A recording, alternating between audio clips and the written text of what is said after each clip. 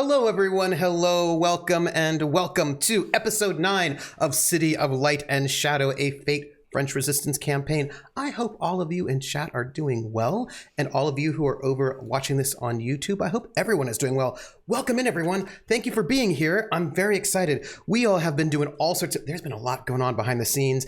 We had a dance party. There was like a disco ball. I don't know if that was it, but it was sort of similar to that, probably.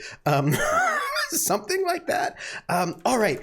Oh, speaking of which, there's a little bit of logistics that I'm probably going to have to do when they're giving them their intros. So let me give the first heads up before we start everything else, like our big heads up. Thank you for being here, everyone. Thank you for supporting the show.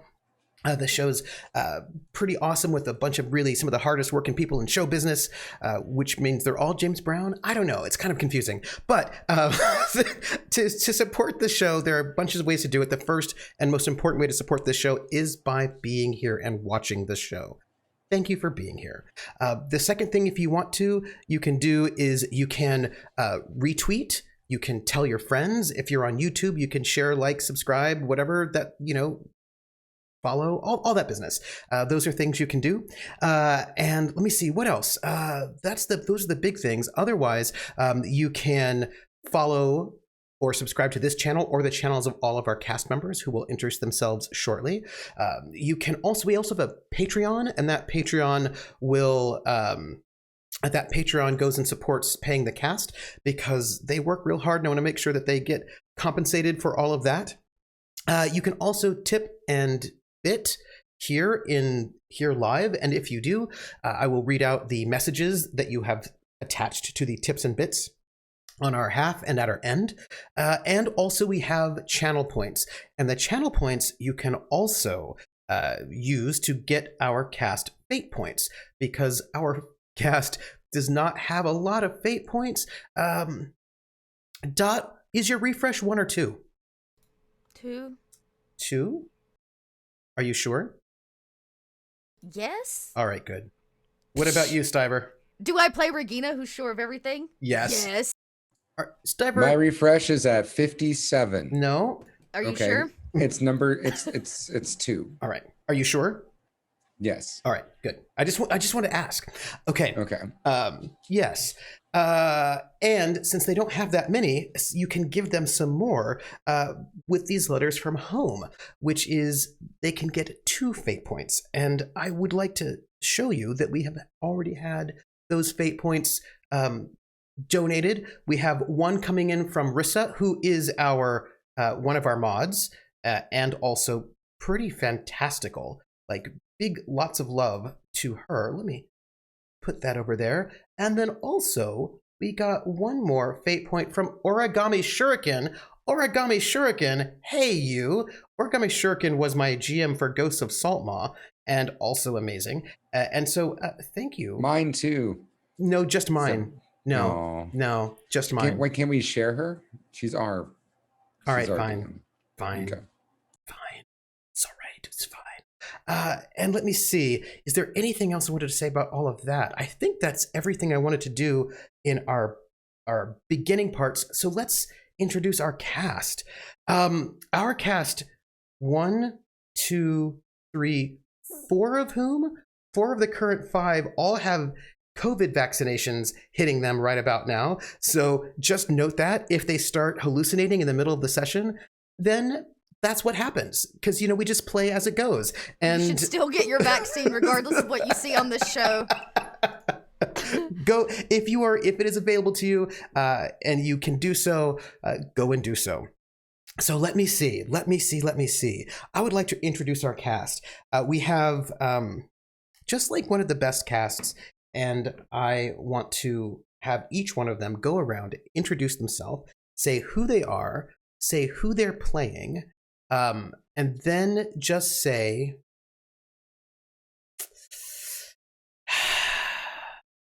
I have a thing I want you to say, but you can't say it now. I'm gonna just hold that off to the end. Just tell me who you are and who you're playing, if you do not mind. And let us start with Greg. Wait. Greg, who you are, who you're playing, and I would like you to tell me Oscar, I would like you to tell me one very happy memory from when he was a child.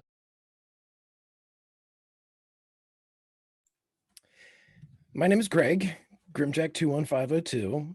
I'll be playing Oscar Mueller, reformed Gestapo agent, question mark, and the happy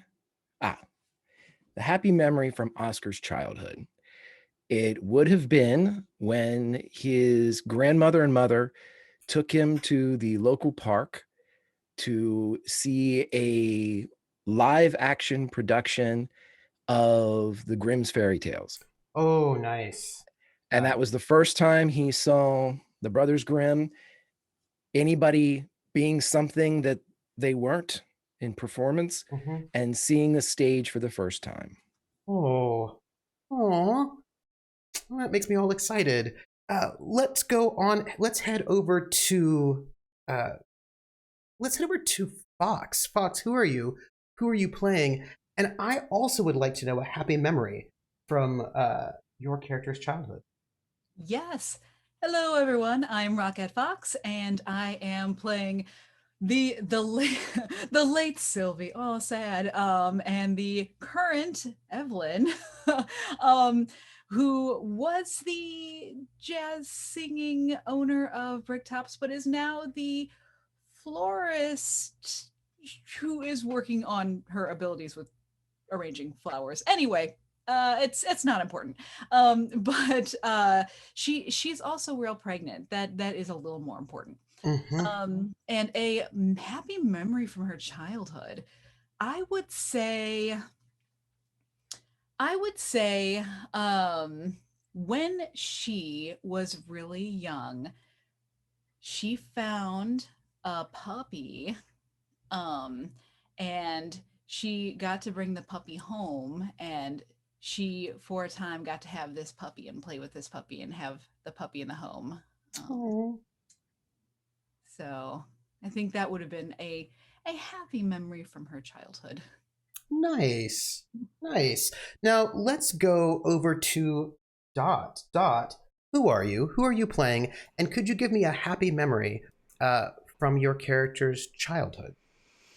Yeah, I am Dot, Little Red Dot online and all the places. I'm a producer of live stream content and a bit of a digital storyteller. So that's what I do. That's what I spend my time doing. Look, y'all, my awards came in today. Oh my gosh, that was fast. Yeah, I was very excited. So I put them up. They may not stay there, but that's where they are today because I like being able to see them. So that's what I do. I play Regina, who is now an SOE agent. Was a German. She is German, but she was a German. She wasn't really an agent or a soldier.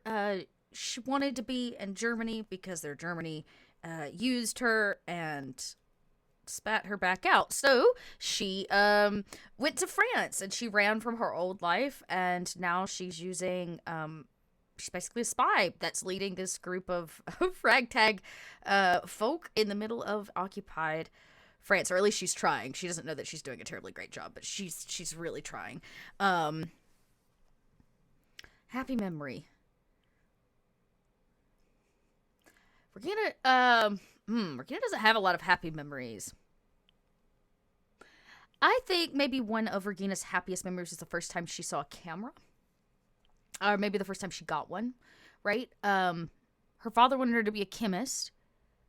Being an artist was like totally not going to be acceptable in any way, shape, or form. But photography requires chemistry, at least at this time. And there was something about that for her that felt a little at home, I think, of like capturing the moment or snapping secrets, which is very much within Regina's mindset. But then the chemistry that comes afterwards, because part of the art is knowing how to mix the chemicals. How long do you expose the paper? And I think that was something safe for her. So maybe when she got her first camera, I doubt it came from her father. And I couldn't have probably come from her mother. So she probably bought it herself, probably hid it and didn't let anybody know. Well, your father had a camera. They took those snaps when you were in Paris, if I believe It's true, but it doesn't mean he'd give her one. No. He would not want to encourage the No. arts, and No. at the time, really, photography is not considered an art No. either. At this point, photography is really historical and archival. So that's the other thing. So maybe he did. Maybe he did give it to her so that she could record her like studies and her chemistry and her experiments that he expected. And what she used it for was to take pictures of her ex-girlfriend naked.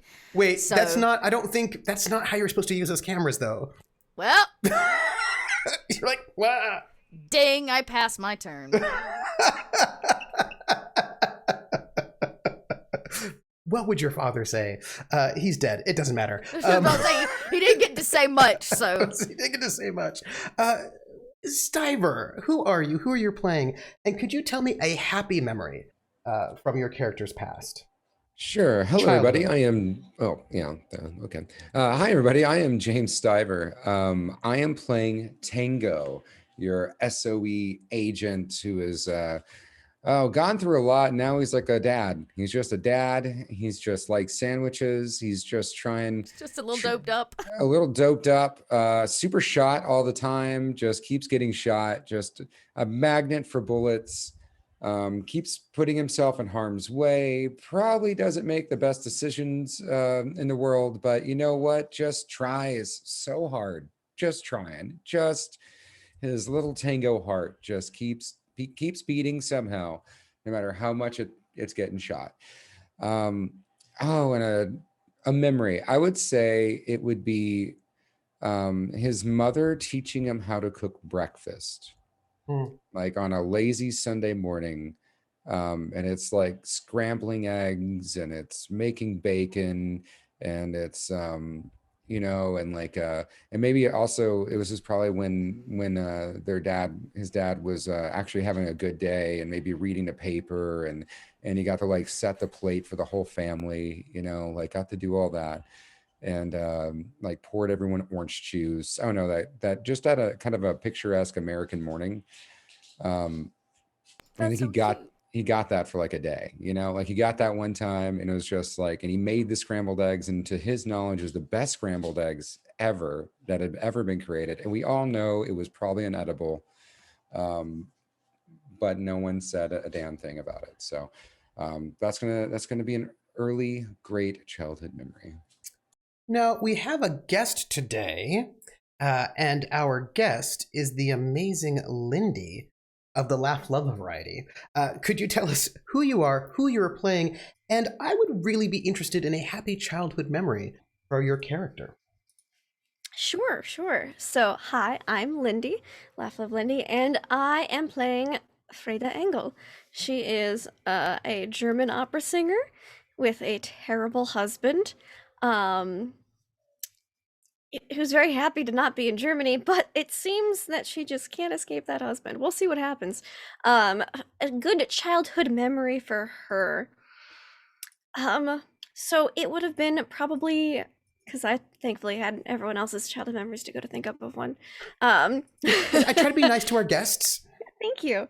Probably her 9th birthday. So that would have been in 1916, so right in the middle of World War I.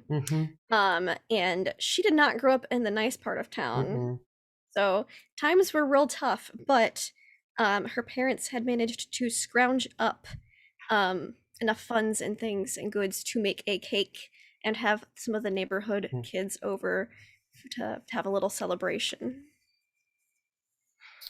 I'm going to just use all these things against you all later. I mean, I'm going to use them for joy. So thank you all for that. And I am troopersjp, and I am your GM, and I am here to give these folks all the things that will give them stuff to do. So let's see. Where did we leave off? We left off last time. December. It's a Tuesday, December the 9th. We are in the afternoon at this point. Pearl Harbor has just happened. It's cold, it's snowy, it is an unseasonably cold winter across Europe.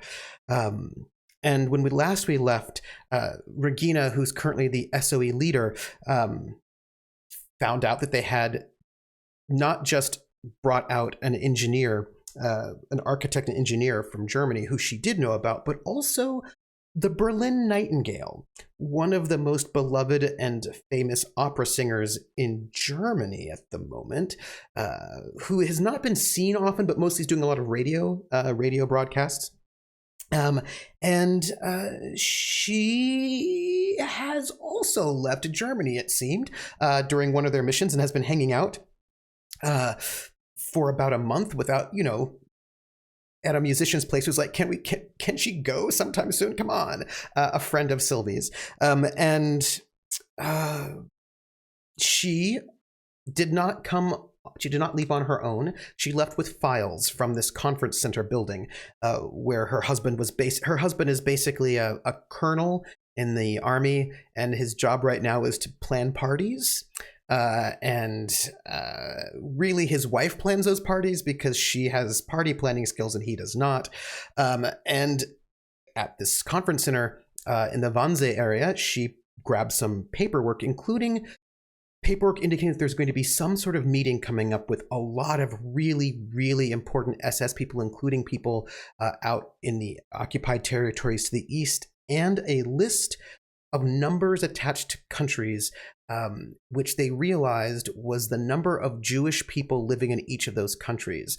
And the only reason why they realized that was because the country of Estonia was listed as having no Jews in it at all. And so there's this ominous list that lists over 11 million people that is attached, that's going to be talked about at this conference. But what is happening at that conference, they don't know. And that conference will be happening in January. And that was sort of information they found out. Also, there were these two heists going on that were meant for Tango's burgeoning crime family, which was a heist of heroin that was being brought in by some criminal folks, and a heist of wine and grapes, which will make a lot of money in the black market because food is hard to come by. But that wine belonged to actually the family of their doctor, Hannah, who was bringing and Jeanette, who was this woman that was bringing in this stuff. And, well, Tango's criminal partner in crime was shot in the head by Oscar, who did not appreciate Sigmund's desire to just murder civilians and take all their stuff. And so, Oscar killed him. And Tango encouraged him to do so. Tango's blessing. With Tango's blessing, shall we say. And back at the bunker, Jeanette was listening to them talk about being in the resistance and realized that, all this time she thought they were just regular people, but they aren't. They're resistance members. And she's like, wait, they must have set me up, because she had been set up to take the fall for a murder of her lover, the head of German military intelligence, and the Gestapo swooped in, captured her, then tortured her for like 6 months. Longer than they probably needed to. Much longer than they needed to be honest. And she was rescued by Oscar, and she is now back in this bunker, and she's kind of freaking out a little bit because she realized that things are not what she thought they were. Sylvie had a pregnancy scare. She's about 6 months pregnant. She started having pains, and it turns out it's stress-related. And so the doctor, Hannah, sort of calmed her down, along with Frida, who was able to really comfort her. And once she was taken care of, she slipped out of the bunker, and nobody knows where she went or that she's left. Tango, who's been shot multiple times, has been drugged up and has been laid to rest. I don't mean that in a dead way. I mean that he's laying down to rest. Oscar's realized that actually this group must have set up Jeanette, and it's like pondering what that means.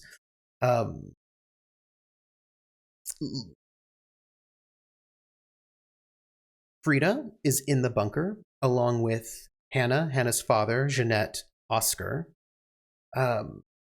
and our gal, Regina, our head. She sent off young Luke, their runner, much earlier to go off and go to the flower shop. And he had left earlier. And then when we sort of take our time off, she leaves. She slips out to go and send off a Morse code message. No, because he never went No, to no, the flower shop. well, he left much earlier. He's coming back to find you. He's going to catch you for your broadcast. He left and he's coming back to get you. So when you leave, he's going to be there because he needs to tell you something. He left and he came back. There's a reason why he's back now, because like, oh no, I have news. It'll be fine. Don't worry about it. I'm sure the news will be great. I'm sure there's him like going back to the flower shop and then coming back to find you is not at all ominous. And Regina's slipping off to go and give a Morse code message. And that, I believe, is where we find ourselves. I suppose I should add upcoming news. There is, although Tango and there's supposed to be a debrief today, this evening in the bunker. Everyone's supposed to get together and have a debrief about all the information that they know, because they have not yet shared all of it, including the fact that there's going to be a roundup of French Jewish citizens on Friday, which came from Sylvie's contacts, as well as, of course, Friday is this big, huge party where both Regina and Oscar's rivals are going to be arriving and celebrating their new arrival. Also in town is Frida's husband, who is probably just touring Paris for no reason. That reason might be to find her, or just to tour Paris. Who doesn't like to tour Paris? Why would a guy whose entire job is a big party? Yeah, there's a big, huge party. He's a party planner in Berlin. Why wouldn't he be here? I'm sure it would be fine. And I believe, well, without his wife, he's probably having a really hard time planning anything. I mean, does he even know where to go or what to do? No, he's Is he actually legitimately lost right now? And yeah, okay. Let's just say that when she married him non-consensually, on her part, he was not a colonel. He is now, mostly because she's really good at what she does, which is planning parties, and he is not good at what he does, which is planning parties. So anything? Oh, planning parties or supply. So he's a striver. He's not. Yeah, sad for him. And I believe that's everything we've got coming up in our way. Oh, also there was a request from the chief of police to perhaps blow up some train tracks. Because if you can blow up some train tracks, then he will not be able to ship all the people he has to capture back east. Because the Germans have passed a new law saying that if you don't kill people within 8 days, they're just going to take them off to Germany, and who knows what will happen to them. So there's a lot going on there, and I think that is where we have left our spaces. Let us begin, I think, with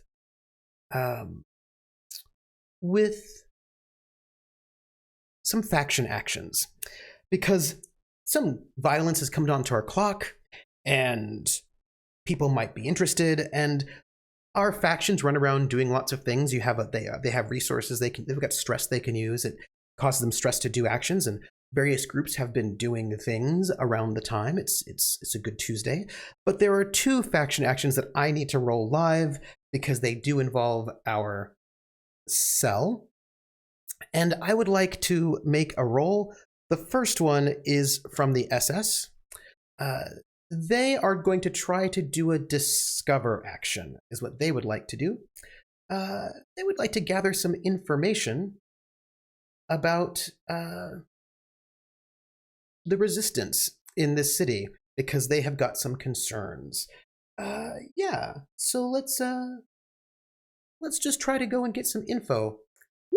They roll an 8. A legendary success. I would like you all to roll deflection. Well, that does not bode well for us. Does not. That's literally a success on every die, y'all. Yeah. Does anybody feel really drawn to roll the defense on that? We're rolling deflection? Mm-hmm. I mean, I'll push the button because it's not going to go well, and we've all accepted that. So yeah. Well, no, it's right. I just didn't know if anyone felt any luckier. No, I do not feel lucky today. I'll be honest, but let's do it. I'll take the hit. Would I roll just do it. deflection? Yes, yeah, please. just hit deflection on the Bricktop sheet. Oh, okay. Hey, okay. Okay. Good is good. That's good. Yeah. They're going to succeed with style. No, do we we want to ain't spend done a? yet. Just I'm just calm down noting there, it. trooper. I'm just letting you know where Do they're we- at. Do we want to spend a fate point to at least lessen the hurt? It could indeed hurt much less than it hurts now. Right, because this is either we slowly rip the band-aid off or we just rip the band-aid off, We right? don't have any sitting things that we can use for this, do we? Anything banked? No. So that's what I was looking at. Okay. You do have something, though, that I can share with you. We don't have a boost though, right? You do not have any boosts. However, would you like to know something? Maybe. It's the Is it SS helpful? currently has a free invoke on their consequence that they currently have that you did not know about, but now I will tell you about it. Oh. My. They have a severe consequence, which just went into recovery today. That's what they've been working on. That they have sort of disgraced leadership, which has one free invoke on it because they just lost the head of the SS. Dr. Bones has been recalled to Berlin on the request of the military general in charge of France, the occupation of France, and also their head of the Gestapo was also sent away. So they're in a little, Right. they're in a bit of a state. So there's a free invoke on them which you can use. Okay. That would be good. That'd bring us to 5, y'all, Mhm. and then we could use 2 points and make it a 9 if we were feeling real saucy about it. I would feel saucy. Are Like a you feeling saucepan. saucy? I feel Yeah. like a saucepan right now, Mhm. and you Okay. just simmer, just on simmer, just Yeah, sauce I mean, on leaving simmer. it at 3, I don't think is the right goal.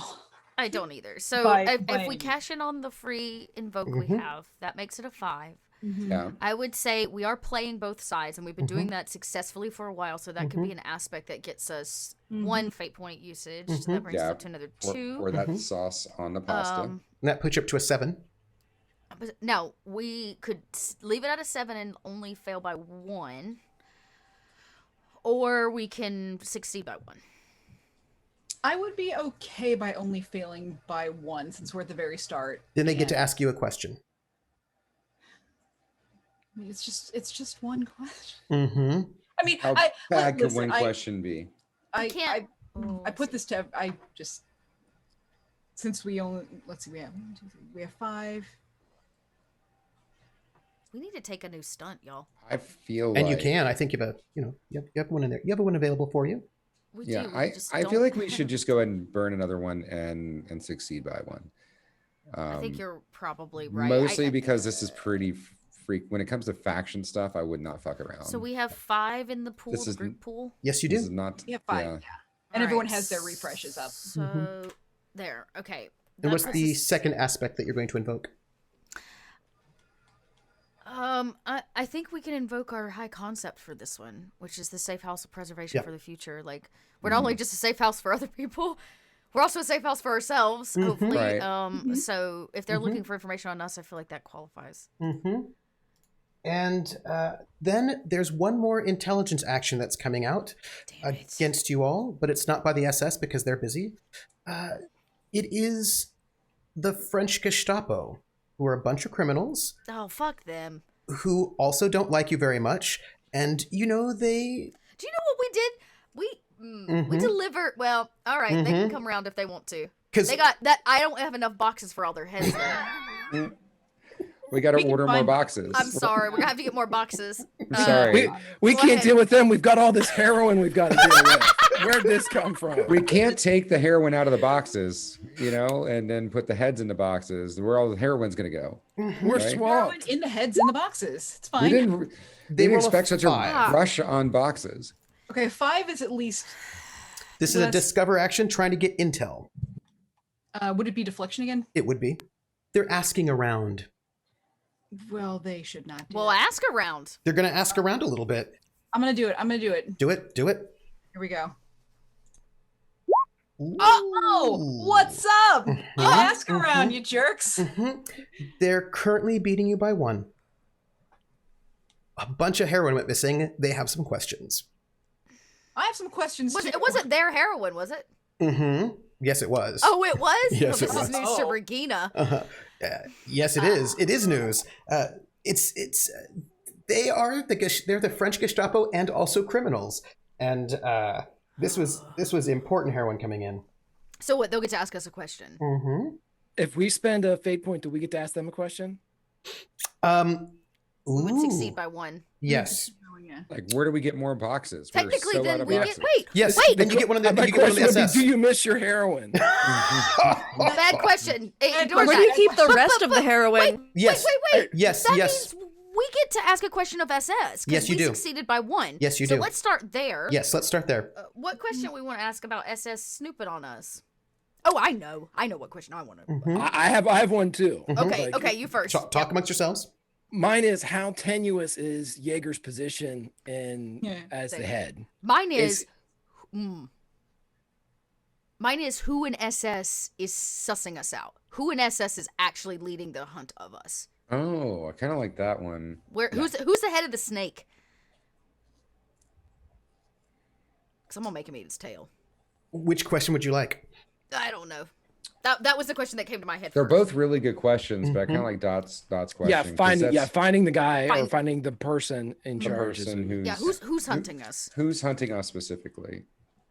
All right, I will answer this question for you. This is your SS question. And I believe the person who's probably going to find out this information, you would either, let's see, the best person who would probably get this,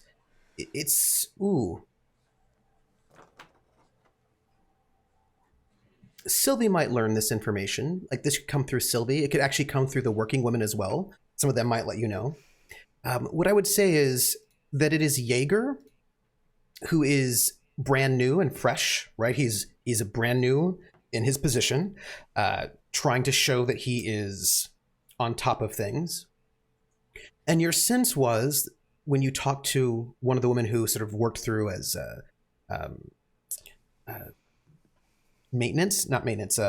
janitorial, that he wasn't specifically targeting you all. He's trying to get the lay of the land of the resistance in Paris. He's trying to find out who are the cells, where are they. He's trying to, because they did have a really good map of all of the resistance cells in Paris, and that map no longer is relevant. And there's a bit of a freak out about it, so he's sort of come in and he needs to rebuild. Who is this man? Elias Because that was a Jaeger. real question. Oh, it is Jaeger. Mhm. It's Jaeger. He's the new head of the Gestapo.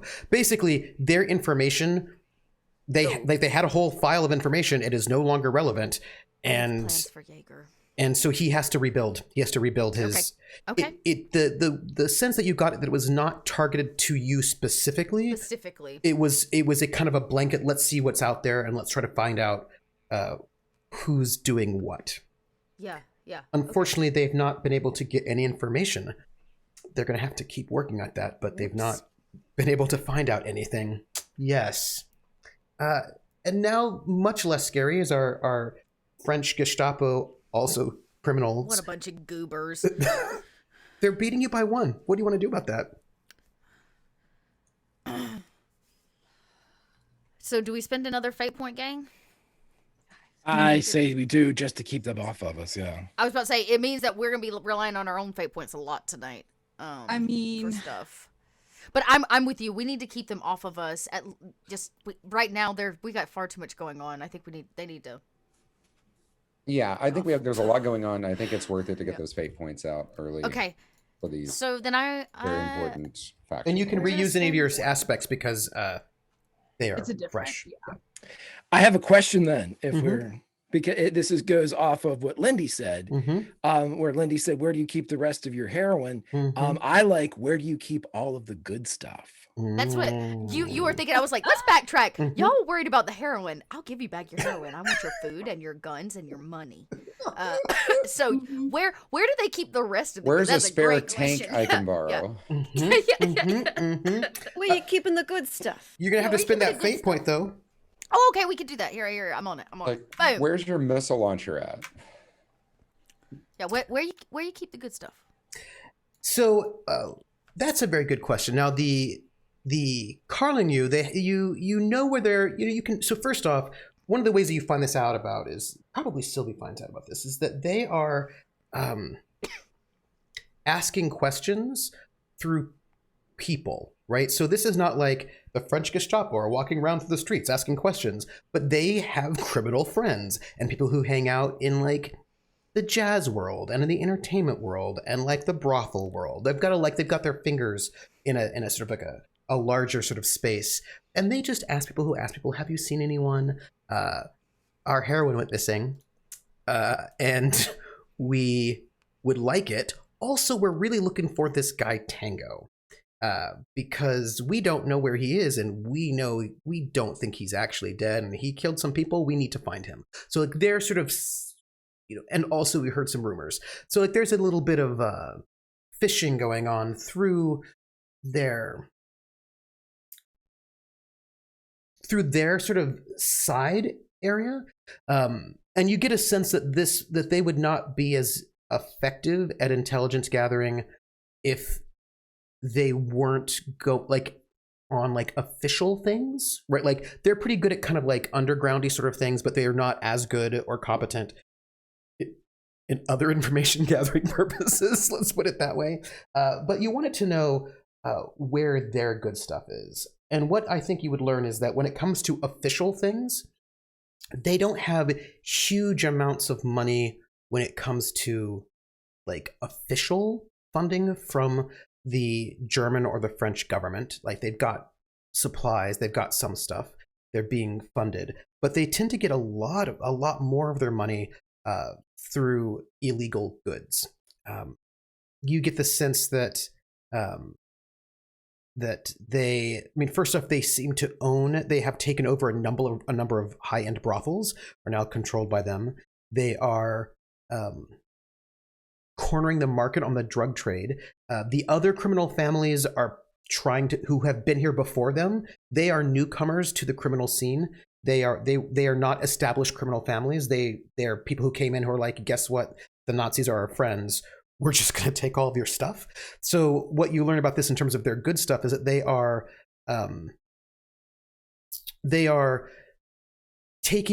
using their connections to the German occupying force to take over the most high-end brothels, to take over, to use their contacts to get into the drug trade and not have anybody say anything about it. They also are using their connections to just steal things from people, gold, money. So they've got. Where are they keeping that? Is that just being disseminated amongst the criminal organization? Yeah, there's a lot of dissemination. They also have like nice estates that they've also taken. They're sort of they don't have like one warehouse. It's mostly distributed sort of like broadly.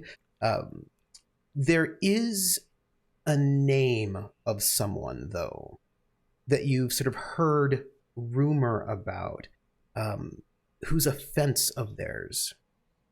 That there's a man who's a fence who seems to be moving a lot of their goods, buying things, selling things, who's not a member of the Carlingu.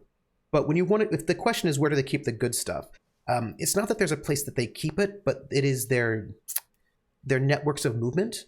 And there is a fellow who's a fence who seems to be very important in their ability to launder goods and move goods in and out. And we're pretty, based on our previous interactions with these goons, we are pretty sure that they are working with SS, Yes. not French police. That is correct. Or or German military. We are sure Yes. that this little ring of street French SS are being funded and supported by the SS. Okay. Yeah. Because the SS doesn't have as many people. Right. And they're looking to turn French citizens probably too, and this isn't easy. Yeah. And okay. lots of people have volunteered to be members of the French SS. Most of those people are like, lots of people have volunteered. They're like, ooh, we can be a member of the French SS, let's do it. The The upper echelon seems to you, from your information, to be mostly criminals or corrupt police. But they have so many foot soldiers now. People who, again, there's not a lot of food. And if you join the French SS, well, They'll give you food. it will give you food. And you have a much better life if you are a member of the French SS than if you're not. Okay. And those are all of my faction actions. Thank you. Thank you for that, Trooper. You're welcome. Really needed to spend some fate points at the top. I appreciate it. And you can make your own actions as you will. But I will, with that done, why don't we pick up with Regina heading out to do her broadcast. You have decrypted a previous broadcast, like you had just, I believe you had worked on that, which was sort of like, you sent off information to them. The information you got back from London was that you have to give a message to Falstaff. That because, again, there are not that many radio transmitters right now, so you have to give information to him. That he has to meet with a man who's working with de Gaulle, who's arrived in Paris, and and this man will be at the Notre Dame, every Friday at 7 p.m. wearing a yellow tie with blue polka dots. Okay. And that Falstaff should tell this man that the weather is fine. And make contact with this man, who works with de Gaulle, who is also new in Paris. Okay.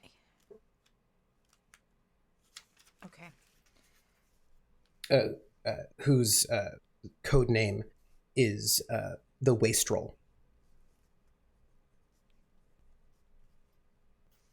And that is a message you're supposed to hand over to Falstaff so he can make that contact. Okay. Okay, well, I got a lot more to say than a man in a blue tie with yellow polka dots. But that's, part of your job. I know. I got a lot more to say than that. So, all right, Regina's gonna, she's already at the bunker, so she'll have gathered her, pack. I believe you're on your way out because you said that you had left. So you're, probably, about a... Yeah, so I gathered everything. Yeah. I would have probably gone out on, if we had, we may not have a spare bike anymore.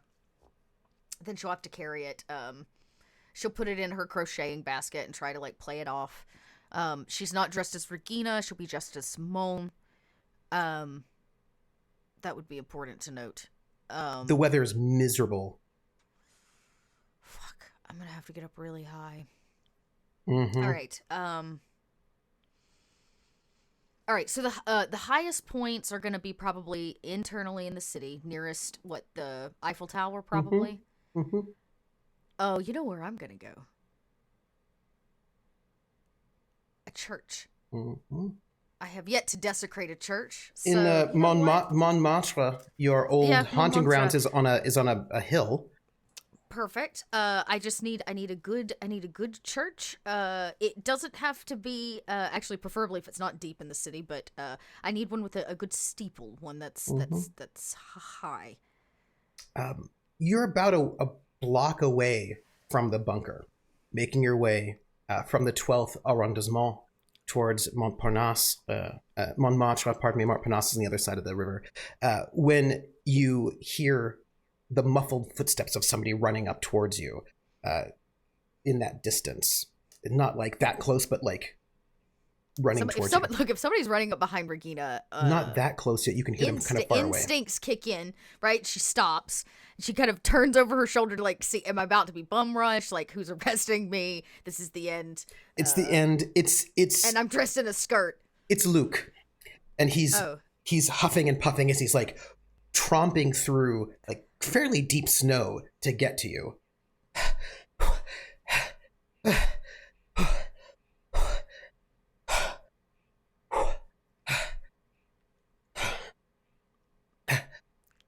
Is there something wrong? Well, don't tell me standing here. We're in the middle of the street, right? She's like, nah, follow me. And he walks. She goes to the church anyways. And he comes with you to the church. Can I feel like I'm going to need a stealth to get you all up into the steeple. I was thinking the same thing. That's what I'm thinking as well. I don't know if he or Regina are better at stealth. Regina's not terribly great. One might consider her an average stealthy human. He will give you a +1. Okay, well, that's good. I got a 0. That's not good. Would you like to succeed at, because you need a 3. Would you like to, that's your difficulty is 3. Would you like to succeed at a major cost? A major cost. I mean, I have a fate point that I could use. I feel like that's important, but I imagine that I'm gonna need them for the radio broadcast. Well, you know what? Screw it. What's the major cost? Major cost is that that Luke is going to have to pull someone away and not be able to be with you and help you with this broadcast. Oh, okay. Basically, you'll be seen. There'll be like a little bit of a someone coming around. Why are they here? And he'll have to like basically step in and run interference for you, which means that I was gonna have him be a distraction anyway. So okay, but that means perfect. he won't be able to help you with the role that's coming up with your broadcast. Okay, well then Regina will just have to do those on her own. Okay. And you know, as you're sort of sneaking to the church, there's going to be like a priest who will be coming up down the walkway, right? And Luke will see him coming, sort of step out and sort of act a little rowdy, a little drunk, a little disrespectful, and cause a little bit of a scene so that you can slip in and up to the steeple without you being seen. He will take a consequence, though. Oh, okay. Well, we'll talk about that later. There are better distractions than yelling in a church. But it worked and covered my tracks. So I'll give him a gold star, and I'm talking to you later. Here we go. He also didn't get to tell you what he was wanting to tell you. Well, I'll get him when it's all over with. Yep. Don't worry. He's just going to have to wait. Like, this is important. I got to get word out. So Regina will probably like sneak up what I imagine like a back set of stairs. They usually like weave, and old churches were built with like, what is it? It's like 3 stories up. It would have the catwalk that goes around the entire internal structure of the hall, and then there'll be a back flight of stairs that goes all the way up to the steeple, which usually would have a bell of some kind, or if they even had one hanging at this point. And Regina's gonna sit up there in the bitter ass cold. And she'll wrap the antenna around maybe like the bell or the cross. I don't know what's up there. And she's going to get to click, and she's going to have to. So I have some good news and bad news. Great. The bad news is that, well, actually I just have lots of bad news. Well, the good news might be good or bad. Medium news is that you have an aspect on the scene which is terrible weather, but which, you know, goes one way or the other. Also, I will say you have another aspect which is way up high, so you can have both of those aspects. Great. For that. Okay. Okay, terrible weather and way up high. Okay. Those are aspects that are on this scene. The other thing I will just note, and this is bad news, is that normally it takes you 3 successes to send and receive all of your messages, and it takes 3 successes for those people who are searching for you to find you. You're going to need 5 successes because the message you're getting from London is exceptionally long this time, and you're not quite certain why until you decode it. But it is very long. Well, there is not a thing Regina can do about that now, is there? So she's gonna have to give it all she's got, and hope that the shitty weather and the church act as just enough cover. All right. I'm trying to decide if there's anything Regina wants to do before she starts this. This roll. Both of y'all's difficulties are 3s. Can I? Regina is basically now, without needing to stealth, kind of on her way up. Can I scour this church on my way up for a good place to hide the radio? But you're going to Can I make a discover action to find a place? I know that I'm going to be at the very top. I'm asking for. Regina is planning a problematic issue, which is that they get trapped in this church with German soldiers around it, and she needs to hide this radio. So that is what she needs to do. So she's looking for a place. Can I make a discover action or set myself up with some kind of advantage for that now and or later? In case you get caught? Yes. Yes, that would be a great advantage. Okay, Regina's going to do that. I'm trying to think if there's anything. And he cannot help you because he's been taken away from you. That's okay. He doesn't. This is all on Regina. So what do I roll for that?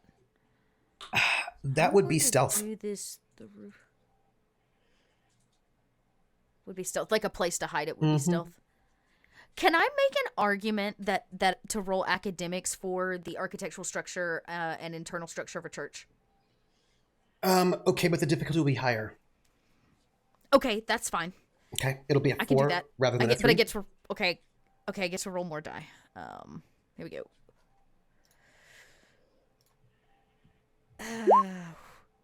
Okay, I got a 2. You needed a 4. Okay, so what? I just failed and don't find anything. Yes, you can find places, but it's not going to give you like you're like I could probably put it here. Or of course, always you have the other chance, which is the you can find it, but the enemy will get a free invoke on you. Yeah, no, I don't need all of that. This has been to help Regina not set her up for any kind of failure. So she'll if she's going through and she's like, no, I just don't see anything. Yeah. She has a plan, but it's not the plan. It would be the worst. It's gonna break her heart. Here we go. Okay, so she goes up to the top. She wraps the antenna, and I guess she'll start these 5 rolls for. You need 5 successes, and they need 3. Is there a way I can get ahead on successes? Because if not, then this doesn't succeed even by seem 6. like it's a worthwhile. If you succeed with 6 style, that's 2. Succeeding with style is 2 successes, and succeeding is 1. Okay. And the odds are really against me for this radio broadcast. You're rolling your electronics, yes, and you get a +1 for your specialization. I actually don't have it marked as a specialization. I guess I should mark it as like radio broadcast because I don't usually take a specialization in my electronics. But you could. I could. Mm-hmm. You're right. I think I will. That sounds wonderful. because you can. I think I will. A 5. So you have beat them by 3. So you have beat the number by 3, which is succeeding with style. So that is 2 successes for you. Regina's like, her teeth are chattering as fast as her fingers are moving on this. Like, they tied. And so I'm going to spend a fate point so that they can actually get a success. No. Because they would like to do so, and they're going to use the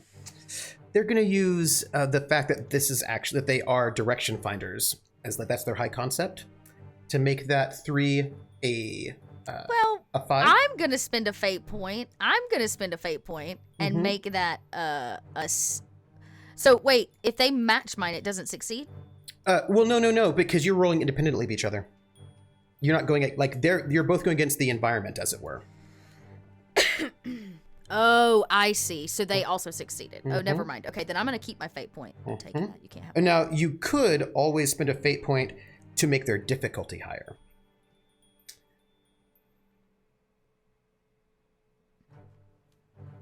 And you can think about that now or later. It's up to you.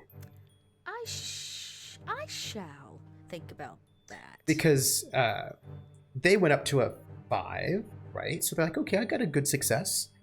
But you can always invoke an aspect to increase their difficulty. Yeah, and I did it with style, right? Round 2. 2. You have these direction-finding vans moving slowly throughout the city, 4. trying to find the source. Oh no, wait, I didn't add. I needed to roll one more die with that, but that's okay. It's not an extra die, it's just a +1. Oh, great. So then it's a 5. Which is a regular success. They also get a regular success. Okay, but I'm still ahead. So I get okay. They have found your signal, and they're trying to triangulate where it is. Can Yes. I spend a fate point to say the weather is getting really bad, and they're probably in vehicles? Yeah, no, they're not. They're definitely in some kind of like icy patch car accident, trying to drive around the city looking for the signal. So you're going to increase their difficulty? I'm gonna, yeah, Yep. based on the fact that terrible weather's going on. So that's a 5, Have that. which means they do not make that success yet. So they're at you're at 3, they're at 1. Okay. Think odds are looking good, y'all. They are moving closely. They're trying to get in, but the weather is hard. The snow is coming just down and makes it difficult for them to sort of maneuver around where they can find out where you might be. Round 3. It might occur to you at this point in time, it has been 20 minutes, and this message from Doris is really long. It is much longer than Regina's stomach normal. is churning right now. That could be the vaccine, but I definitely, Regina's really nervous. Okay, I got another 4. That's going to be one success for you.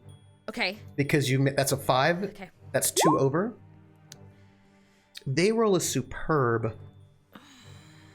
I would like to spend my fate point on their high concept to make that a 7, which would be a success with style, which means they would find you this turn. Can I spend my fate point to make it difficult for them again? You can. Because all I need is one more successful broadcast after this turn. That is correct. To beat them. Yeah, I'm going to spend my final fate point. This is going to screw me for the rest of today.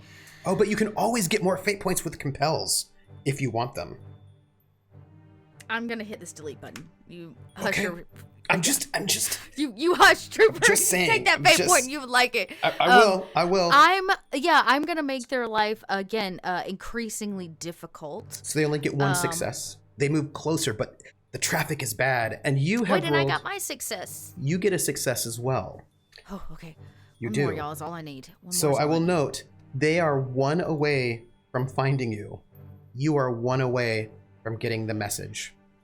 Ooh, this is Of like knowing we're stressful. at the church. Mm-hmm.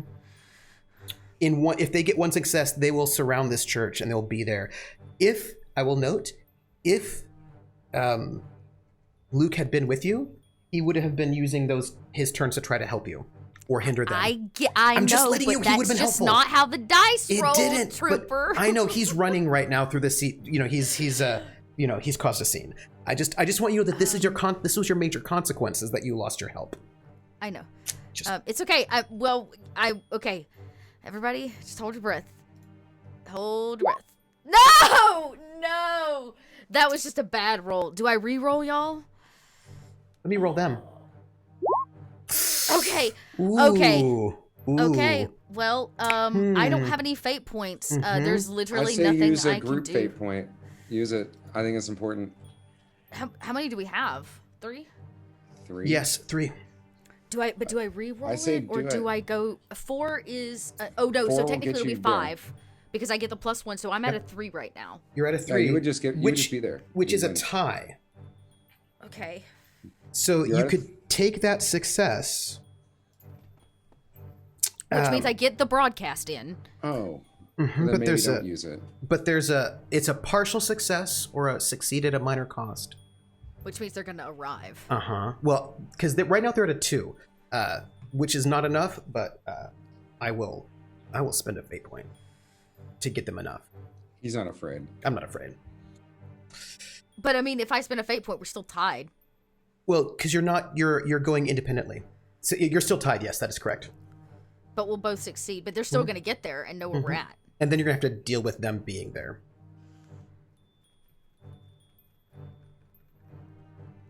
Alternately, Think on that. you can make the difficulty more difficult for them. You might have to spend more than one fate point. Because they are close. They're Why would I have closing to spend in. more than one fate point? One fate point would take them up high enough where they fail. Yes. But that would not, or then you'd have to basically take a minor consequence if you wanted to succeed. Because you're currently at a tie with the difficulty, which is Okay, I have a better idea. you do it. I'm ready for you. What if I okay, I don't even know because this isn't built on an aspect, but we'll see. What if something bad happens? What if I set for something bad to happen? It was the original plan out for this radio anyways, for this broadcast, but this has turned out to be a very big broadcast, which means it's really, really important. Knowing that they're pulling up, maybe she can see their lights or something. Regina finishes the broadcast, and then maybe even a single tear freezes on her face as she tosses the radio from the top of the church to the snow out back. That would be It's going to damage it. That would be if it's a minor consequence, yes. Because if with a tie you can succeed on a minor consequence, so it can't be busted. That's fine, but she's gonna toss it. Yeah. If that's will that qualify as like a means of like I'm minor. Saying a minor cost to the radio. Maybe it's damaged or something. She's gotta take some time. But to get it off site so that she can, Yes. To get it out of her hands and not. So we're up high. So I guess I can compel that aspect of like high in at this church or whatever, and she sees him coming and she has to make the decision like. Her and Luke are this radio, and she has a hard decision to make, and she lobs it off the top. Do you want to spend the fate point to make it more difficult for them? Because I'm going to spend a fate point. Yeah, I think that's what I'm going to do, and then I'll take the minor consequence of the radio being a smidge busted or something. Okay. Yes. Spend a fate point. I will spend. I can't. I don't see the scene where I can spend a group fate point. Oh, I can do it for you. I got it for you. Yes, thank you. I got it for you. Which means they'd actually don't get the final consequence. They don't get the final success to get there to you before you have to leave. That's all I need. I snatch up Luke. I come down and apologize. I'm so sorry, Father. He's just a little. Luke is not there. Luke is gone. He's gone. Okay. Yeah. He had to. Get out. He had to skedaddle. Great. Well, then Regina skedaddles out back and picks up what's, the radio and maybe whatever pieces have broken off or bits that didn't make it, and she puts it all back in her crocheting basket. She'll have to look at that at another time. Sad music. And as you've sort of like picked up this radio, as you're coming down, right, these direction finding bands sort of come in, and you're walking out, and you're already out of the church as they sort of come in and start going through the area, and you've picked up your radio. They might have maybe bumped by you and just kind of gave you a look as you pass by. They're not particularly well. You don't have anything on you. Like the cap tighter, the jacket up. You don't have anything on you that looks particularly suspicious. They're looking for like bulky, heavy things. They kind of regard your bag. They notice it doesn't have the kind of weight of it that a bag would have if it had a radio in it, because you don't have the radio on you. And they just sort of leave you by. They don't even ask for your papers because they're a little bit too much in a hurry trying to find out where this broadcast is coming from. And so they kind of just sweep past you. If you'd stayed another 10 minutes, they would have had you, and you would have been stuck in a steeple of a church with no way out. But oh, there was a way out. It was right behind that radio. It's not the best. It's not the best way. But yes, but you were faster than they were, and you were able to sort of go and get your radio, which has been a bit broken. You need to sort of repair it. It won't take you too long. Yeah. And get out. Luke, you're not quite certain where he is. He's clearly led some people on a bit of a goose chase. Oh no. Can I follow his tracks to see are there like tracks I could trace, his like running tracks? I'm afraid not. No. Damn it. All right. Well, can't do anything about that. I'll have to get the information from him. He would go back to the bunker ideally, right? Or the flower shop. Flower shop. Actually, let's go back. Or if he's being chased, he might not go. He might lay low for a bit. Yeah, that's what I mean. It's like after he shakes them, where would he go?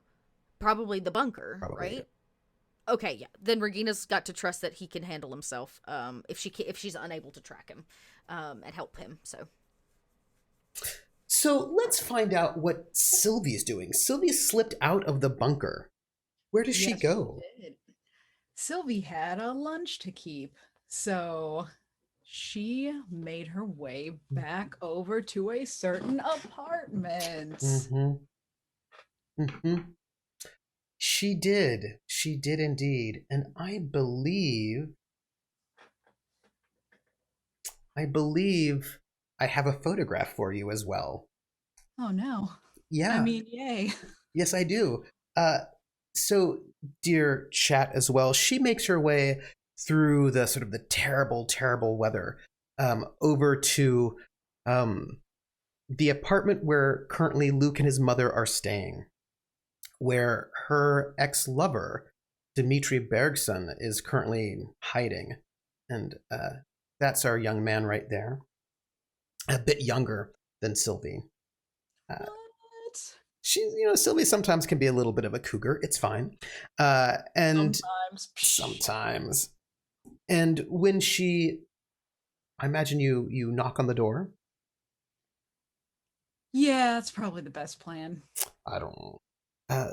The apartment should be empty of people officially because, after all, Marie and Luke are probably at work. And it's like a moment when you hear, who's there?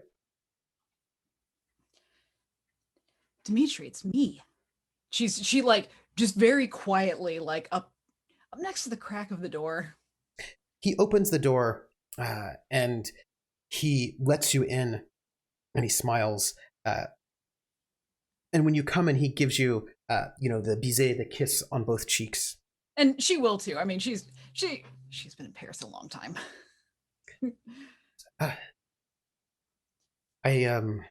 We don't have much food here, but I have come. And he sort of brings you to the table, and there's like some bread with a little bit of oil and some water, tea, sort of there. No, this. And you can tell he's got this limp. He's got a pretty bad limp. Yeah, and I recall he showed her last time that he has a prosthetic leg now. Right below the knee. So she would regard these things on the table and just be like, oh no, this is perfect. This is wonderful. So I'm back. You're blonde. It's I am.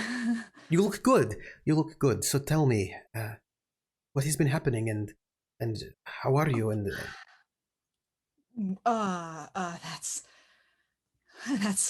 quite the question. There's quite a bit has been happening.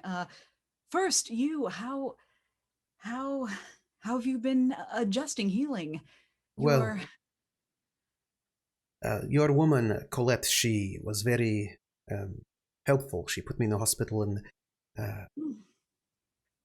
my fingers are not the way they should be yet, but I'm still working on learning to draw with my left hand. But, yes, and she would kind of tentatively, but she would reach over and kind of take his mangled hand and just kind of like take in her hand and look at it.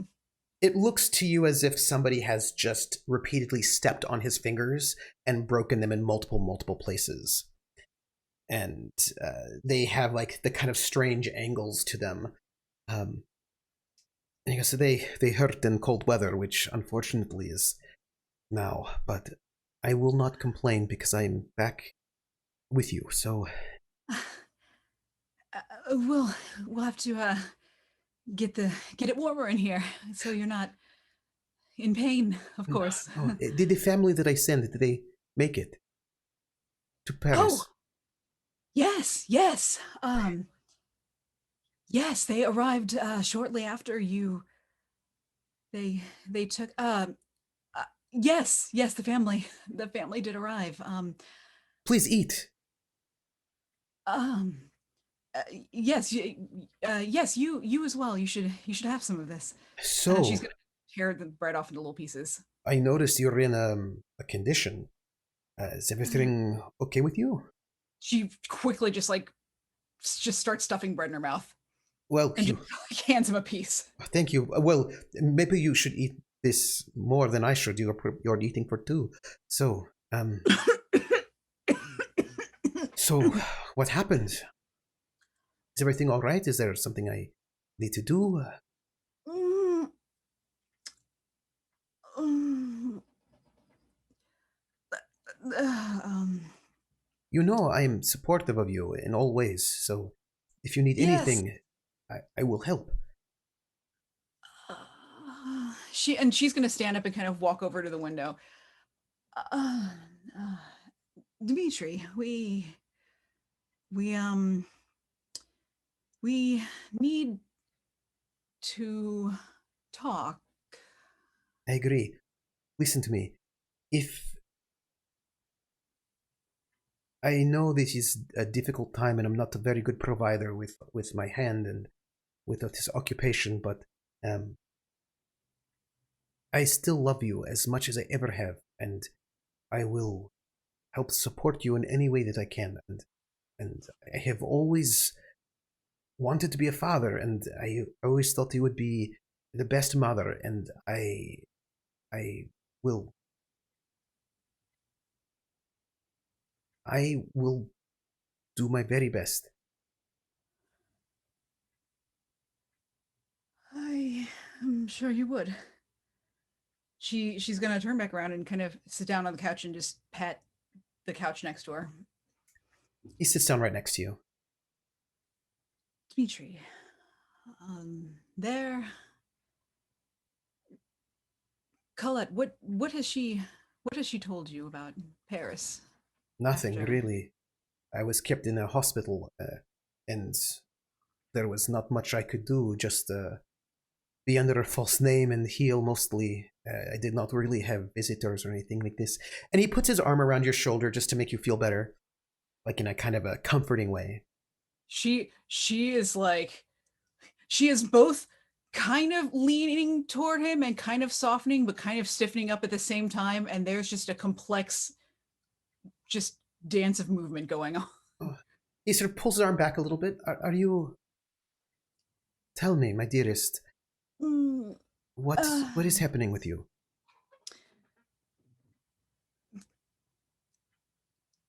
uh, Paris is the Nazis.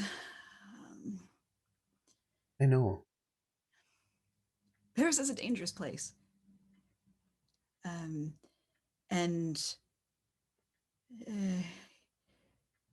there are some who have started standing up to try and resist the happenings, the goings on, the violence, the a resistance. And I assume you're involved? Well, you know me. You have always been so brave and fiery, and I cannot imagine it. I imagine that you are leading this resistance and you are. Well, there are certainly qualified people to do that sort of thing. We had some help. Well, everyone needs help. We had some help from London sent some help, and among them was someone An agent, I guess you might say.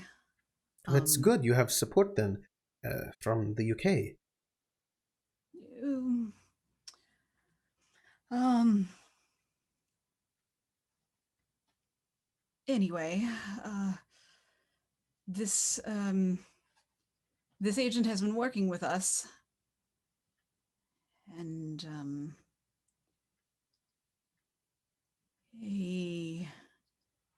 I've been working with a couple other people, um, and she's gonna turn to face him.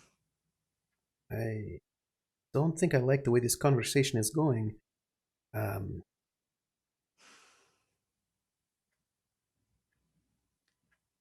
Dmitri, and she would reach out and put a hand on his leg. I It's assume you're telling me that this agent fellow is the father? yes, yes.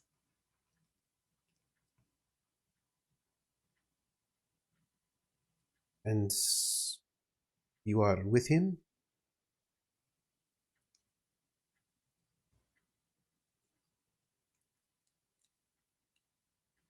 Yes.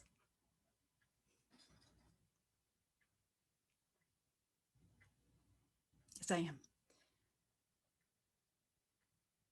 Well, I should not have assumed that you would have waited. She's gonna kind of pull her hand back.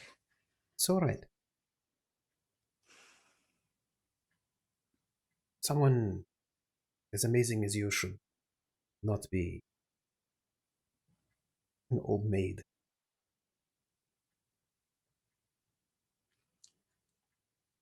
You know how I feel when you call me old. No, I was saying you should not be. I didn't think you'd be ever coming out, you know. I would I wouldn't have let anything stand between you and me. But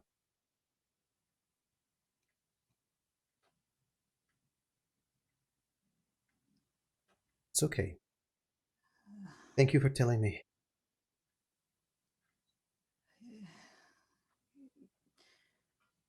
And she's gonna kind of look up at him. You know, whenever whenever whenever we were whenever we almost had You lost the baby. I know. It's terrible. Sometimes these things happen. I always thought about miscarriages being, but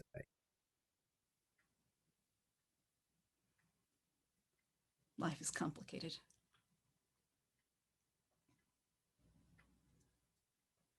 was it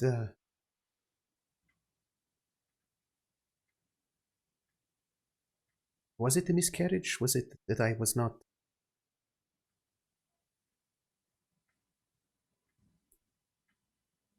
Look, so what happens to me now?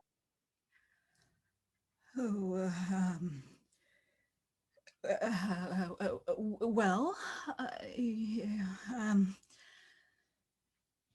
you. I remember you saying you have family. Out east?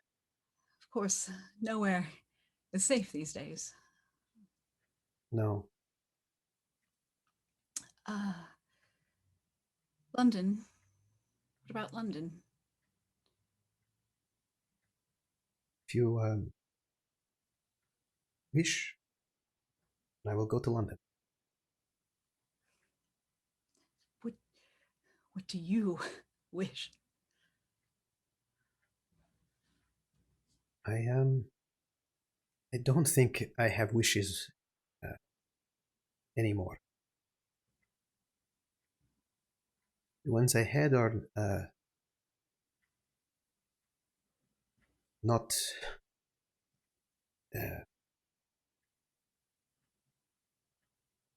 realistic. And she's gonna like put her hand up, and before he finishes the last part of that, she's gonna put her hand up like and just like over his mouth and just stop him from finishing it. This is not a realistic time or place. This is not real. None of this. This is a place of nightmares and regrets.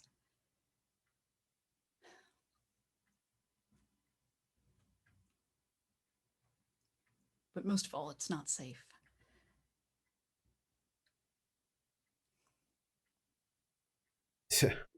This place seems a lot safer than where I was. But look, you are the resistance chief, so, and you've always been so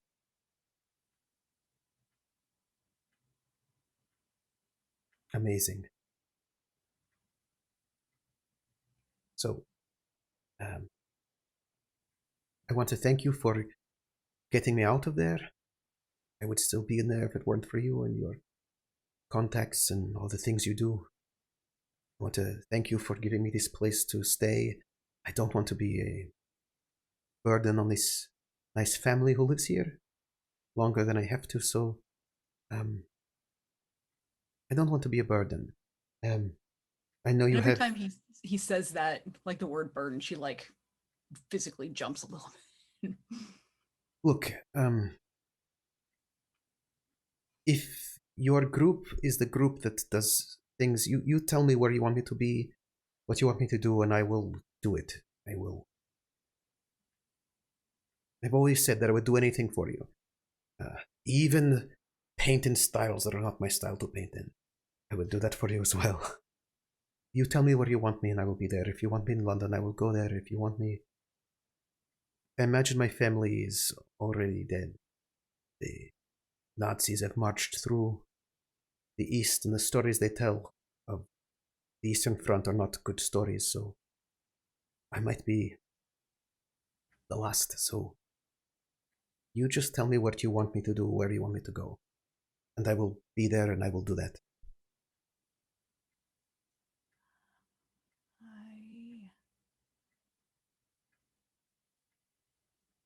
Wait. May I ask you one question? This agent, this secret agent from London, this Of course. British man.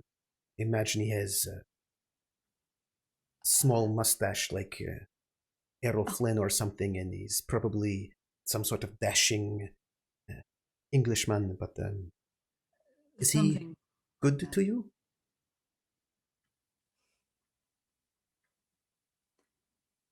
Yes. And you love him?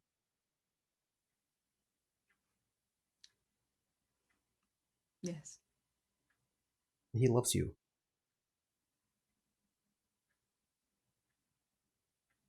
Yes. Does he make you happy?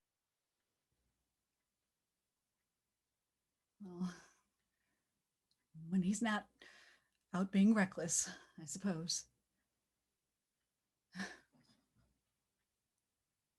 Well, if you love him and he makes you happy, he loves you, then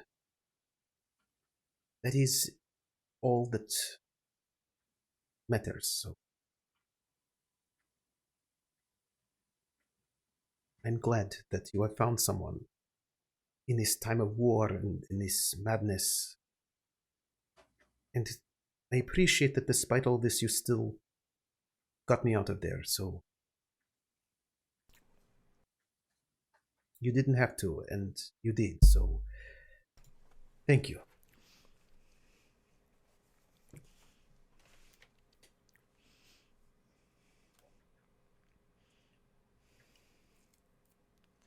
You're welcome. Have more tea. It's good for you.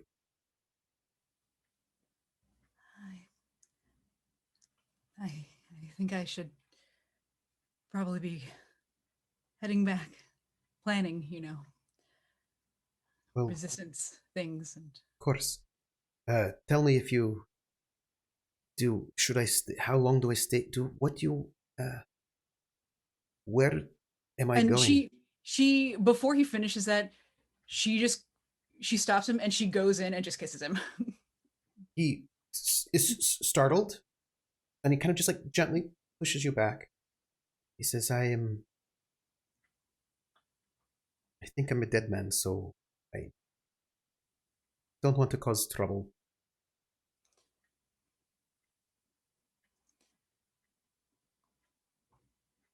I need you to stay alive. Of course. So,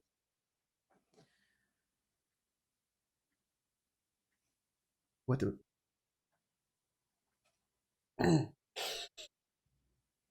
what should I do? Stay, leave, wait?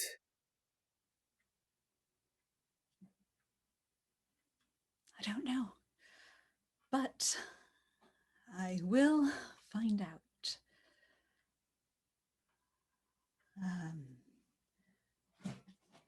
You know, I will leave if you want me to. I won't stay and be in your way. My dear, you have never once been in my way. Well, that's not true. There was that time when I was standing too close to the stage when you were performing, and you bumped into me, and I was in your way, and it was... That's true, but if you had been truly in my way, I would have just kicked you in the groin. This is true. You have a very mean kick to the groin. I've seen this many times. It's true. The bar is gone. Ugh, you will find a new bar. No one can stop you from doing anything you want or achieving anything that you have your heart set on. This is always something I've admired about you. We'll see. We'll see.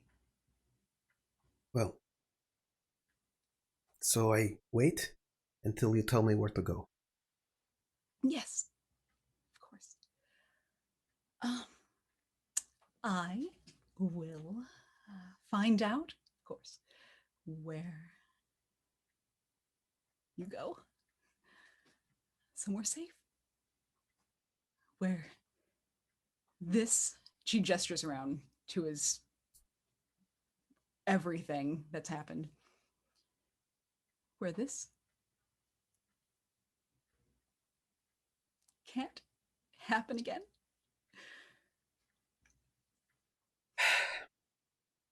My dove, this is life, the moment.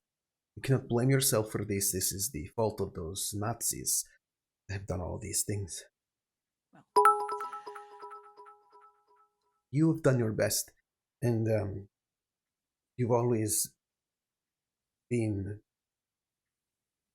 someone, a leader, someone to admire, flame, and do not blame yourself or feel too bad. This is the fault of those monsters, so.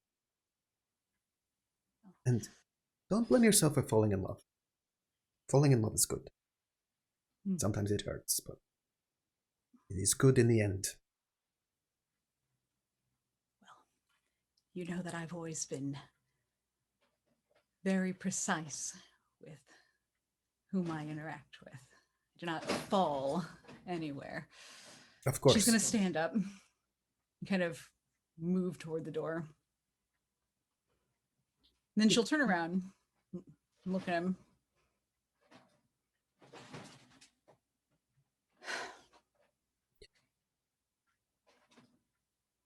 You know, you were my first love. I know.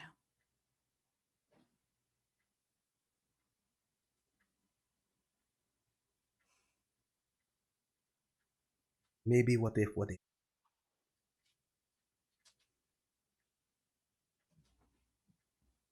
I'll be here waiting for word.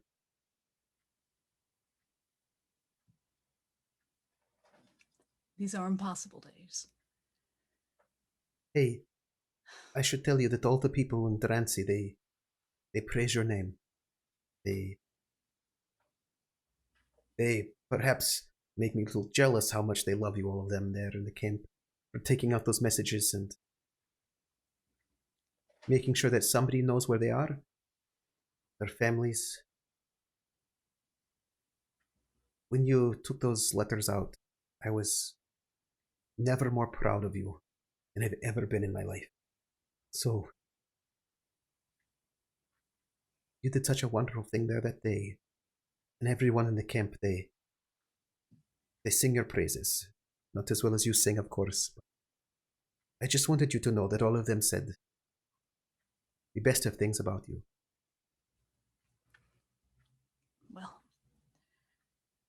they deserve much more than having their letters taken out and their families knowing where they've been abducted to before they die. Well, I wish there were something. Yes. I as well.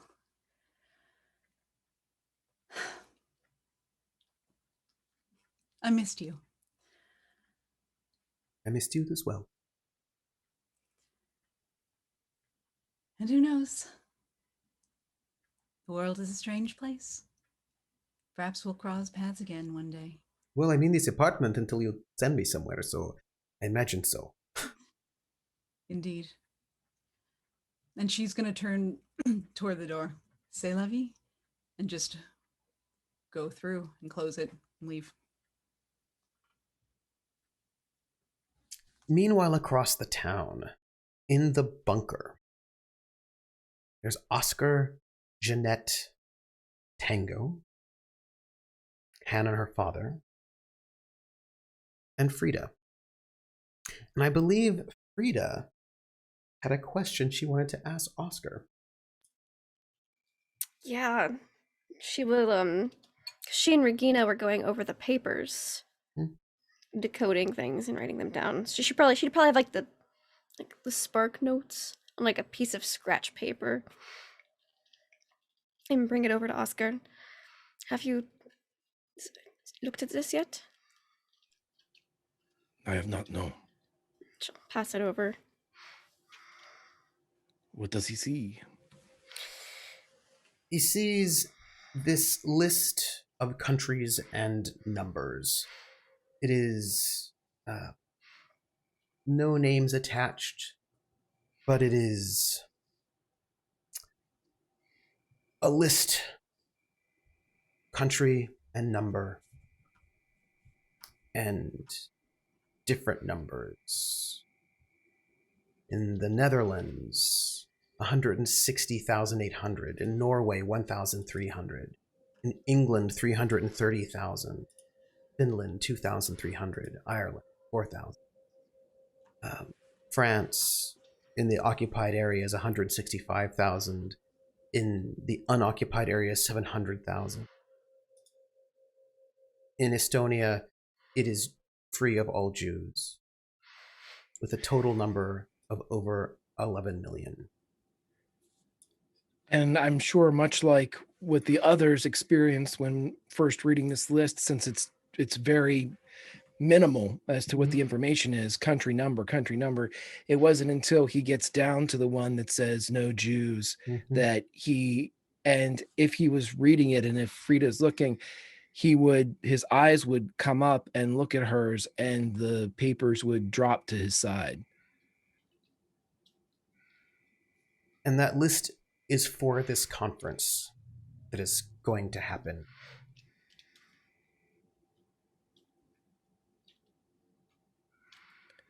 It seems that they have made a plan. Or at least are planning to meet on it.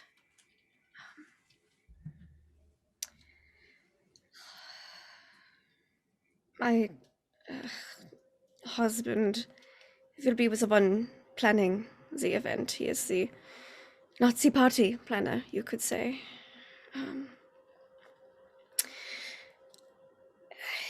This is not much information here in the papers that I grabbed. I'd hoped for more, but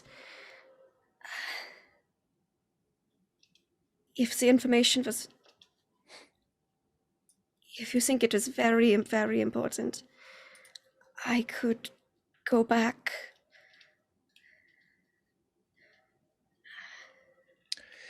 At this point, too, any papers that he would be offered beyond the list that shows those different names that were reflective in the potential invitations and the guests. The guest list. Yeah, the guest list. As soon as he would start to see that, the agent and Oscar would kick in. And by the time he gets to about the third big name on that list, he just sees target, high value target. And they're all going to be in the same place. This is one of the largest meetings of leaderships that I've ever seen. Mm-hmm.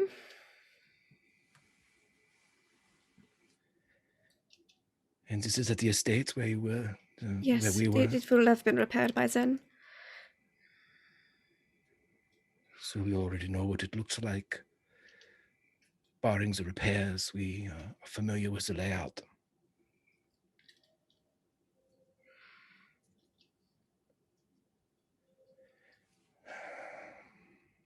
And Oscar knows what he needs to say.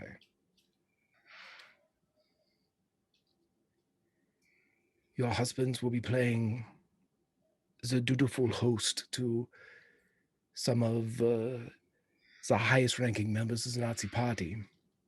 Mm-hmm.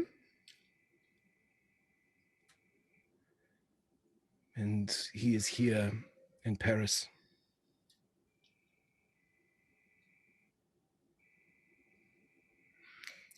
Yes, he was never terribly good at planning parties on his own.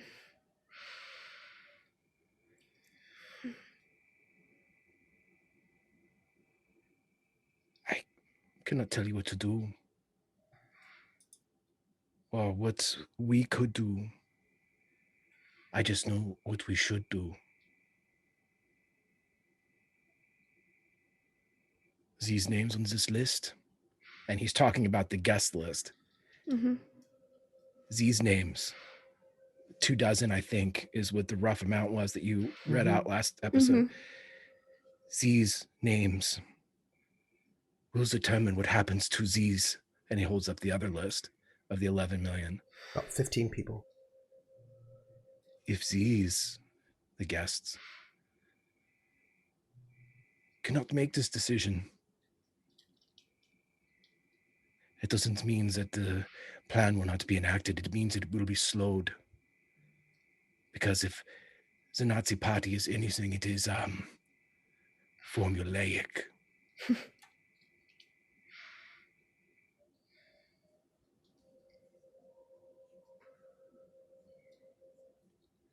We need to stop this. I believe Regina said that someone was coming to debrief me tomorrow morning. This afternoon. This afternoon. Mm-hmm.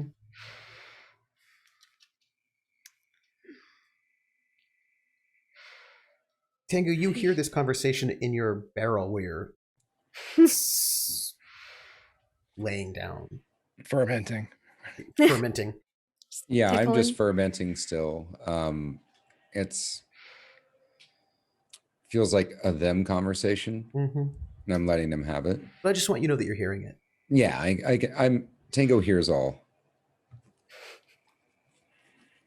He's noodled it in the back of his head. And he may just pipe up and say, explosives. And Oscar would just point towards the barrel. Yeah. Well placed, well planned. triggered, timed. That's what I do. Hide it in a cake. They always eat the cake last, don't they? Isn't that what Nazis do? Never eat the cake first. Monsters. Formulaic. Mm. Do you know what your how your husband would plan this? Were he on his own? Because he is. Yes, many terrible decisions that would be common sense not to make, but yeah, yes. Oh, But like poor color schemes. Oh, My the God. worst. Yes. Oh, just like two tones, I bet. He always suggests the same 12 things for the same 12 things that need to be planned, and then I change them to make them more appropriate.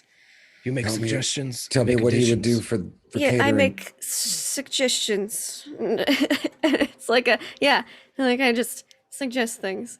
What But it's I'm very- saying, what I'm saying is that everything that you say comes to pass. Where people sit, what they do, where they will be allowed to matriculate, where there will be quiet conversation, where they will be gathered for toast. You are the constructor of a schedule inside of this party. And if you have the schedule, then we will know where they will all be at any given time. I say we put bombs under the tables. She has a look on her face and maybe like, does he just want to blow up everything? And then she remembers that how doped up he is. Yeah. And it's like, okay. Please tell me, what would he do for catering, that monster? Oh, but there's a good restaurant not terribly far from the building that is always hired for these events.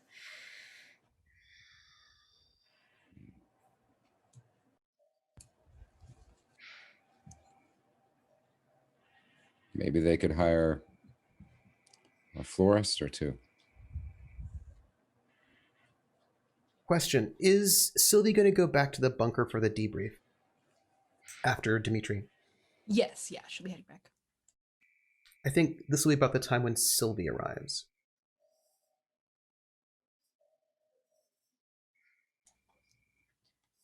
And she just walks in the usual way.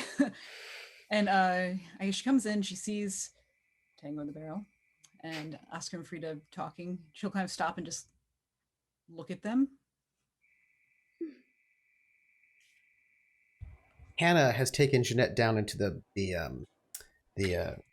infirmary because she's clearly Jeanette's clearly not doing well, so Hannah's taken her away. And Sylvie just turns and goes down toward the scream room. No, Oscar wouldn't like stop talking when Sylvie came in. You know, he wouldn't he wouldn't allow the conversation to pause. Like, please leave. We're in the middle of discussing something.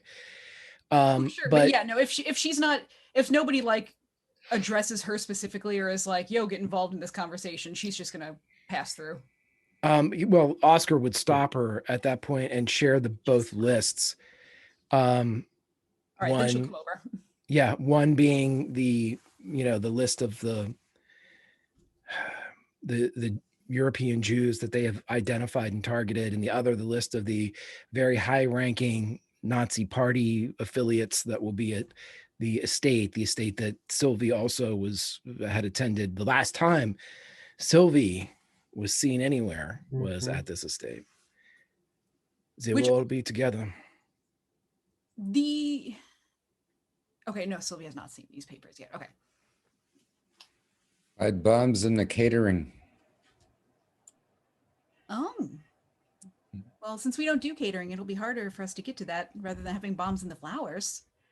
Bombs in the flowers too. And also, I also suggested, you weren't here, I suggested under the tables. And in the cake. Yes, Oh, that the too. cake's good. Cake's good. Although if they don't order the cake from us, it'd be harder to get them in there. Well, we Sick. just shove it in the cake when we get there because they won't eat it until last because they're monsters, Sylvie. Monsters. There will That is be ample opportunity to place explosives anywhere. The true gift is not trying to sneak in, it is being invited. And he would look over at Frida. The person that is in charge of the party has the final say so on who would be in the party. then Sylvie's gonna like very quickly like whoosh the papers down. Oscar, don't be a monster. You're not suggesting what I think you're suggesting. I'm suggesting that we kill everyone on this list. And he points to the guest list. Everyone. I understand that, and I stand behind that decision, but My vote is with bombs. yes, dear, we'll use the bombs, but the means that you are suggesting, we cannot send her back there. This would be when Regina would return, presuming she's going back to the bunker for the debrief. Regina comes in out of the snow and like shakes it off, like still coat and everything, dumps it, drops it, plunk the radio bag down, what's left of it, the radio, and she looks around and she says, "Good." Well, and as soon as Regina says that, Sylvie's gonna say to her, and like gesture at Frida, she can't go back there. But nobody's going. Also, is your vote bombs? I'm real high still, and I feel like I'm saying bombs a lot. We need to gather. You are. Has anyone seen Luke? No. You have not. Fine. 10 minutes. Tango, Shez. I helped Tango up from where he is. Oh, And I there we put him on a go. chaise, and I pulled the chaise forward, and I was like, grab a chair, make a circle. We have things to talk about. Make a circle, Chair. grab a chair. Grab a circle or make Sit, a chair. Tango, Okay. you stay down. I will stay right here.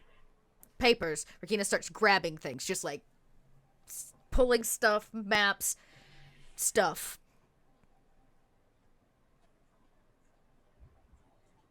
She slaps it down in the middle of the circle or wherever we're at, we're tabling. She says, when you're all ready, you may take a seat and we can discuss. And Oscar would say, there's no discussion. Whether it is with bombs, he would look over at Tango. Whether it's with knives, with guns, with bare hands. These people must die. Absolutely. We will handle mass assassination, okay? But that is unfortunately not the most important thing at the moment, Oscar. There's something, and she gestures at Tango and Oscar. There's something you should know. Something very important. Okay. And even though they already talked to Hannah about this, Sylvie's going to look back to see that Hannah's not in the room. She's not. She's downstairs taking care of Jeanette. It's finally happening. What we knew was going to happen, what we thought was going to happen. I spoke with one of my contacts. It's the chief of police. He's my contact. Anyway, I spoke with him, and you remember how he let us know before the last roundup. And they satiated everyone by letting them know they weren't citizens, as if it made some sort of a difference. As if it made it cleaner, as if that made it matter less. Well, anyway, we met up, we talked. He gave me... Anyway, it does... They're going after citizens now. High-profile citizens. They're making a statement. They're going after a lot of them. And it's... From the numbers on this piece of paper, and I like slide the paper forward with the countries, right? And the lists, the numbers, clearly show that that's not where they're stopping either. I have already delivered all of this information to London. I sent out a radio broadcast not but an hour ago. They will at least be informed of the matter. Mass roundup is happening. We're not going to be able to stop all of it, but like last time, we can at least try to lessen the impact a little bit. Yes, we can. There's a train due out Friday. On it, it is supposed to carry these people. We now have a new space, one that is completely soundproof. We will take in as many as we can, and we will hold them. We need to get information out on the streets. As for the party, it is a ways away. It does not seem right to ask you to go back, and I will not. Sylvie's going to get down where Regina tossed the map down. And right here, she's going to point to the spot on the map. They've been ordered that all of the Jews are going to be sent out by train to Germany. They're not going to be held in country anymore. They're sending them out via this line. She's going to point right at it. Anyway. And I imagine we'll see more traffic via train line. I let this also be known to London. We can sabotage as many as possible. And as they build up new cells in insurgency, which is part of our job, we will continue to assure that they cannot get people out. As for the party, it just so happens that we have a very well-to-do director, one that is creating some of the best propaganda in all of German insurgency. So I think this individual probably deserves a proper invitation to such an event. If we're going to kill them, we might as well be there.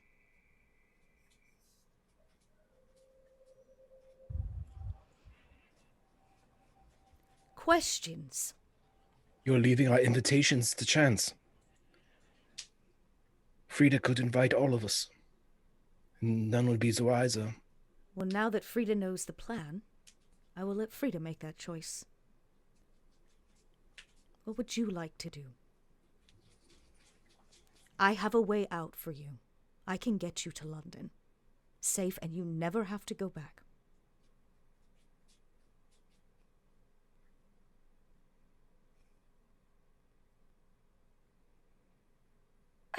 This is a lot.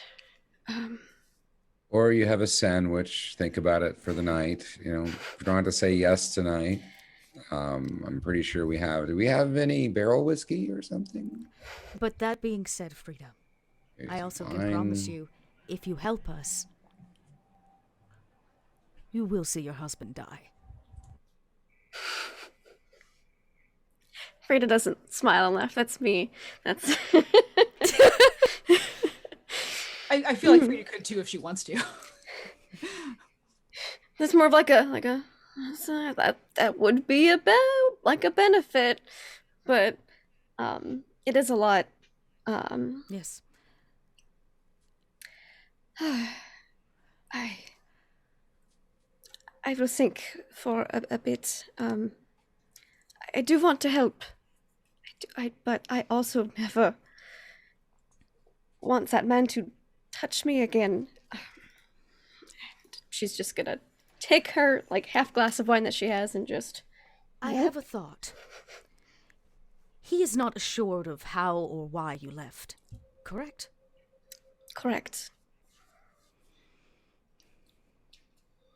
If he was smarter, he might have a better idea, but I wouldn't put money on that. Well, if he's not smart, then I say we pull the wool over his eyes. What's to say you did not, in fact, leave such an endeavor and come to a more peaceful, wonderful place for a vacation? You've made new friends, people he can invite to such a party. Who says that you ran? And that you're just not on vacation? Wanted something more if you wanted something more sinister, you could say you were kidnapped. This is also an option. He would most likely believe that more. Well, we can go the kidnapping route. But if we drop you back off, then I can't assure as little time with him. If you are vacationing here, you're a bit safer from his grasp. He was never fond of vacationing. I see. But I could have been kidnapped and then rescued by some lovely individuals. He didn't let her travel or leave his sight ever. Go on tour. Mm-mm. He was slightly controlling. Let me think on that. Maybe we can get an up. If we are going to help return you, we might as well set ourselves up for a little success, it seems. Either way, it is your decision. And if you were kidnapped and brought back, then you could just be really frazzled. So you can't exactly be in the same room with them as much because you just need to calm down. Enough for us to kill him with a sandwich bomb. This is Tango. Yes. There is also news from London. Oh, okay.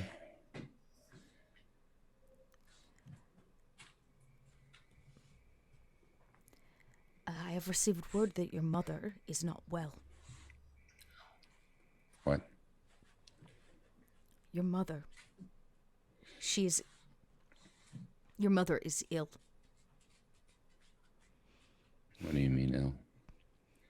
What does it say? I mean, what kind of ill? She is dying, Tango. I have received word that we can get you out very quickly home. Do you hand him the Falstaff letter? has arranged for it, yes. And Regina pulls out of a very deep pocket on her pants and hands over to Tango a letter. I have deciphered. Sylvie's gonna get up and go over and sit by him and kind of put a hand on him. I have deciphered as much as I could, as quickly as I could. It was a very long and cold afternoon. Thank you for doing. And it's almost like at that point, the rush of the moment is taking over, and he's still high, but he's like pushing past the fog, you know?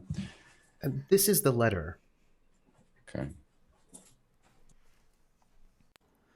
My darling boy. I hope and your lady are safe. The baby's doing We can't well. hear it. We can't hear it. Turn up. Have you been getting my letters? I've been sending them to Doris along with some oranges for Sylvie. Yeah, turn it up I on missed you, Johnny. in are your my roll world. 20. And the notes letting me know you were alive and doing well gave me hope that I'd see you again one day. Those months when there was no word from you, I was so worried. Seeing you after all these years in that hospital bed, it broke my heart. There were things we should have talked about, things you needed to know, to hear, things I didn't say. I was so happy to see you, and it'd been so long. I was scared, Johnny. They said you'd nearly died. I was afraid that if I pushed too hard, you might get angry, and I would lose any chance of seeing you again. All those years you were gone, Johnny, I would give up that house in a flash if it meant having you safe and nearby. I made a mistake, Johnny. I should have insisted that you take that offer that Colonel Donovan made, but I let my pride, stubbornness get the better of me. I shouldn't have said those things to him. You have friends, folks that know people.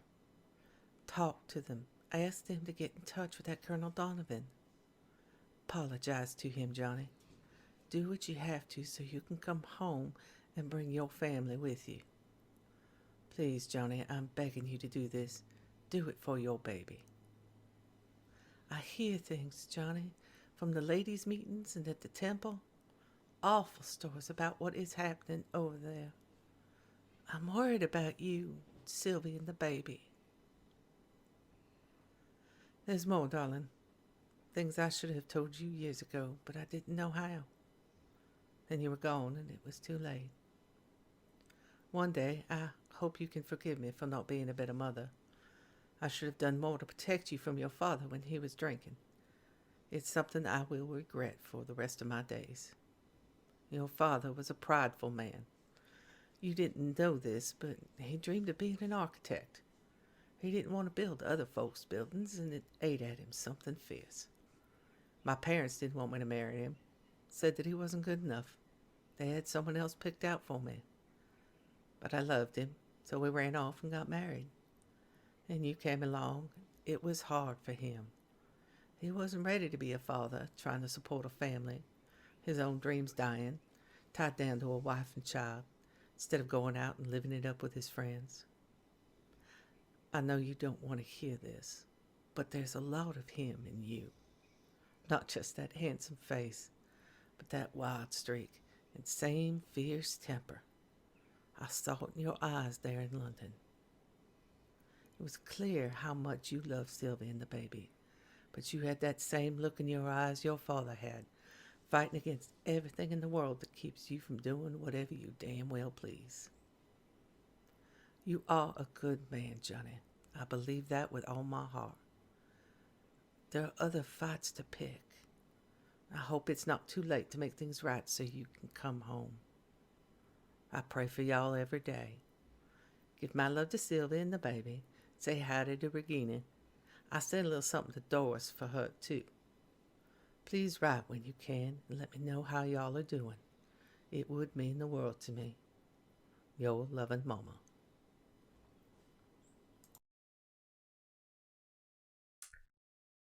And that is the text of the letter that your mother wrote to you, begging you to come home, to get Colonel Donovan to convince him to take you back to the States, that you should bring Sylvie. But there's also word from Doris around the letter itself, noting that your mother has taken suddenly ill, and that she's dying. The word came from Colonel Donovan, who contacted London on her behalf. There is one other small thing, though, in the information that Doris gave.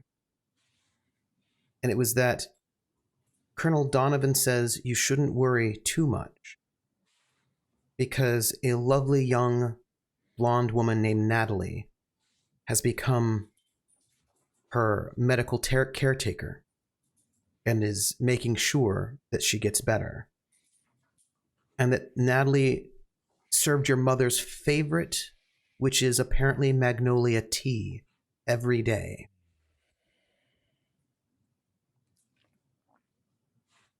And that if you need to go back, contact Falstaff and he will courier you out of the country. And I believe with that, we're going to take our break, knowing that Natalie is the name of his ex who shot him and left him to die. Let's go on break, everybody. Yeah. Hey, everyone. It's break time. I'm going to just check. I want to say, first off, I want to thank all the Raiders who came in. Thank you, Raiders. I appreciate you being here. You all have been amazing. Thank you. We're going to take a quick 10-minute break. Wow.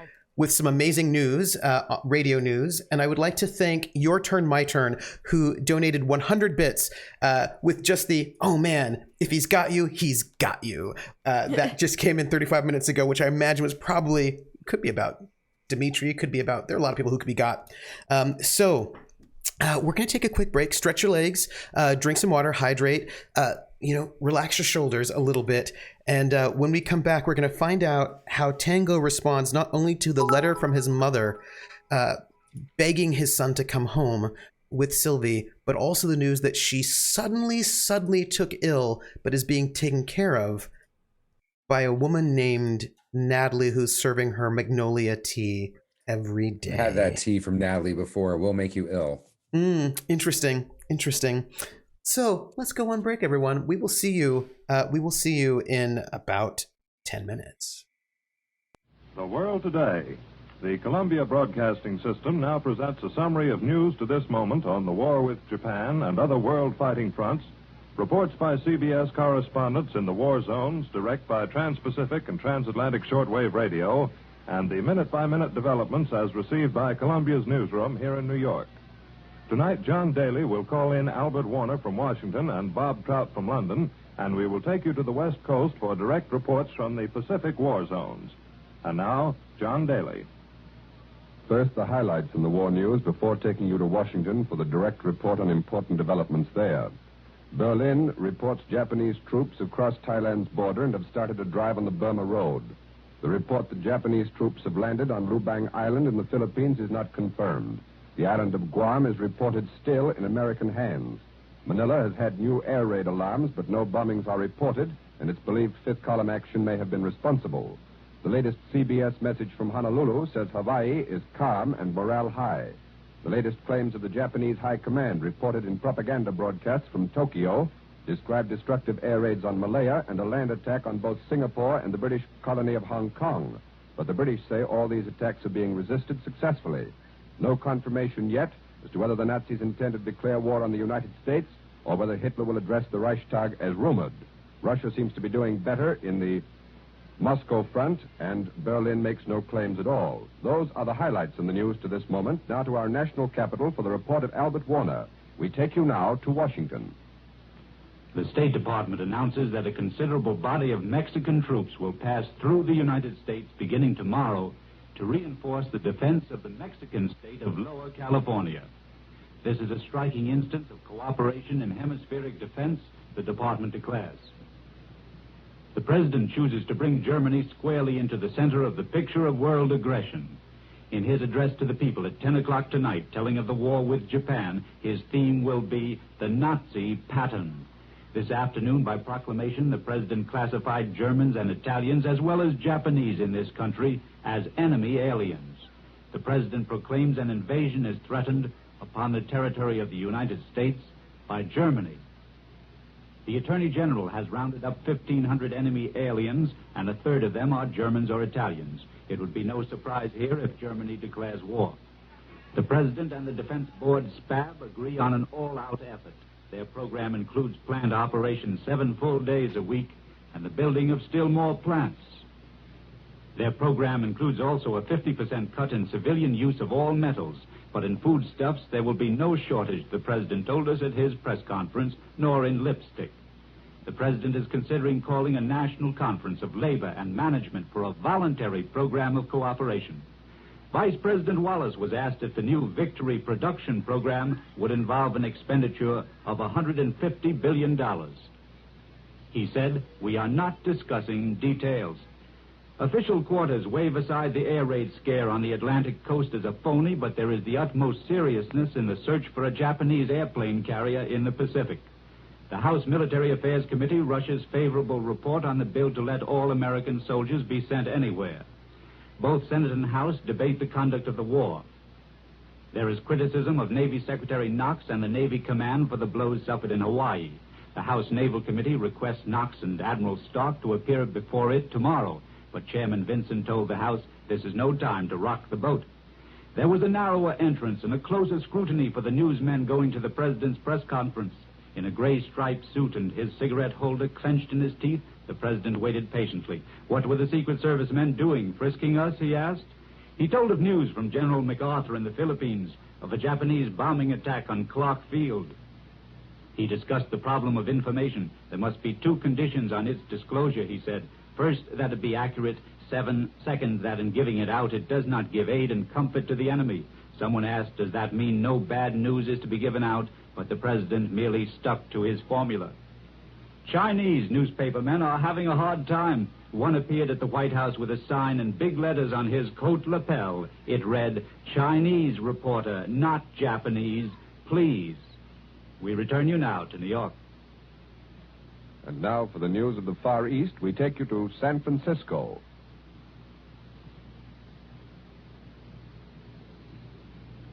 This is William Winter speaking in San Francisco. San Francisco experienced its first taste of air raid warning last night. And when a second and a third alarm sounded during the night, San Franciscans seem to have become used to living in a city at war. Today, people seem to be going about their business as usual, except that the conversations in restaurants and street corners concern the latest reports of Japan's attack in the Pacific, and people talk proudly about how they had remained calm through the night. A few minutes ago, the mayor of the city held a meeting of all civilian defense authorities in his office, and arrangements were made to broadcast air raid warnings over all radio stations in this area before they go off the air in the event of emergency. Instructions for air raid precaution were announced. People are to remain in their houses, stay off the streets wherever possible. Motorists hearing air raid alarms are to pull their cars to the curb, turn out the auto lights, and go to the nearest shelter. Householders were instructed to keep bags of sand handy around the house and keep bathtubs filled with water and keep garden hoses connected to faucets, just in case. At the meeting, Lieutenant General DeWitt, commanding the Fourth Army of the United States, announced that last night's blackout of San Francisco was unsatisfactory. Death and destruction at any moment is now a possibility for an indefinite time as far as this coast is concerned, he said. Last night's air raid warning was not a practice warning. Enemy planes were over this area last night for an indefinite period, and why they did not bomb San Francisco, only God knows. Mayor LaGuardia and his Assistant Administrator of Civilian Defense, Mrs. Eleanor Roosevelt, are in Los Angeles now conferring with officials, and there is word that they're expected soon in San Francisco.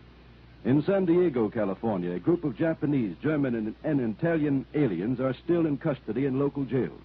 Sacramento, the state capital, reports that the recruiting picture has changed overnight, and from border to border, from Canada to Mexico, draftees who once sought exemption now are clamoring to get into uniform. In Fresno, California, 2 Japanese were arrested. Their automobiles and elaborate motion picture and sound equipment were seized by police. And back in San Francisco, the Pan American Anzac Clipper, with its crew of 11 men, has landed safely this afternoon at Treasure Island in San Francisco Bay. The captain of the ship, Captain Harry Turner, related that he had landed his 17 passengers, including the Premier of Burma, Yu Saw, and his aide, Yu Tin Tut, at an undisclosed Hawaiian port. We left California on December the 6th for Singapore via Honolulu, said Captain Turner. As we approached Honolulu Sunday morning, our radio man picked up the information that unidentified planes were attacking Honolulu. The passengers did not know what was happening, but were advised after we landed. They were made comfortable at the hotel, and then they listened to President Roosevelt's speech. The Clipper then was refueled with some 4,300 gallons of gasoline. Its crew of 11 boarded the ship, and we returned to San Francisco without incident. Word has just come that some 91 Japanese, 60 German, and 16 Italian nationals have been taken into custody in Northern California by the FBI, and instructions have come from Washington, D.C. that no further Germans and Italians will be admitted to American citizenship until further notice. At this time, we will attempt to call in our correspondent from Batavia. This is CBS in San Francisco calling Batavia. Go ahead, Batavia. Go ahead, Batavia. Hello, CBS. This is John Raleigh speaking from Batavia, Java. Night of war and blackout passed quietly and without incident. Although local newspapers complained yesterday that the partial blackout had been too severe the first night, it was even more thorough these last 12 hours. 2 cars were to be seen on the street. Apparently, people had gone out for a drive last evening just to see how it felt to be driving around Batavia in a darkness filled with grim possibilities. They found out, and now only those who have to be abroad creep slowly down the darkened avenues in cars with shaded head and tail lights. Taxis in this capital city are at a premium. Anticipating war, everyone who could afford to rent or buy a car has done so. Many cab companies discovered that they had turned into car dealers at their own prices. Those that already had automobiles are indeed the favored folk of this town. As in Holland, bicycles are tremendously popular here, but pumping along in a pit of Stygian darkness has its perils. Why, what few cyclists that are out at night aren't all killed is beyond me. Cycle lamps are covered with blue paper, and most have only the reflector discs on the rear fenders. These, of course, cannot be seen as there is no beam to illuminate them. One comes upon a pair of bikes pedaling side by side, and only a quick swerve saves car driver and cyclist from a nasty accident by inches. Yesterday, I made it a point to get around to several Dutch clubs. I wanted to listen to what the Hollanders are saying and feeling among themselves. Comment was not greatly varied. Dutchmen are solidly behind Netherlands East Indian War effort. They are immensely proud that their Governor General was so prompt in declaring war on Japan. This is one time we have not procrastinated on an important issue, several of the good burghers remarked. General mobilization in the Indies are rather bad words for the gathering of Dutch armies. One assumes that masses of untrained men are admitted to the kindly ministrations of drill sergeants and camp life for the first time. Here, that is hardly true. Every able-bodied man in the NEI, for more than a year, has received military instruction practically and otherwise. A single week out of each month has been devoted to military service in the reserve. Men who had never worn uniforms a year ago spent 6 months learning the art of war within the year past. The only exception is the newly conscripted native Indonesian soldiery, which even so has had some training since being inducted into the Army a few weeks ago. This is John Raleigh in Batavia, Java. I return you to CBS in New York. That was a report from Batavia, and this is William.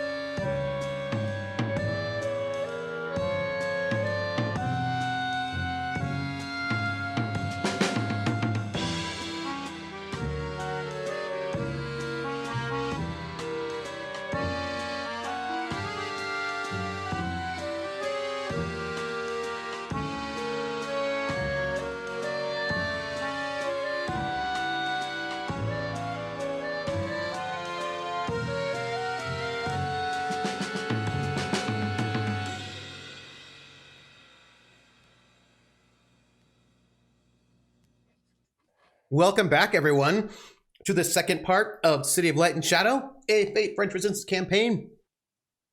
Unwisely, I had some hot tamales right before I went live, and they're still in my mouth, but they're delicious because there's cinnamon involved. How are you all going on? I hope you're all going okay. I see you all in chat. I'm glad you're here. So, when we left off, Regina had spent some time was almost caught by the Nazis because she had to get an extra long message out. And that extra long message included a letter from Tango's mother saying that she wanted him to come home and that she'd made a mistake in telling him not to come home, that he really, really should come home. And she said sorry for a lot of things. It was a very heartfelt letter, which y'all get access to at some point. And then there was further note that his mother suddenly took a turn for the worse and is dying. But that there is a lovely local friend of hers named Natalie who's being her caretaker and who gives her magnolia tea every day. And that is where we left off. And that is where we will reopen our curtain. Magnolia tea. I need a cigarette. Regina makes sure that he has one lickety-split. Sylvie, who was absolutely hovering over his shoulder reading the letter, is going to just like start jabbing at it. Natalie. And she has completely forgotten he is injured, and she starts shaking his shoulder. Ow. Is this the Natalie you told me about? It's the Natalie I told you about. Oh no. We have to stab her. This cannot be. This. Hold on. Captain, permission for my accent to come out. Permission granted. I will not at all fucking deal with Natalie taking care of my mama. Brigade comes over with a wet cloth and like hands it to Sylvie for Tango's head. It's like, here's what's gonna happen. If you would like to leave, you have means to do so. The right thing is, we're fighting something real big here, but that's my mom. That's my mama. Regina kneels by you, and she says, I know what's in that letter. I had to decipher it. Do you know who Natalie is? I don't. But my mother was very ill before she died. I would give up a war any day to save her. Sylvie's gonna lean over to Regina. Natalie is his Viper woman. Oh, well. She left me to die. Oh, She well, don't has they all? an in with the mafia. Accent's over. Sorry, I had to hear that.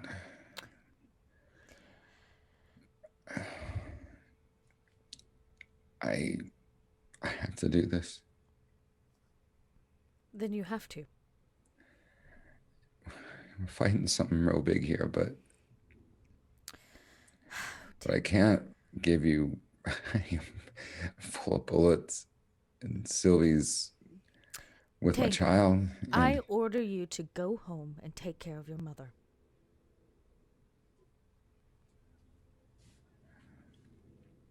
I have to take care of Natalie. And your ex-girlfriend while you're at it. Oh, Natalie. And then you can report back to us and tell us how it went. Be back. Full debrief when it's done.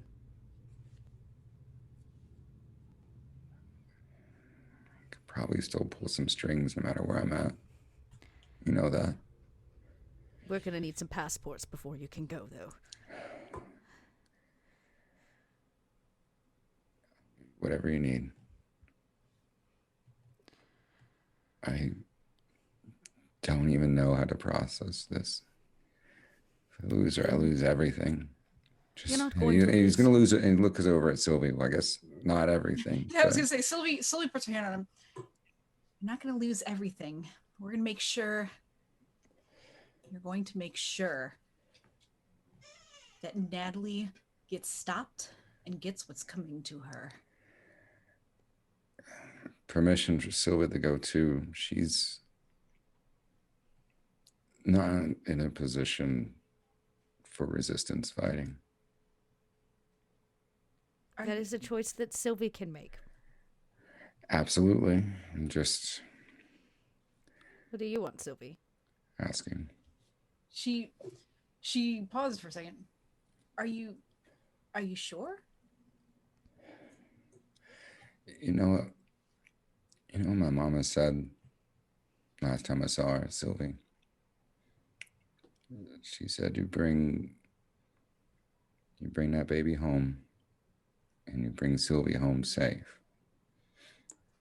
And if we go now, it's about as safe as it can get.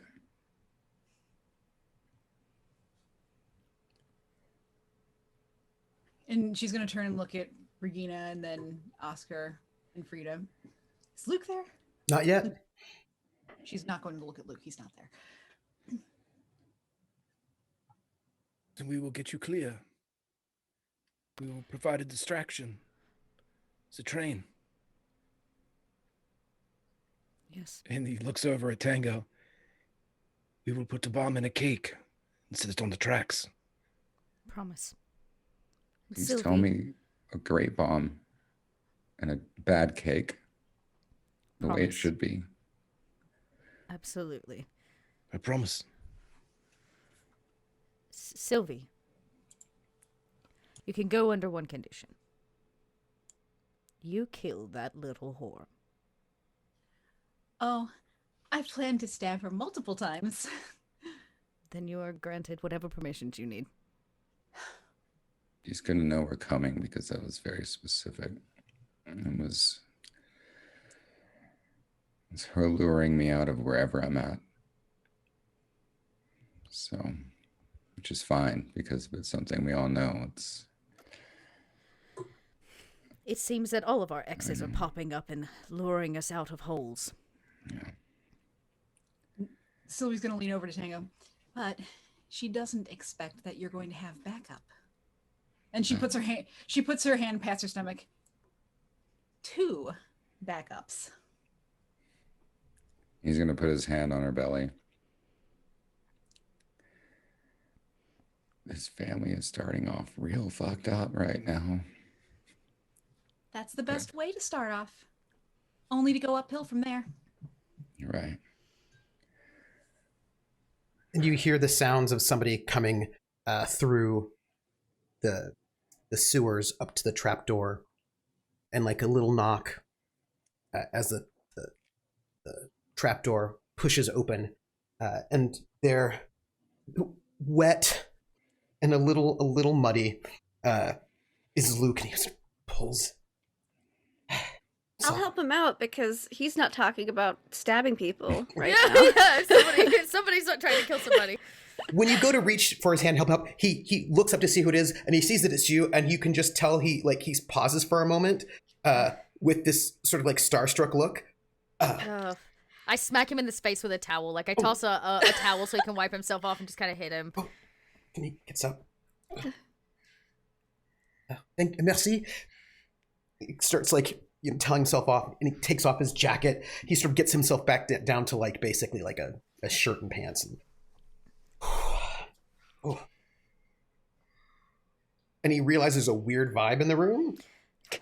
We're in the middle of a debrief, Luke. You're late. Would you like to tell us how things went?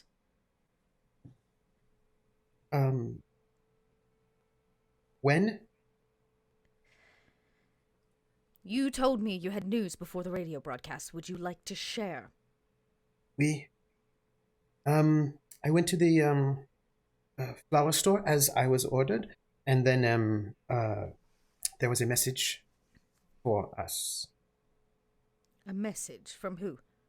From the tailors. The red tailors. Saying what?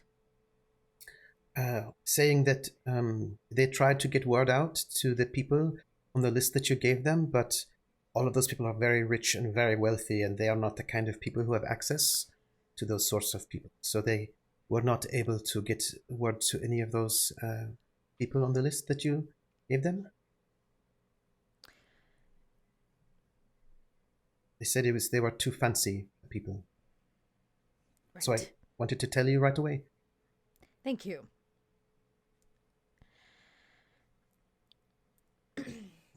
Too rich, I think. Also, I was okay. I ran. There was some gendarme tracing me a little bit, but I had my hat down and they could not find me. And I had to. Was there some garbage? I smell bad. I'm sorry, but I really need a hat. You do. A hat does. Apparently, it's just really good for getting away from people. It makes you look more French. But also, I'm sorry, I smell like It's garbage. true. I once knew someone from Scotland Yard that wishes to go there. It said the hat is a camouflage tool. It's true. That's what I was It's a missing. well-known German technique to wear a hat and no one will be able to recognize you. It's also So like you're glasses. saying the banana shirt really makes me stick out, is what you're saying. Oui. Oh. We only use standing out as disguises in America. Oh. Anyway, I just wanted to say that they were not able, and I didn't. I think I scraped up a little bit my. But anyway, they. That's it. My report. Also, the shop is all right, and we need to find ways to get flowers for this party from somewhere. Right. Okay. Also, the woman came by. She wanted to know more about. She had some details about flowers. She wants everything in. What woman? Woman for the party. She wants everything in red. And then a man came by, and he hate her says. so much. And then a man came by, and he said he wanted everything in pink. So I don't know, but. Is everyone's exes? Is that the look? Is that what's going on here? Luke, your What? ex. Do you have an ex? No. Good. You will. No. I will not. Stay with that person forever. I will. Okay, forever. I will. Unless they try to shoot you. She would not. Good. No, that's not setting him up for success. If he tries to shoot you, just dodge out of the way and then take her out for a dance or something after and say, I'm Luke, you need to go talk to Hannah about this person that you're seeing. Okay. I Came to will. this conclusion. All right. Regina, if I could speak with you at some point, just for like 5 minutes. Whenever I'll go now. Speak to Hannah. We can go. Wait. Everybody wait. Does anybody have anything else to share in this debrief? Yes. If I am to leave, I have a criminal empire that now has no one leading it. About that. Which means that I can hand the reins over to somebody, or it can just dissolve. But it is something that could be very handy, and especially moving the goods you just acquired. What if we hand the empire over to somebody else? Yeah. Oscar would good lean faith. down behind Frida and say, if only we knew someone who was good at planning parties and things like that. Oh. You know, it takes a lot of great planning to be the ringleader of a criminal empire. Tango, can you trade heroin for flowers? You can trade anything for anything in my business. Baby. Well, You can trade heroin for anything. wonderful. We need to make that happen. As much as I'd like to say I know how to move drugs, that would be a lie, and I'm not good at those. The Berlin Nightingale doesn't know anything about criminality. She's. I was about to say, Trooper, Frida grew up on the really poor side of Berlin. I assume she knows some things about. I think she does know some things. Wasn't about her husband just a Luke criminal? does not assume. Wasn't Luke she does not married know to those criminality? details. Poor But, Luke. Yeah. Yeah, Luke says that, and Sylvie's like, Anyways, you're the boss. I'm going to give you a list of my contacts, and at the end of the day, it's just a code name that you can use in my steed. Thank you. That's Stead? very Not a helpful. steed. A steed is what you ride, right? A stead is what On the you know, the occasion. drugs I are won't say still anything about that. okay.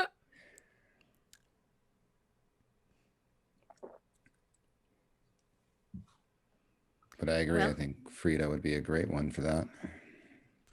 If you want to own a criminal empire at all. If that's something that was on your bucket list in life, You make a great kingpin. you would. Thank you. I'm sorry. Sylvie. A queen pin. Queen pin. It was not on my bucket list, but I cannot say I don't have knowledge in that area. Well, Luke good. looks surprised. Regina smiles really big. Would you like? How about if I just give you a cheat sheet and you look it over and see if it's your That would thing? be, yes, helpful. Danke. Well,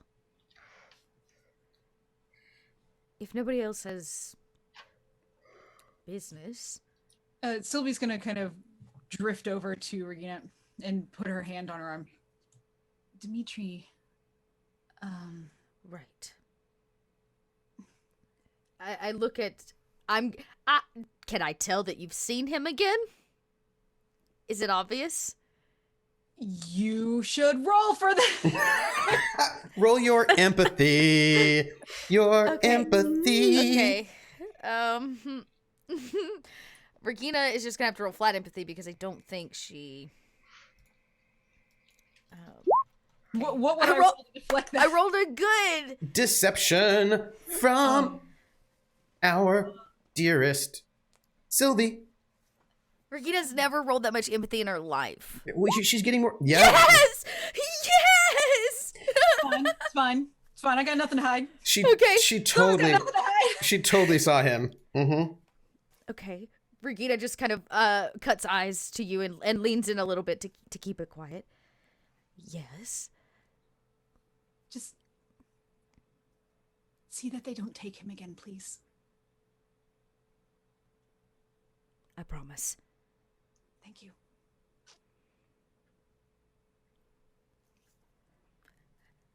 Luke refills Frida's glass. Thank you, Luke. Such a Luke's such a good boy. It's like Little host.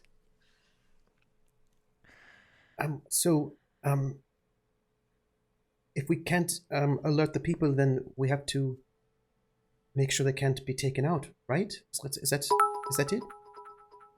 We're going to blow up the train tracks. Oh, Yes. Yes, Luke. last time, I had to be distraction. Can I help with the blowing up this time?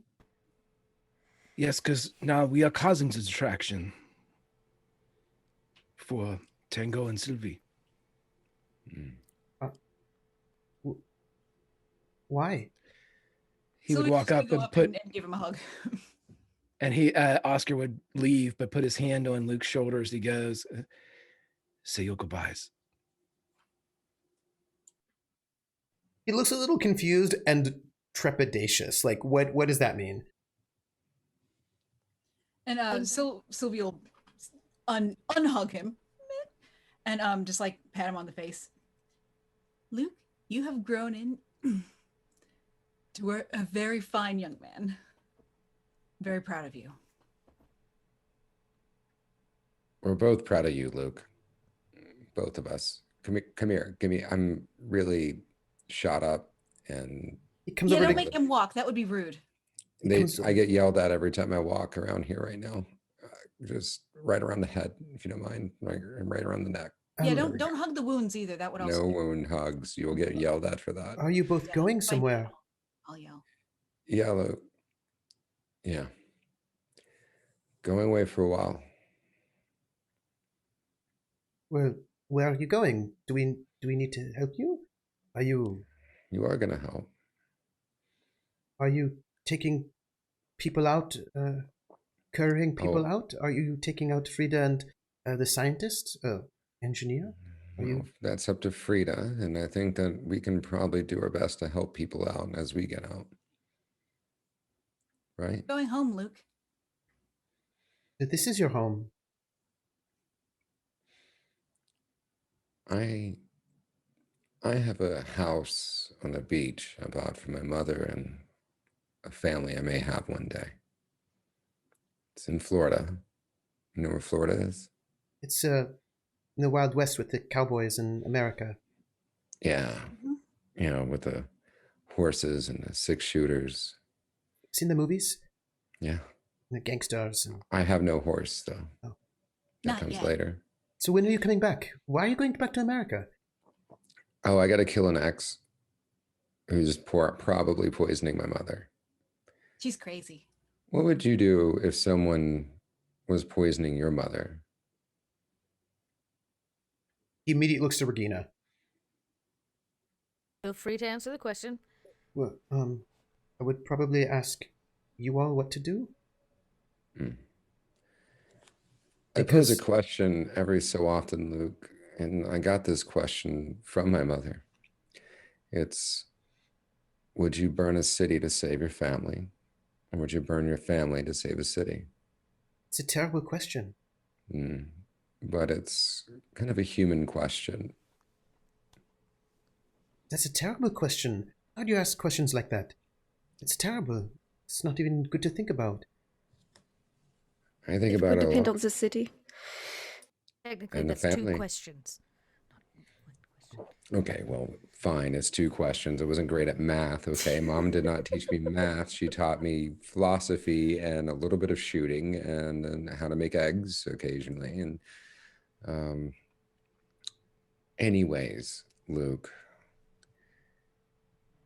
I'm gonna save my family first. You guys are all my family, but you guys are well protected. I'm shot up. Sylvie's pregnant. But you'll be back, right? In a few months? I think people like us find our way back to these type of situations. So, all right. I will, okay. Pew pew. Pew pew. Pew pew pew pew. You know, I do that in my sleep sometimes. It really upsets Sylvie. Yeah. She kind of just- wanders off. Hey, Nobody else should probably harass Regina anymore because it's been a long night for her. A lot of people come to her with a lot of things, and as a leader, she's done a really good job tonight. And I think you deserve a little bit of wine, and you made a lot of great choices. As much as I would like to have wine, I have not decoded the rest of the message from London. Well, wine and decode night, girlfriend. And more importantly, we still have some work to do. I need to make a list of passports that need to be made. We've got to figure out how to get people out if they're getting out. And as much as I'd like to claim to be an explosive expert, I am not. So if we are going to blow up the train tracks, we need somebody that can make an explosive. I can tell you exactly where to place it to bring the whole trellis down. Well, I think this is maybe a lesson 101 on how to get explosives too. Luke. With Luke? Yeah, Luke, go ahead. I got a little bit of training in the SOE training. I'm not that good, but I'm average. You want to make a bomb? On a scale of 0 to 8, what would you put yourself? Why 8?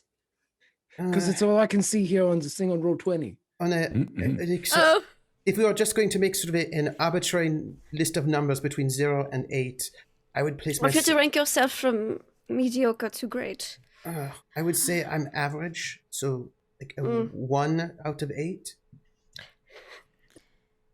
Okay, this is not terrible. Better than 0. Or even a negative. We also need the components for a bomb. Frida, if you'd like, could be when I tell you about some of my contacts. We could probably find somebody to get some things together. Light cigarette. Okay, you're in deep now. You pulled a chair up to the circle. There's a guy I know named Two Toes Pierre. He made one mistake. He made one. Two Toes Pierre made one mistake. From my mistakes. I'm pretty sure, and like I was just about to say this, and chat said something.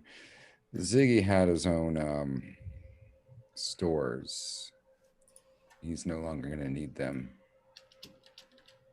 Well, that seems like fair compensation for his shenanigans. Mistakes were made, and do you know where he keeps his stash? I want to give that. Oh, trooper. Okay. You can make a roll. Okay. Because if we don't have to take the time to make the bombs, this will speed up our process exponentially. Would you like me to roll for that? That would be criminal resources.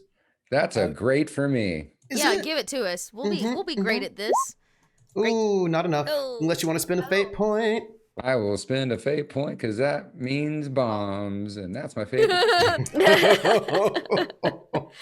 I actually have spent some of my fate points. I'm going to take my fate points off my little self.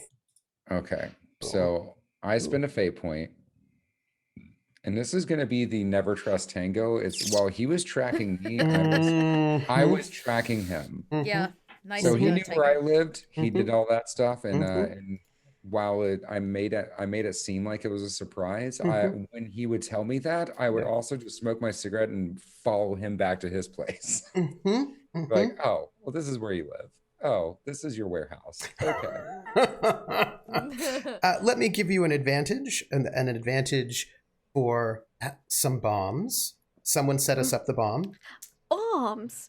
I love a bomb advantage. Bomb advantage. So, how will each one of you contribute to this challenge of getting there? Of getting setting up your ambush, as it were. I'm gonna try and roll contacts to see if I can help. Hang on, my page is gone. I was gonna try and roll contacts to see because we have the van. Well, these are actually overcomes. So, but go ahead. That's it. Yeah, go ahead. Never mind. No. Please go ahead. Yes, please do. I was just thinking about Tango. Oh, okay. Well, I was gonna say I was gonna try and roll contacts to help. We're all thinking about Tango. It's not your fault. Listen, try and help have like some sort of distraction going on or something to where we can take the van out of the city a little more peacefully and not necessarily get, because I mean taking a flower delivery van may seem a little suspicious. Yep. So I'm going to try and help with that. Give me contacts.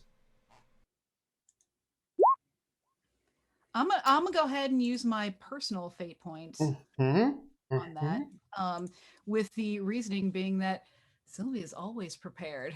Oh, I've heard that about her, actually. I've heard that about her. Like if there are a few people over here in the address book, she's got 3 more address books up her sleeve.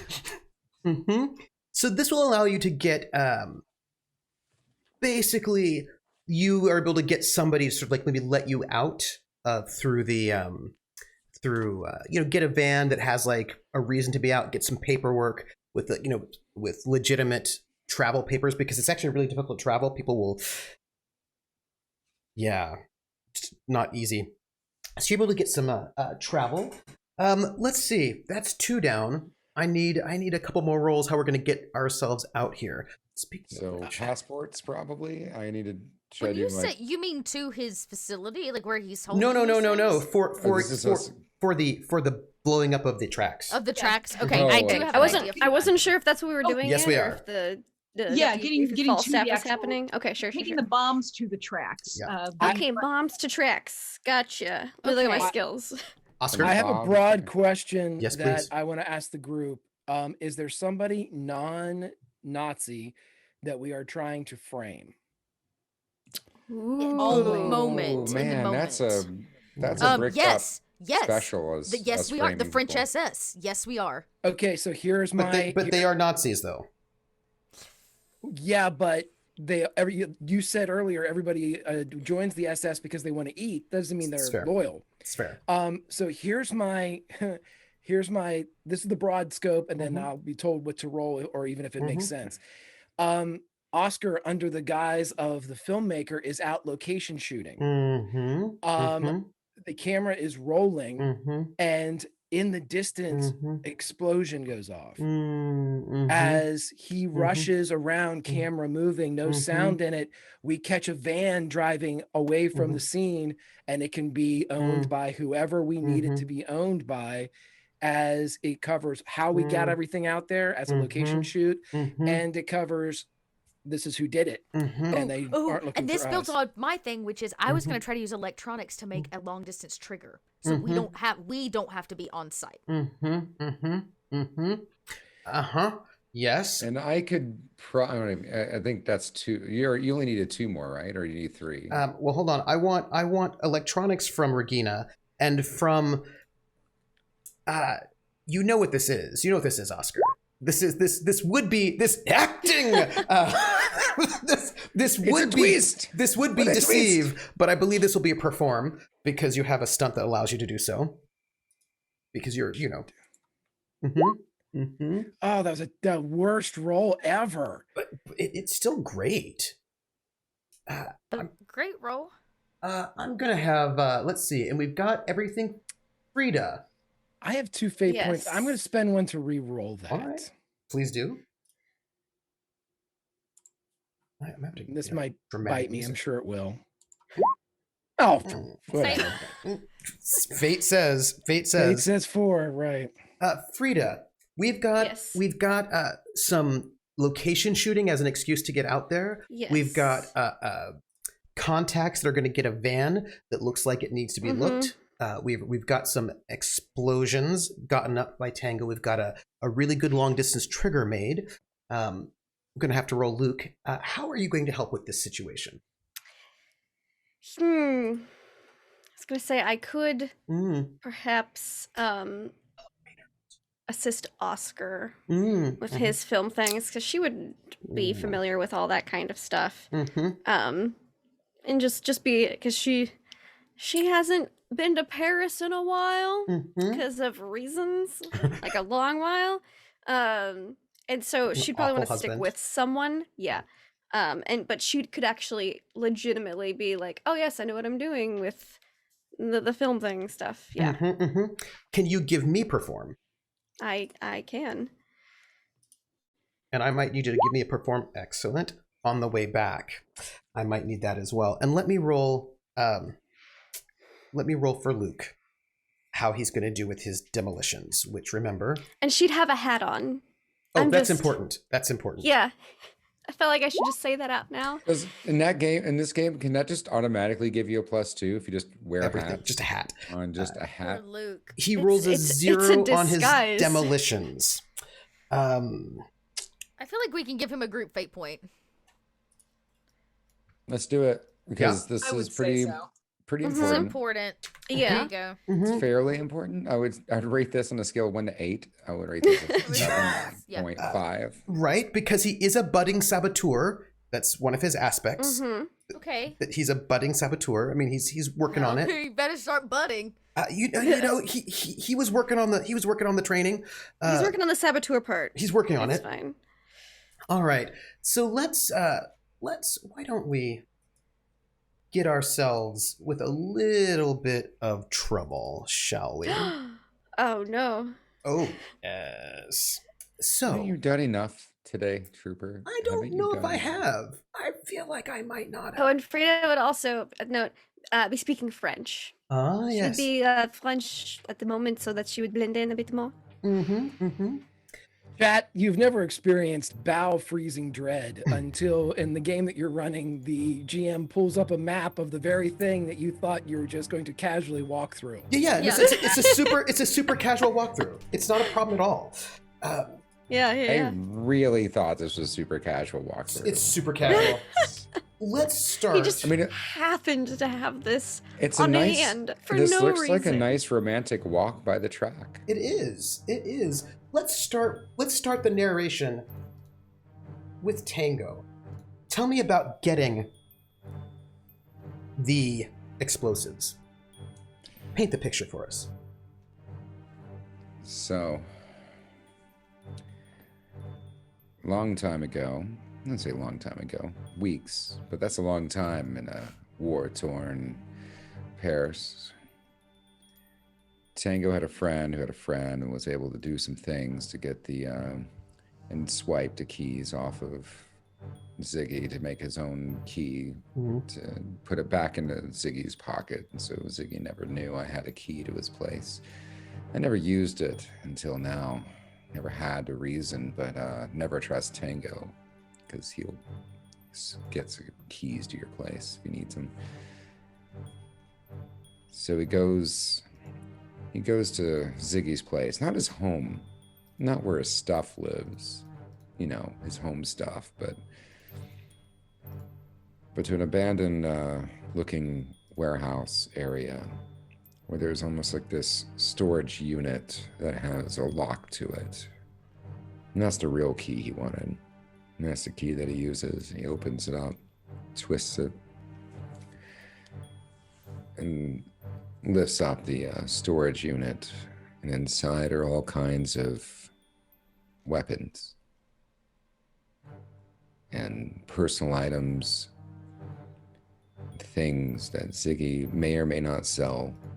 He may keep with him, he may take with him somewhere else, but in here, this is where he looks around and he looks for exactly the thing he wants. And he may or may not tell anybody else about this storage unit, because you need this kind of thing in your back pocket, other than he has made another key and he's going to give it to Frida with the address and a little bit of the inventory, to be nice in her new job that he's pretty sure she's going to take. So there's in the corner, there's a old dusty rag covering some boxes, and he whips it out. There they are. The bombs. TNT, dynamite. And I'm Yeah. going to imagine that you're going to sort of deliver this to the van that you have. This... Yeah, so I brought the flower van with me. No, it's a different Right? van. It's a different Okay. van. Sylvie, explain to me how you use your contacts to get a van and get it painted in a way that might implicate the French Gestapo. So, I imagine this would have all been discussed, and Sylvie and Oscar have talked about kind of the plan about, hey, you know who would be awesome to frame for all of this? So, Sylvie would go to one of the old, I wouldn't really call it a sister bar, but it's back up in Montmartre. It's a bar that she used to go in her off time a whole bunch, and she knows that the person who oh my gosh, I see a face being made. It makes me so nervous. She knows that the person who runs that one bar, it's not her bar, anyway, has a van that is able to be gotten a hold of, and they actually would kind of direct her to a few different places because a lot of stuff has changed over the city. But once they get a hold of it, she is able to call into a few favors from just the people who own the car shop. Is it someone that she dated in the past? Is it not? Who's to say Yes. for sure? I mean, Yes, it is. But they're not on terrible terms, so she's able to get a car paint favor.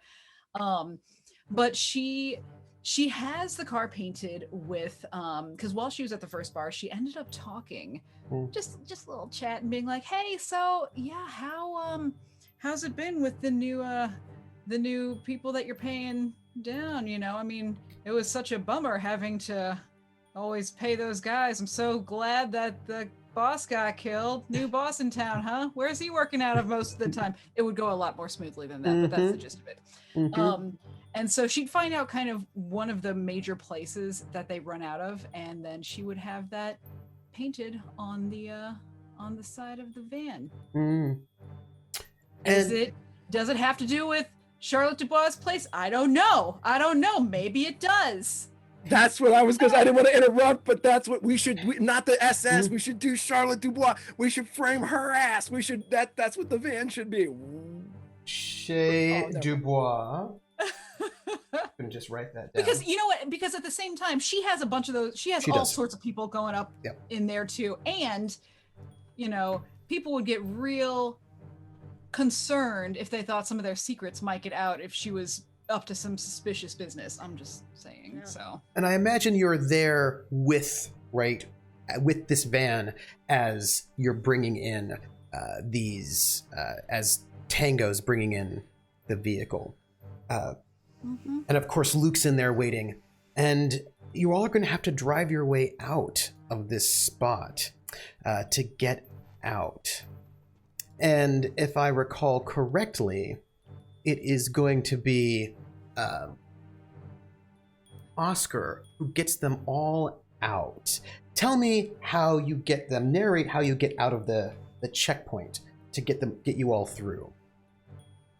Oh, easy. He drives up and he says, I'm going out here to do some location shots for the propaganda department. Papers? Yeah. I'm assuming I can get those, right? Yeah.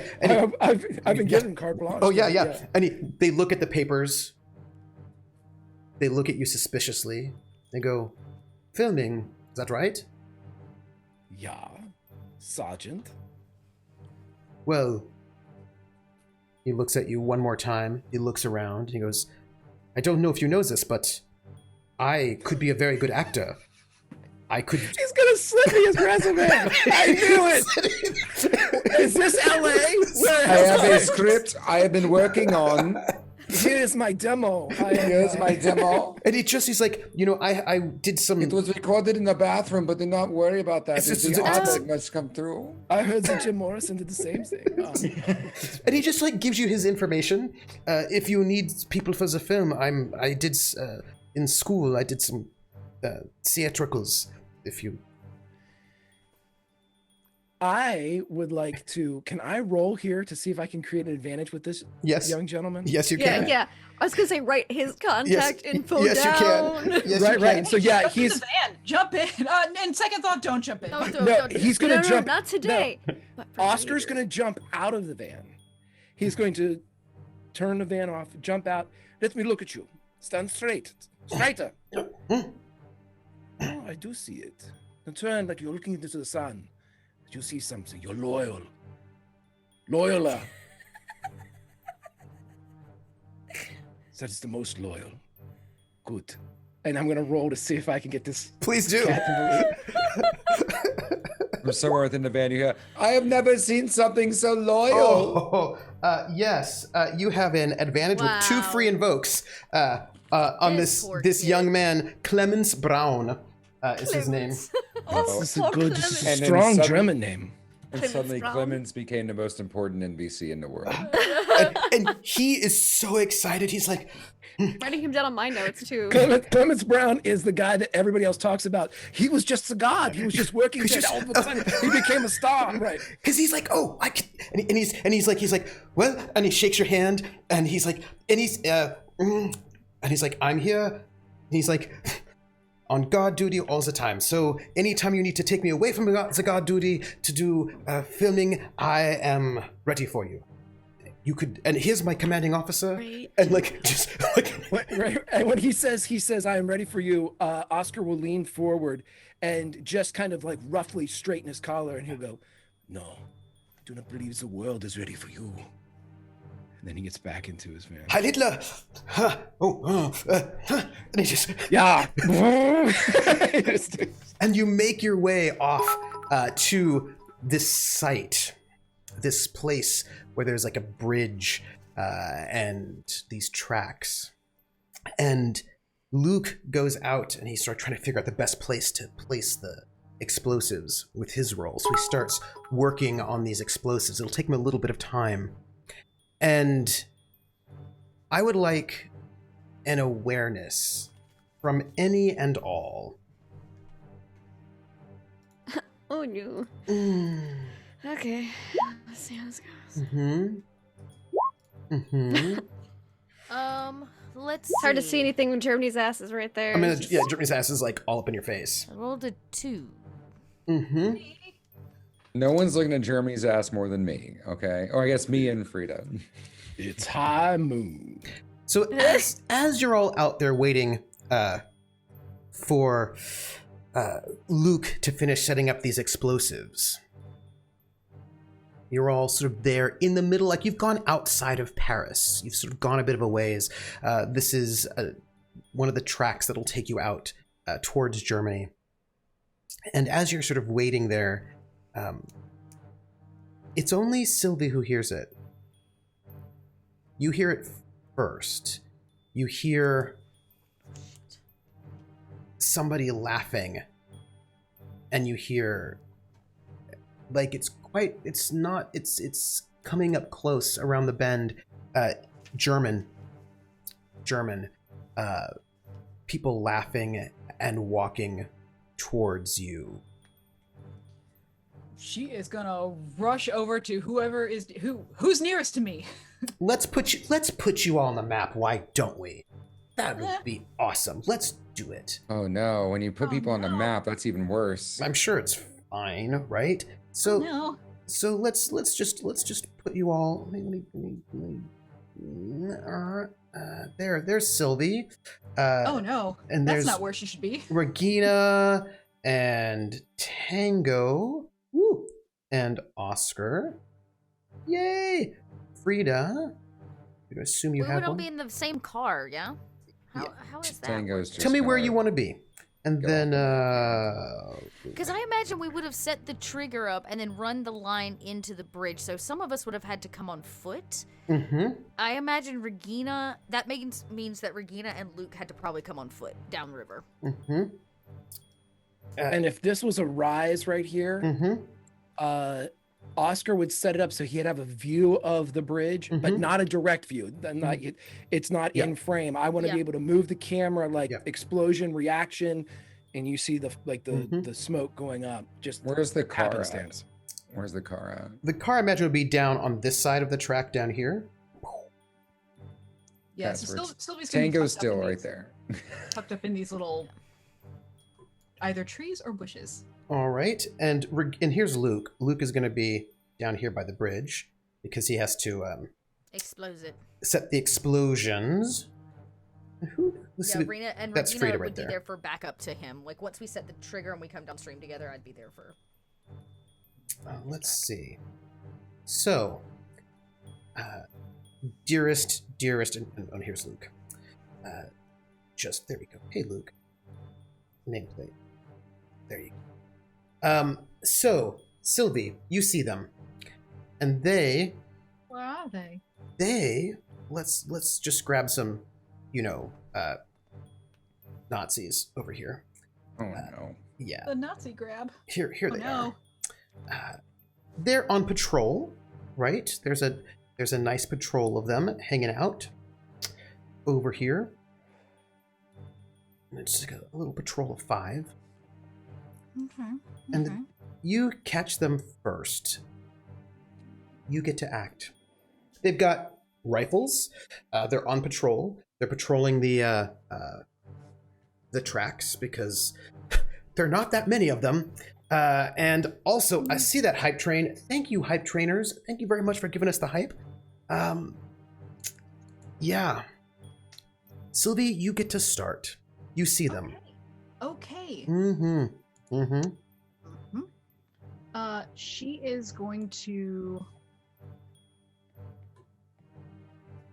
Would it be possible for her to whisper yell? like a loud whisper. Or like a whistle. Like I mean, I'm sure we have some kind of like. Yeah, we had to have noise. worked out something that would be like, "Yo, look at me." So she's gonna do some sort of a bird-esque type of whistle, which I will not do with my own mouth because it's not going to happen. And to get the attention of Regina, Luke, and Tango, who are in her immediate vicinity or within eye shot, or whoever will look at her. Yeah, Regina will immediately turn and she points to Luke and says, "Keep going, don't stop." And then Sylvie would just point down the tracks to where the Would you roll your awareness? the gang is. Oh, and I have a question. Yes, please. Have I recovered at all? Or Nope. is this all on the Because it's the same day. It's going to take you. Day. It'll take. Yeah. Yeah, we're still on. Well, let's do the question. Did you want to do this on Wednesday?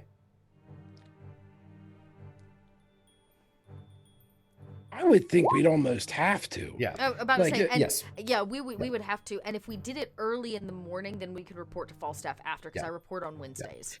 In that case, Regina, you've cleared yours, but none of the rest of you have because you need another day. You'll clear on Thursday. Then I'm in the van still, right? Yes. Near Sylvie, and I'm going to just take out my gun and have it ready. Okay. I rolled a 2 on that awareness. Well, I did an awareness from Sylvie, so that's not going to help. Yeah, I rolled a 1. Can I get a shoot from you, Tango, to create an advantage? I feel like you're aiming. A shoot. Okay. I mean, Oscar's been shooting this whole time. I know. He's like shooting. Ooh, fantastic. All right. So basically the scene though is that he is still bullet riddled, probably underneath his banana shirt. There's just gauze and bandages and all kinds of bullshit on him. But he just takes out the gun, puts it on his thigh for a second, and goes and leans out the window and just starts aiming. And at this point, it's a skilled precision. What kind of gun are you using right now? Oh, I want to Is use... it your pistols or is it a rifle? Oh, man. I think at this range, though, it's going to be a rifle. So I think that I brought a rifle from Ziggy's stash. And I probably gave one to everyone if they wanted one. Who do you pass it okay. to? Sylvie's pass it to Tango. Tango, who do you pass it to? A rifle? No. Whose turn is next? Sorry. No, sorry, turn. Yeah. I'm going to say... You can give it to the guards. Regina. Dang it. I always ask. They never do it. Regina. I wonder why. That's super unfair. Hears this whistle, knows there's a problem, tells Luke not to stop what he is doing, that he is just to don't explosives in place. Regina's gonna climb the embankment and hit this tree right here. And you see her like undo the rifle, snap her sniper into place. And she's gonna climb this little tree right here. And take aim. You can roll your shoot or your aim. All right. To give yourself see if you can build an advantage on that. A 5. That will be enough for 1 free invoke. Who do you pass it to? I will pass it to... You could pass it to them. Yeah, I know that is an option. I'm aware that's an option. Tango's in the car. Oscar, is this Frida down here? Yes, it is. Yeah. Okay. Are you on camera? Are you like posing as the person? Like, what is Frida's plan in all of this? Because I'm interested. I may have to pass it to her. I assume she'd probably be on camera, whether we're rolling or not. It's another question. Or if we're just pretending to roll. It's like he's actually filming, so we might not want you in the frame. Okay, otherwise then that probably kidnap thing might. Probably not. Then, no, not in frame. Not in frame. She'd be props or something. Yeah. You'd be like white balance in the black and white film I'm using. Hey, lighting's important, especially especially in the black and white film. She's probably holding like the reflector to get the light shot right. Okay. What would you like to do? Yeah, I pass it to Frida. With your reflector. Distract them. Reflector. Yeah, distract them.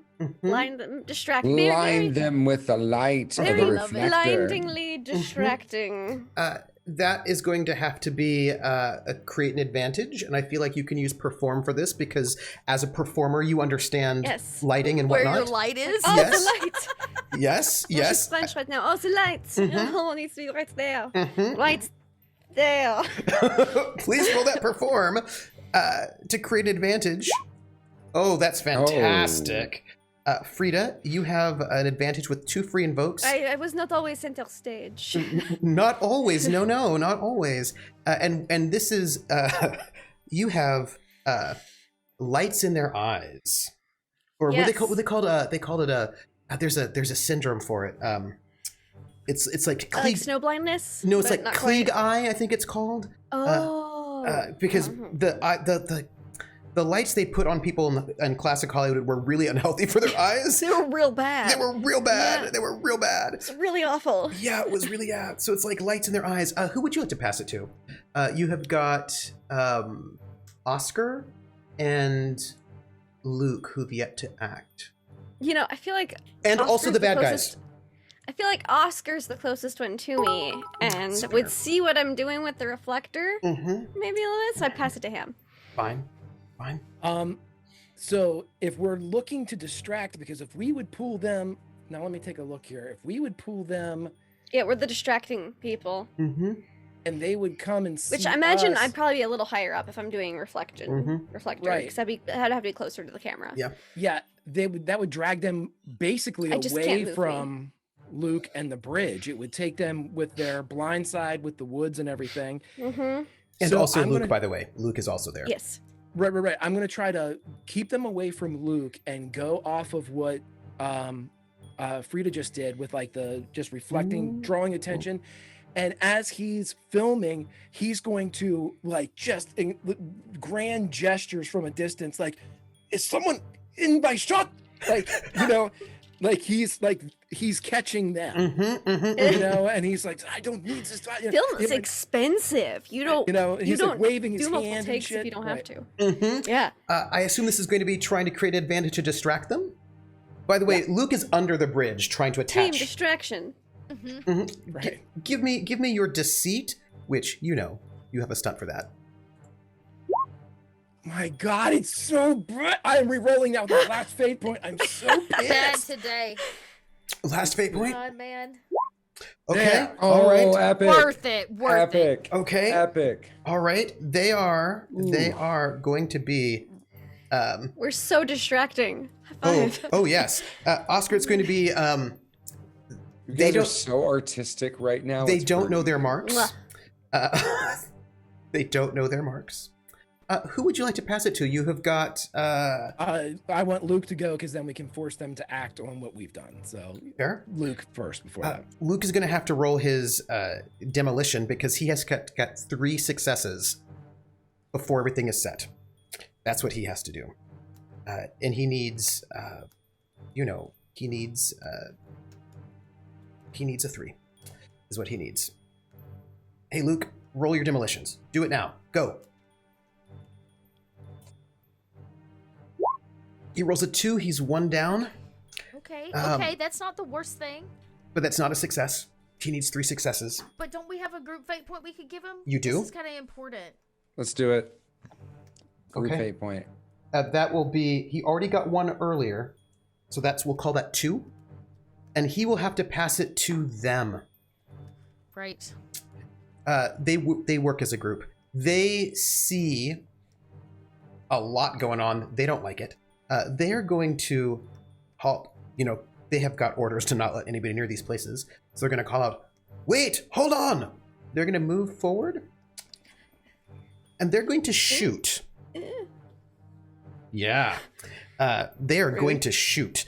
Hello, Hype Train. They're going to shoot at who is the person who is most distracting and dangerous looking. Regina's Oscar. Regina's in it. Oscar. Yeah, Oscar's up there. He's waving at them. Yeah, and he's I mean, waving at them. They're going to shoot at you. And they're shooting as a group. Okay, I was gonna say all 5 get a shot at us. Well, they work as a mob. A unit, yeah. Yeah, which means the more you take out, I feel like we're playing civs right now. Yeah, so at least you got 2 good shoots on them. I'd also like to build a foundry. You can. That's a 5. That's a terrible roll. Right there. Good to me. Oscar, I need your athletics as they open up fire at you. They just start. They've got you by 1.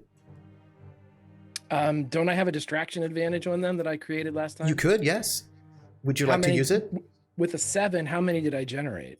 You've got 2. You got 2 free invokes. Can I use 1 right now? Mm-hmm. Mm-hmm. And I am going to start screaming out my name and my office. Mm-hmm. Mm-hmm. So I'll take it then that they will pass it to you. In that case, I would need from you a provoke attack. A provoke attack? Mm-hmm. Does this forego me like diving for cover? No, because on your turn you did use your athletics to sort of to not get hit, but then they're going to pass it to you, and it looks like you want to do your provoke attack upon them. It looks like trying to get them to stand down. Sure, I was going to try to just convince them, but I'm not trying to provoke them, but I don't want to draw additional fire by being an asshole about this. But you're trying to get them to stand down, right? So you're trying to sort of take them out of this conflict, which you'll have to do with this. You're doing with a social. Okay. Does that still leave me open for additional gunfire? Well, on their next turn, but like, Well, I don't want that. So I mean, I think now we've hit the Yes. root of the problem. Yeah. Yeah. If I'm a guy that just got 5 dudes firing at Yes. him, Uh-huh. I am running the fuck away because right. I'm not Oscar right now. Yeah, yes, I'm yes. Hogar. Mhm. So I am going to dive Run away behind a yelling at tree, them. Yeah. preferably a rock, Yeah. as I am screaming that I am going to have them all in front of a firing squad in excellent German. All right. So you're not trying to get them to stand down. Instead, I would say take either athletics or stealth to give yourself cover. I'm gonna go with stealth. They're the same, but Mhm. whatever. It's average. I find a real little Yeah. tree. Yeah. Who do you pass it to as they're firing at you? I'm gonna pass it to, since Frida's near me, so Yeah. I want Frida to get out of the way. I'll pass it to Frida. Ah. Duck and cover. There are bullets going. Mhm. Yeah. There's like, this looks like a foresty area, It right? is a foresty area. Trooper? Mhm. But it's very I've got snowy. Okay, perfect. That means light reflects even more. Mhm. Can I, You like, should yell, my husband won't like this.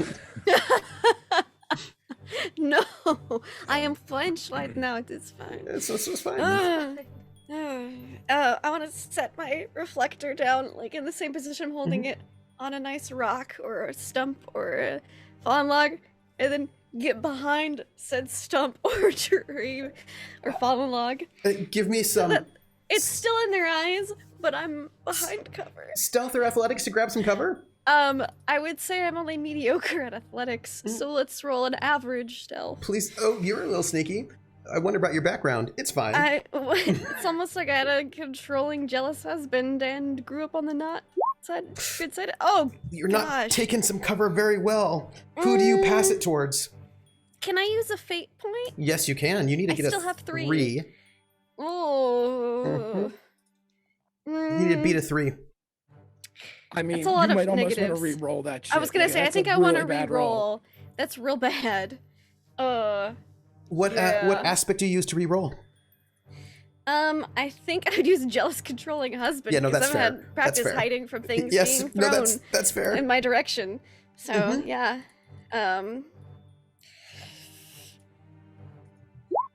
Okay, that's not Okay. as bad. You'll need a fate point to get cover, though. You know what? I'm gonna spend that fate point because I had 3 and I hadn't used any, so now I have 1. I need a new aspect from you, though. Oh, A different one. okay. Ooh, Daughter of Berlin. Tell me how that. I'm used. Well, you know, it's not my first time sneaking and hiding and scuffling about places. I'm associated with the high places as well as the low places. That is fair. That is fair. Who do you pass it to as you scramble behind cover? I think I'm a pass it to Tango because he has a gun. So this is And- when, this is when He gave me his criminal organization. I am, so I'm leaning out, and at this point, I hear them firing. Yes. I don't think it's going well. I know I'm hearing some German. I know that he's shouting, I'm going to have you behind a firing squad or something like that. And then I look over, and Frida's not like, just like everyone's trying to hide behind tiny little bushes or something. It's not great. not going well. I have a rock. Yeah, there's a rock in a hard place going on here. So so he's gonna start firing on them. He's like, this isn't going well. I'm pretty sure we're gonna have to just kill these dudes. We're just gonna have to kill them. Please give me your shoot. Yeah. Well, actually, I'm gonna give you a deceive. Oh, that's right, because you're hiding. Well, because never trust Tango. I never means trust that- Tango. Because I can use my deception instead of my shoot for the first round in combat. You can, because you're sneaky. And on I rolled top a of 2. that, I should have They've aimed got and they've had got some defense, so kind of they've got a whole bunch of 2, advantages. 3, 4, 5, 6. I've got a 6. You have a 6? Well, I have a 6. 5. But I also aimed. Yes, right? you do. You have I have And the 2 rifle. votes. two aims. You could blow both of them right now. And a rifle. So I'm going to Which would cash bring you that to a in. 9. Yeah, I'm going to cash that in. That's a 9 versus their 6. How does that feel? I don't know how I like that. I'm going to spend. I have 2 fate points left, and I'm going to spend one of them to bring my 6 up to an 8. So you only beat me by 1. Okay. How do Then you feel I'm about going to that? spend my last fate point. Unless you guys think I should just save it. Do it. That's up on you.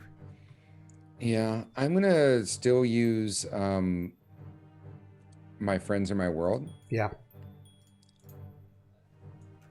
The last one? And I'm going to spend my last fate point. So I'm still beating you. You're beating me then by, I'm at, by 3.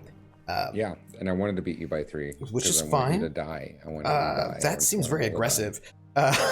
But you have a rifle. Yeah, it does.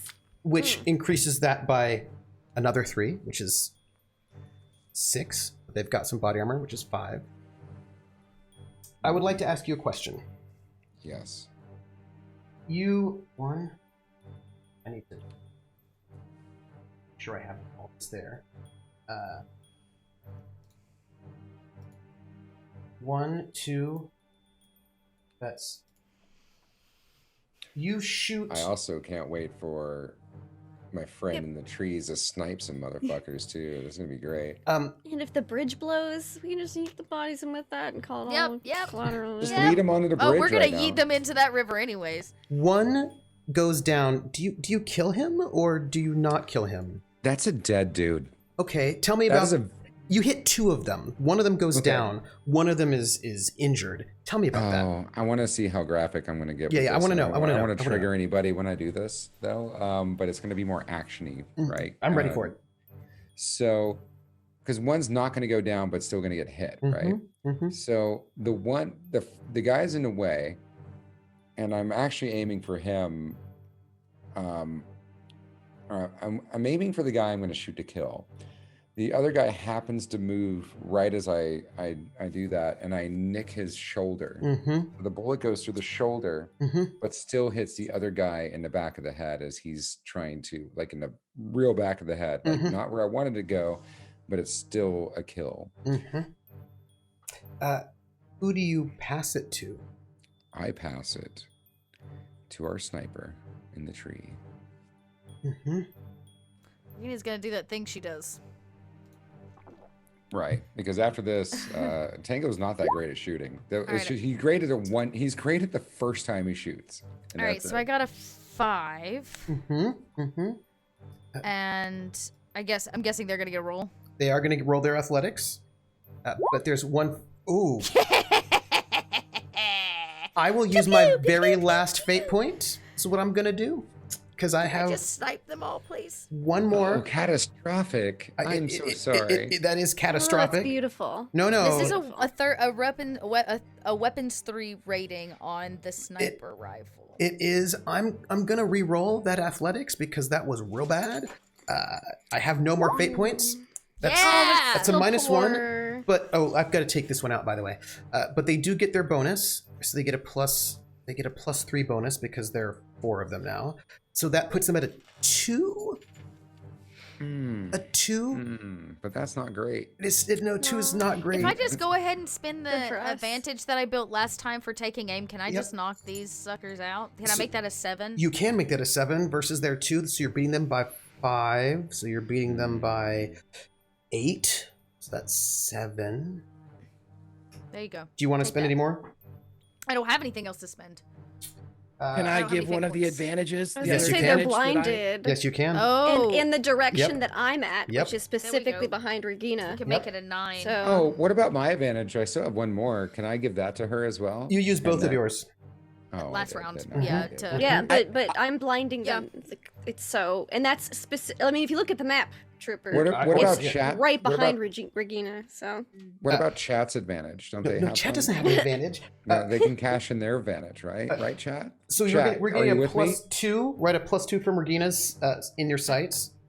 And we've got Another 2 now coming through for the. the lights. Now it's actually a 4. So that's 4 on top of the 5, making that a 9. Actually, you're at 11. 11. I'm sorry. Yep. 11. Yes. And Oscar's got another 4 if he wanted to. Yep, I'm giving everything. Take them all out. I went boom, boom, boom. Yeah, I went, pew, pew, pew. Like, let's just line them up. I went like it's just, Regina Harvey Oswald. Just, yeah, Oh. just like boom, boom, knocks just- them out. Oh Come man, on. I'm just thinking it's just like all you I just hear want is to be like shot at again. you just hear 4 shots and 4 bodies drop is what I'm thinking. Okay. Another 4, so 11, 15? I would like to ask you Yeah. how you would take out 3 of the 4 standing. Oh. This poor guy. Okay, I will do the ones that are groups, so this set here, probably. How does it happen? Because how you've does got, it happen? you've got a Quickly. sniper rifle and they're moving forward. And they're crouched and they've got their guns out. They've started shooting already up at the hill, sort of going past She you. has the high ground. Yeah, That's true, I'm in actually. the tree. And Regina just waits for them to like line up. They don't technically know she's there. Nope. Or at least they haven't made that known. That's And correct. she waits for them just to like walk in, just line up like good soldiers do, and she puts 3 solid bullets through each of them. I assume their head. Is that correct? Oh yeah. I mean, I just want to, We don't want to identify these guys when I dump them in the river. Can I ask you a question about that? Because I feel like just you telling me this is not enough information. So with Tango, it's like a clip, like he clips one and then gets the other one. Like, what do we learn about? So we learned something about Tango being a bit like getting lucky in certain ways. What do we learn about Regina from this sort of act of violence?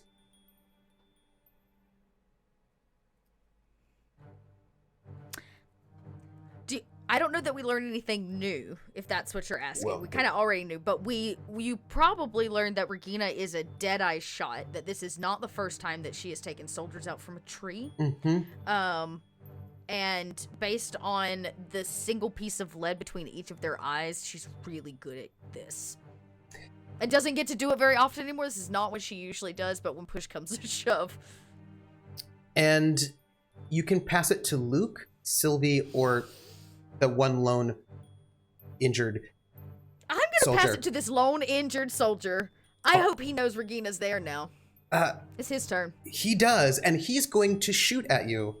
He does not have a Great, group wonderful. bonus, but he's going to shoot at you He does because not. no, he doesn't, which is sort of sad I'm for gonna him. have to make that athletics roll, but I don't care. Well, he's going to shoot at you, and I hope that Hit you him at a are, rock in case he misses really badly. I hope you're ready for this because I mean, he has no group friends now, but he has a shoot of 2, and I have no stunt points, so I mean, he's gonna shoot Well, at neither you. do I, so this is just a roll off. Here we go. This 2. is gonna be bad. Okay, well, I can't do anything about that. Regina may take a bullet. Okay. That's alright, it won't be the. I believe there are no fate points, and you also used They Don't Know Their Marks. Regina. Yeah, no, Regina, can I just take it? Take the. Yes, you can. Please take physical 5 stress? 5 shifts 5. because they have a gun. I They thought have a he didn't rifle. have any bonus. Oh, No, that's. he has a Oh, he's rifle. got a rifle. Guns are serious business. You have to take 5. Which I Can't take that. It's a combination of stress and consequences, All right, let me just think through this. which I think for you is going to be what? Okay, so here's what I imagine happens. Mhm. Okay, I'm gonna take both physical stress boxes and the mild You consequence. can only box. spend only one stress box at a time. Yeah, per hit. Ah, damn it. So you can either take the 1 and a moderate, or the 2 and a moderate.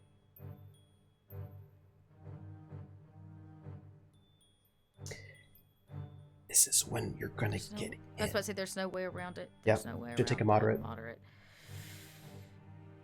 There's gotta be. And I have no more fate. But he lines up his shot, and he takes his shot at the sniper who just killed 3 of his friends. And the bullet comes Yeah. whizzing down All right. through. Well, Regina doesn't back down from a freaking fight. So I imagine we see her jump from the tree because this is the point where like they're close enough. You take them out with a knife is what you do. Yeah. You don't take them out with a gun, or you grab a sidearm, which I imagine is what she does. So she's gonna take a single physical point of stress as she jumps from the tree. Yep. And imagine there's like a the roll that Yeah. happens. And he'll shoot. She's now on the ground, probably in front of him, but he'll Well, get. I mean, there's nothing she could do. She has to take the moderate consequence. Yeah. So let's. I can't balance any other way. Where does she get shot? Probably the leg. You take this bullet to your leg that hits your leg, and you can like feel that sort of like that burning sensation. They're going to pass it to Sylvie.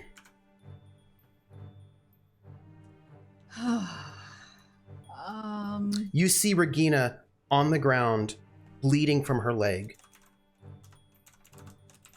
You see bodies. You see this one lone soldier with his shoulder nicked, who just shot Regina. I mean, I imagine with everything going on right now, she wouldn't not have a gun. So she's just gonna try shooting at him. Yeah. Let's do it. Do you have a rifle or a pistol on you? A rifle. Okay, rifle. Give me a shot. Give it to me. Thanks, Ziggy, for all the rifles you gave us. It's mediocre. Well, let's see how they do, our basic soldiers. He gets no bonus, so that's great for him. It's a tie. Nice. It's a tie. But with that mediocre, she also has a rifle, right? So does that add a 2 or something? It doesn't add unless you beat them. So, okay. You get a boost. I'll take it. Which leaves it to be Luke.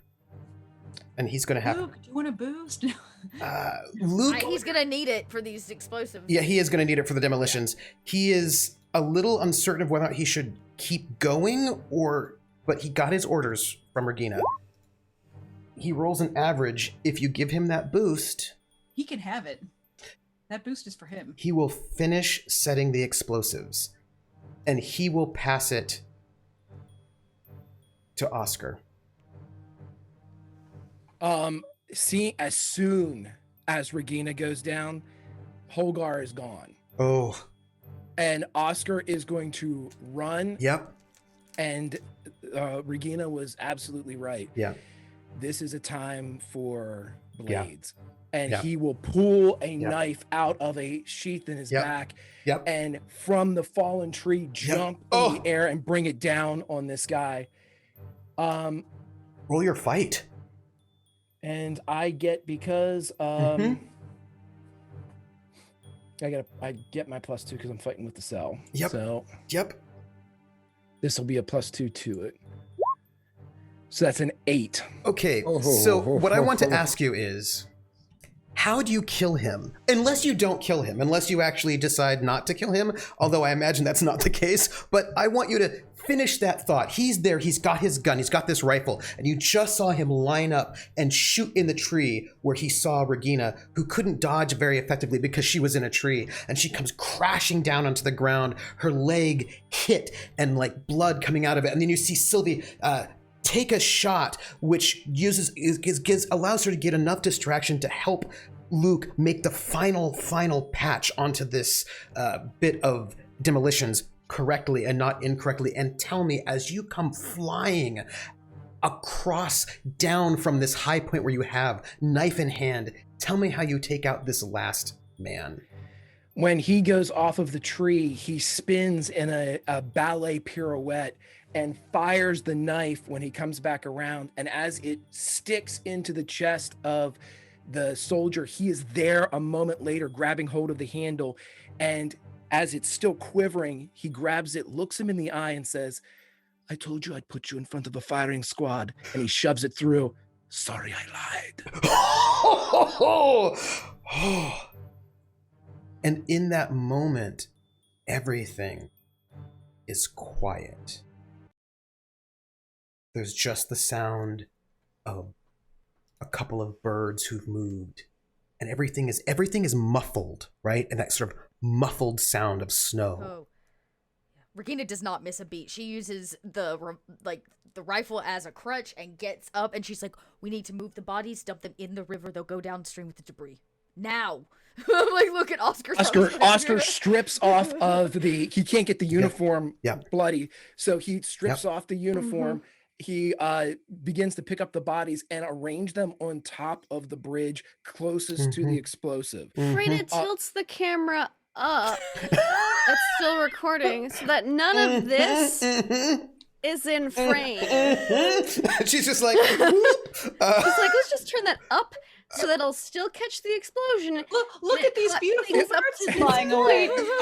Lindy, I'm torn about that because I really would like to send a special cut to Elias and his wife to say, here's what Regina and Oscar can do, bitches, and we're coming. Good for you. The Regina, element of surprise is always nice, and this is propaganda and framing material, and we can't have ourselves It's fair. laying out Nazi bodies in the framing material. And so she's just like during the action, like when Oscar goes to jump off, she's like, I'm just gonna tell. Regina collects all the guns and hobbles over to the van, dumps these weapons. We're gonna need those. We are super gonna want those weapons. Sylvie and Tango, what do you do in this moment? Once the Regina brings some of the guns over, Sylvie's gonna try and pick up as many as she can and help arrange them in the van so they're not just flying all over the place back there. And also maybe so they can be a little bit hidden, as it were. Right. Yeah. And and Tango's gonna take his rifle and hand it over to them to arrange too, because I mean at this point, I love the glasses. at this point, having like rifles and any amount of weaponry is super huge. So the fact that he could get some from Ziggy, but then we've got some from these soldiers is actually a bonus on top of exploding this bridge. So yeah, but there's not much else you can do. I was about to say, Regina says we have 2 minutes and we're leaving. And Luke is underneath the bridge, like sort of like hanging underneath, and he just finishes the last connect, and he pops his head up, and he like rushes to get into the back of the van. Yeah. Who's driving? Not me. Oscar. Okay, Oscar's be driving. Oscar. So, but in the van, then he's gonna go over to Regina, and he's gonna be like, "You've been shot. Come here." He's gonna take off some of his banana shirt and rip it. Oh no! Not the banana shirt.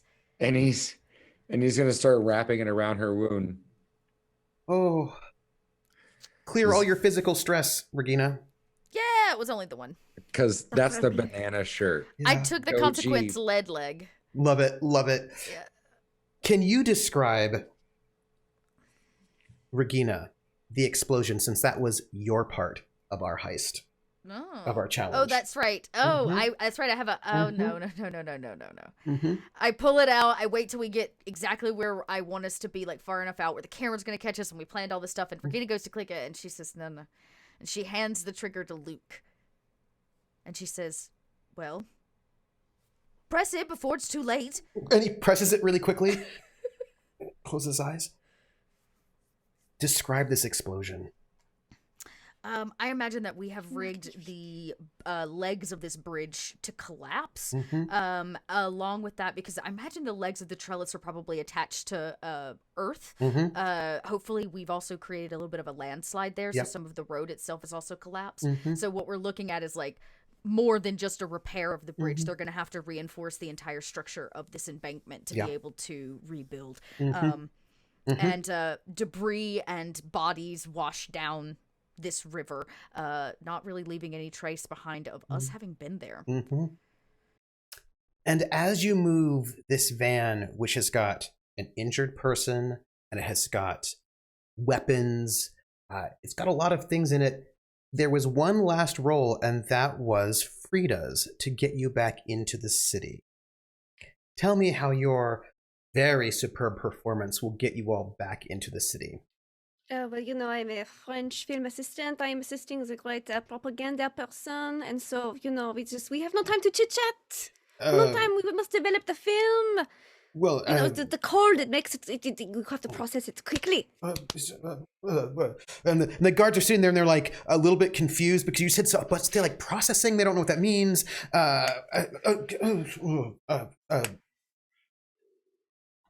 Yes, ma'am. Film is expensive. Do not waste it. Yeah. And they're not really quite certain what happened, but they just kind of wave you through because you said a lot of technical terms. They really weren't quite certain what that was all about. Because I am a fancy French film assistant. Oh. The glasses, you said it. And you move your way in back, I assume, to the bunker? We would have to. Okay, so here's the weird thing. I think we would go to the flower shop, transition everything over the guns and stuff to the car, and then we would go re-deliver the van. Yeah. Back where we got it from, because that's the only way we're gonna be able to frame them. It looks like shouldn't you be going to the Hannah? You're right. Bleeding. Can somebody take the flower van? Like, can we? I guess somebody else can deliver the other one. I guess we're gonna get. But yeah. Yes, fine. I will ride and not walk. Okay. And I imagine the group sort of dissipates a little bit. This is now Wednesday. Oh gosh.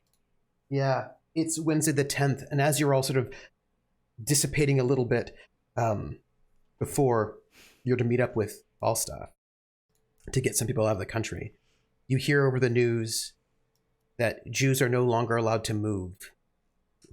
Where they live, they're no longer allowed to move anywhere else. And all Jews must now have the word Jew stamped on their passport and their IDs so they can be easily recognized. And that's on the news. Also on the news is that there was an explosion in a factory outside of Paris that has damaged some of the it was like a car factory that was exploded. They suspect it was communists who did it, but there was some damage to like some of the heavy metal industry, right? Some of the construction industry out there's like a factory outside that was exploded by someone. They figure it was communists. And we have, I suppose, a couple of things, a little bit of a moment when Hannah, of course, is going to see you injured, Regina. She's like, what happened? It's not that bad. Don't worry about it. And she looks at it. She goes, it looks moderately bad. Fine. You may take a look at it. And she looks to Oscar and she goes, what happened? There was a shooting. She sighs as if like, but not what she wanted to hear. Do you really want the details? No, you can put that into recovery. Oh, fantastic! Look at you go, Hannah. So she gives like a really good she stitches it up, right? She puts some stitches in. She takes out the bullet first, puts some stitches in, heavy bandaging. She's like, well, some painkillers. Which I think leaves us to that moment where Falstaff is going to be at the flower shop. The next day, Wednesday? This would be Thursday the next day. Because you all did you did your shenanigans on Wednesday. Oh no, yeah, Wednesday afternoon, Wednesday evenings the same day when he would arrive. Well, he's dressed as the postman, yes. Mm-hmm. I imagine Regina's sitting on a stool, not usually, like she's usually fake sweeping, you know? She's not right now with the leg in. She's got a leg propped up. Yeah, in recovery. She's trying to keep it hidden behind a counter somewhere so you can't tell. He comes in with a bit of a concerned look on his face.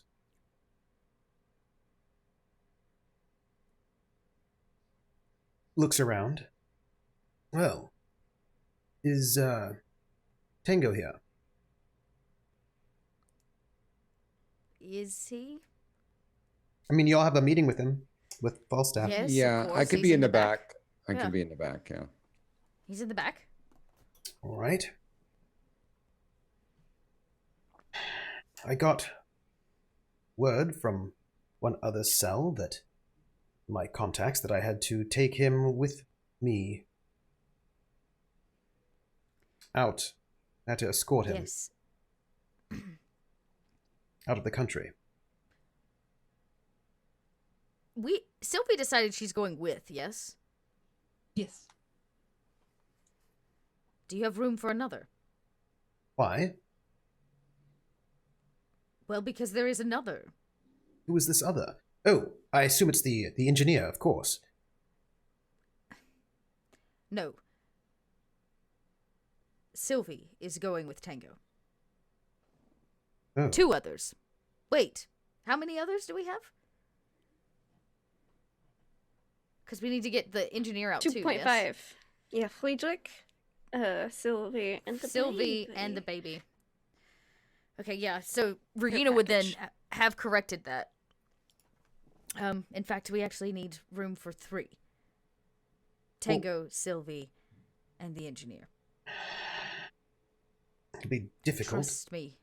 You're going to want the engineer and the books that he has in his possession. Well, yes. We've been and waiting. You're not going to want the fight of not allowing Sylvie to go with Tango. All right. Well, they need to be ready tonight. I'll take them out. We'll be heading off to the coast. There'll be a mini submarine waiting for them. It'll be tight. Well, let's hope none of them are claustrophobic. Oh. I have to say, it's a good idea that she's leaving. I know this is how you feel. It's not a place for a woman who's pregnant. It's not your place to say whose place it is. Actually, that's Fight not true. In the war that we are all fighting in. Actually, that is not true. It is my place to say. As an SOE agent, yes. Yes. So, will they be ready tonight? I imagine that they will make themselves ready. Right. Any news? Quite a lot. Do you have time? I do. I put a word out to London 2 days ago. Important news. It seems that for whatever reason the Nazis are gathering census data on the Jews in countries across Europe. More importantly, this information was pulled from a well-to-do safe in Berlin. A safe that's on site at a location that's going to be used once again to host a very large party filled with the cream of the German crop. I see. They're gathering for something. I'm not exactly sure what. We don't have any Probably agents in kickoff there. Yet.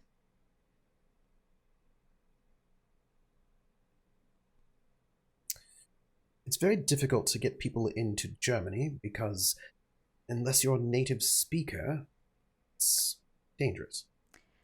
Falstaff, you did not fly all the way to London to put a medal on my chest because I couldn't speak fluent German. I'm just saying that it's dangerous. I didn't take this job because it wasn't dangerous. None of us did. We are going to go in there and deal with the problem. The party is in roughly 6 months' time. Until then, mine 6 and weeks. Oscar's 6 weeks. Mine and Oscar's cover seems to be holding fast and true. All right. They're going to be rounding people up, and unfortunately we have not had the resources or the contacts to be able to inform those we believe are going to be rounded up on Friday. But we did assure that they can't get them out of the city. That's something. Well, And something is better than nothing. indeed. Any other news? Am I missing anything? He has to meet with the de Gaullist. Oh, yeah, duh. You told me that earlier. Hang on, I wrote this note down. Yes. In addition to the news of Tango's going home, you have a mission. Do I? The tables have turned, Falstaff. All right, what is it? Well, you are to meet a man. About de Gaulle. The weather is fine as your code line, and, well, he's supposed to be in a blue tie with yellow polka dots. All right. Well, I will say, I hope you will continue recruiting further cells, and I'm doing my best as well. I do not yet have anything that I can coordinate with you. I'm going to be working on, well, we'll see how I can go.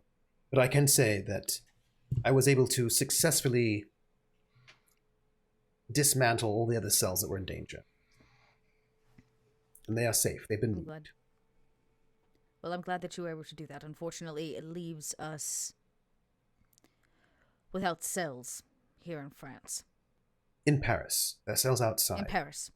But we have to rebuild. Then please be patient. We're also rebuilding. We're losing 2 of our team. As is clear, I've taken a bullet to the leg, and trying to play that off as a proper German woman is in and itself its own issue. Indeed. Frida? Yes. I just had a quick question. Can Frida either be there so she can ask Falstaff a question, or relay a message to Regina? No, you could be there.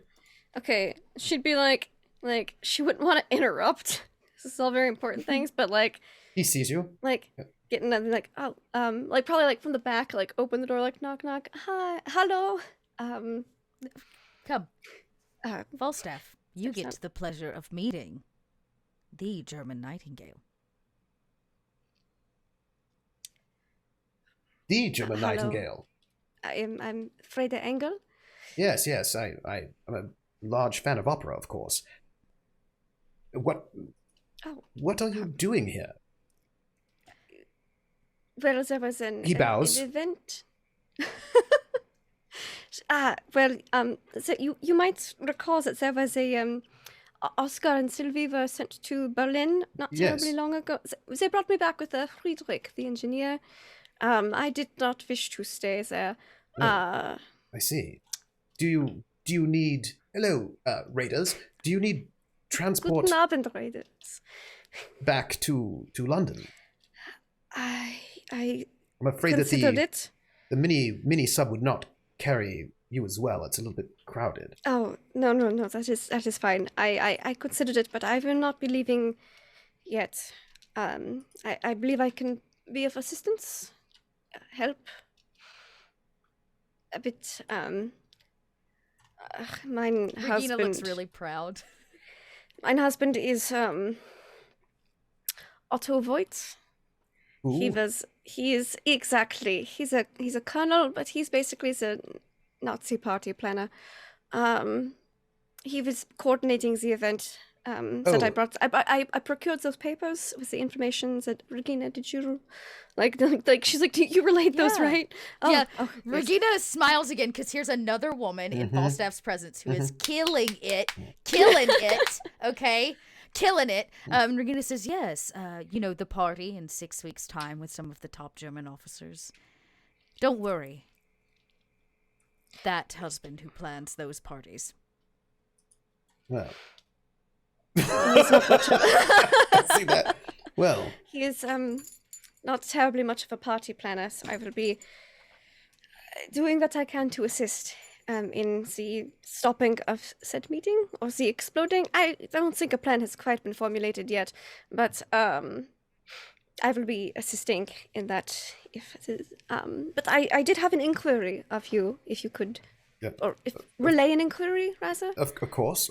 There was an Italian opera singer who left Germany in 1933 by the name of Angelo Valentino.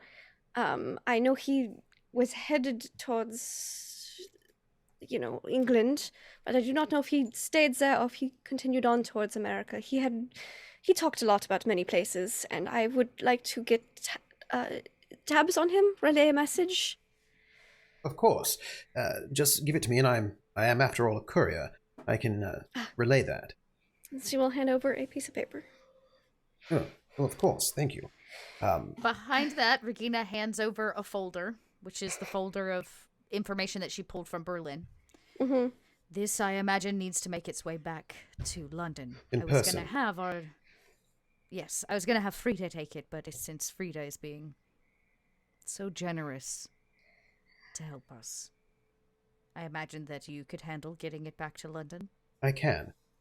Of course. Well, it was a pleasure to meet you, Ms. Engel. I will be relaying this. Make sure that your fellows, should I meet you all in the bunker then? This evening? Yes. All right. We'll make sure they're ready. I will see what I can do with getting help. I don't know what sort of help we can get behind the Axis curtain, but I'll see what we can do. If there might be something we can do for you, if you're going to be If they getting have there. any party skills, flowers, catering, janitorial, I might be able to assist in some at least getting in. We'll see if we can get someone to help out.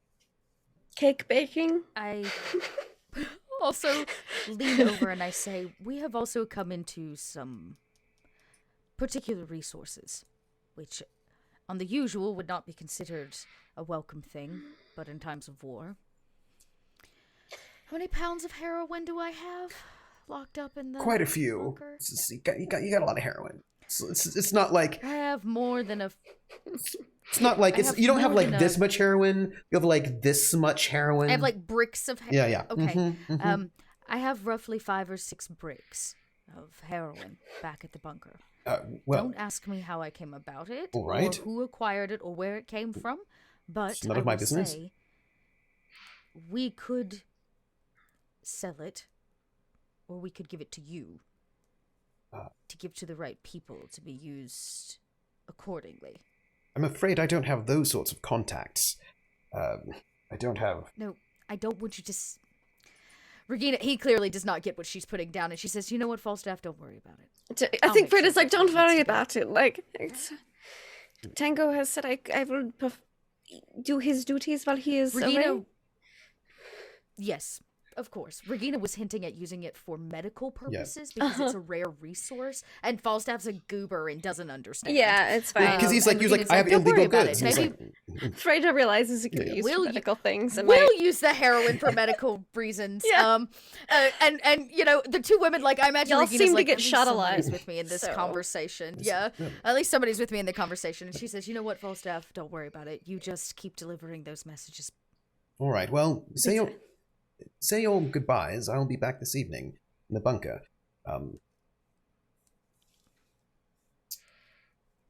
Well, all right then. Lovely meeting you. Oh, it was my pleasure, Fräulein Engel. Just like... I'm not quite sure On to a do with that. scale of 1 to 8, how disconcerted does he look? Discombobulated. He's not quite certain what to make of all of this. He's like, well, I've got good news, but all right, well, all right. That's like, you're kind of famous. I turned to Frida and I go, do you I know, am. I've It's been my working for high him aspect. for- Icon conspect. Yeah.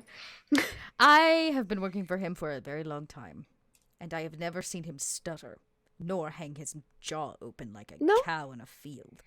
He was rather taken aback by you. I have seen that a lot. Like, not like it's her favorite thing, but she's not unused to it. She's like, you just smile and pat them on the head and go, that's nice. You're sweet. She's really famous, and also she's here. It's like a little like, oh, awkward. Also a little dangerous, and like, I don't know what to do with that one. Well, that's on. Well, there's no room on the sub anyways. Oh, what are we gonna do? Whoops. Oh no. Yeah. It's like no one reported this till now. And he's like, don't quite know what to do with this one, but I'm gonna leave that to okay. Well, all right. Regina seems to have this. Like Regina has it. Like you need to recruit more people anyway. I'm gonna let that one go. Yeah, that Regina just flexed hard at Falstaff is what she did. She was like, look at this. Accidental recruit. And he's like, okay, and as we get to the evening, so we're sort of moving into this evening moment of Wednesday night, various people are getting prepared to say goodbye. And I think there's a moment where we have a very small apartment. It's one of these garret apartments. And it's where Charlie is staying. And I imagine Sylvie knocks? Yeah, she's not going to be super rude this time. And there's like a bit of a wait until a young man opens the door, but it's Charlie, dressed up in her sort of male garb. Clearly, she just got herself. She put on her jacket. She was sort of in for the evening. She goes, "Hey, Sylvie, what are you doing here?" She brings you in. Ah, you're looking good. This really suits you. Oh, thanks. It's kind of hard to breathe sometimes, but I should just probably wrap the bandages a little bit less tight. But anyway, what is everything all right? And she just kind of, and with Charlie, it's different. Sylvia just like plops on the couch like a big old raindrop. It's been a long few months. Yeah. Do you want a glass of wine? She looks down at her super pregnant belly. Yeah, I think so. I mean, you're pregnant, so only a small glass. And Charlie, she goes and she gets like a small. She also doesn't have a lot of wine because food's not great. And she sort of pours a small glass of wine. She hands it over to you. She goes, I don't know if it's helpful, but I've been watching the docks and seeing what comes in and out. And I suppose that's why you're here, right? To get my report. Well, what I'd say is they're moving in. Looks like quite a lot of goods. It looks like heavy stuff, like for building construction stuff. It looks like that's what I've noticed. I don't like the sound of that. That's for sure.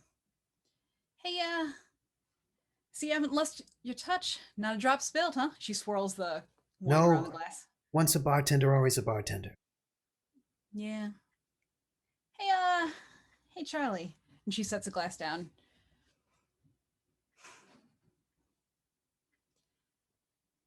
Did you ever expect anything like this? I don't mean the war, but like, I don't know. When we first got here, how long has it been now? 12 years? Yeah, about that.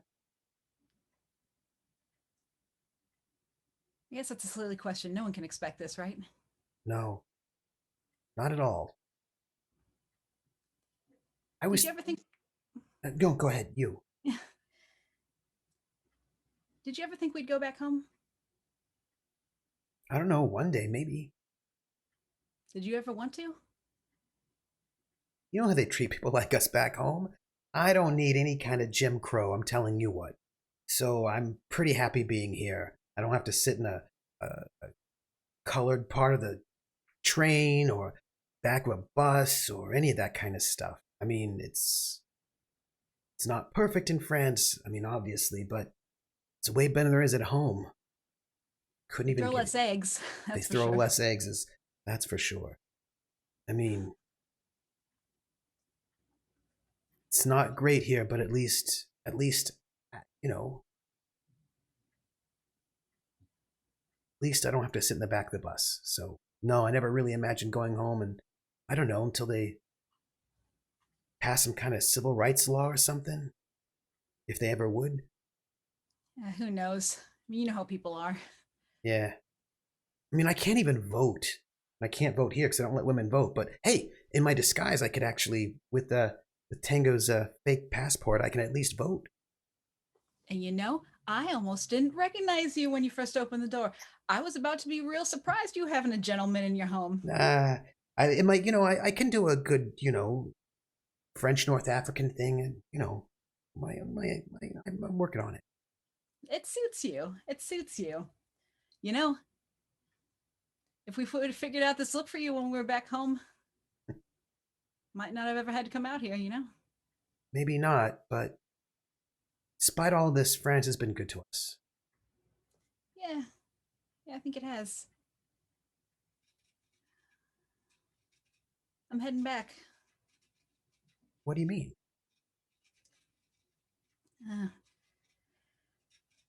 Tango's mom. He's got this...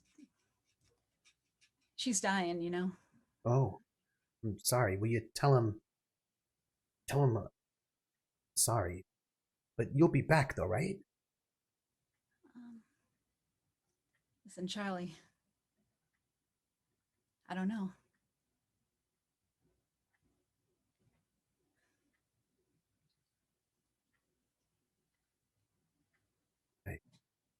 Well, you'd better be back. I mean, I've got a whole plan to get the bar back and everything for you. And how am I supposed to do that without you here?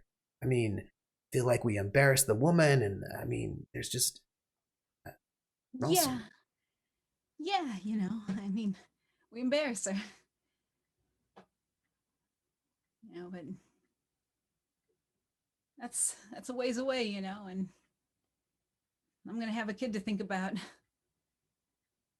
All right, All well, goes well, you know. hold on. And Charlie spins up the Victrola and puts on one of your records. You only pressed like 3 sides, and Charlie has kept them. Huh, you still have these things. I do. What are you doing? I'm asking you to dance.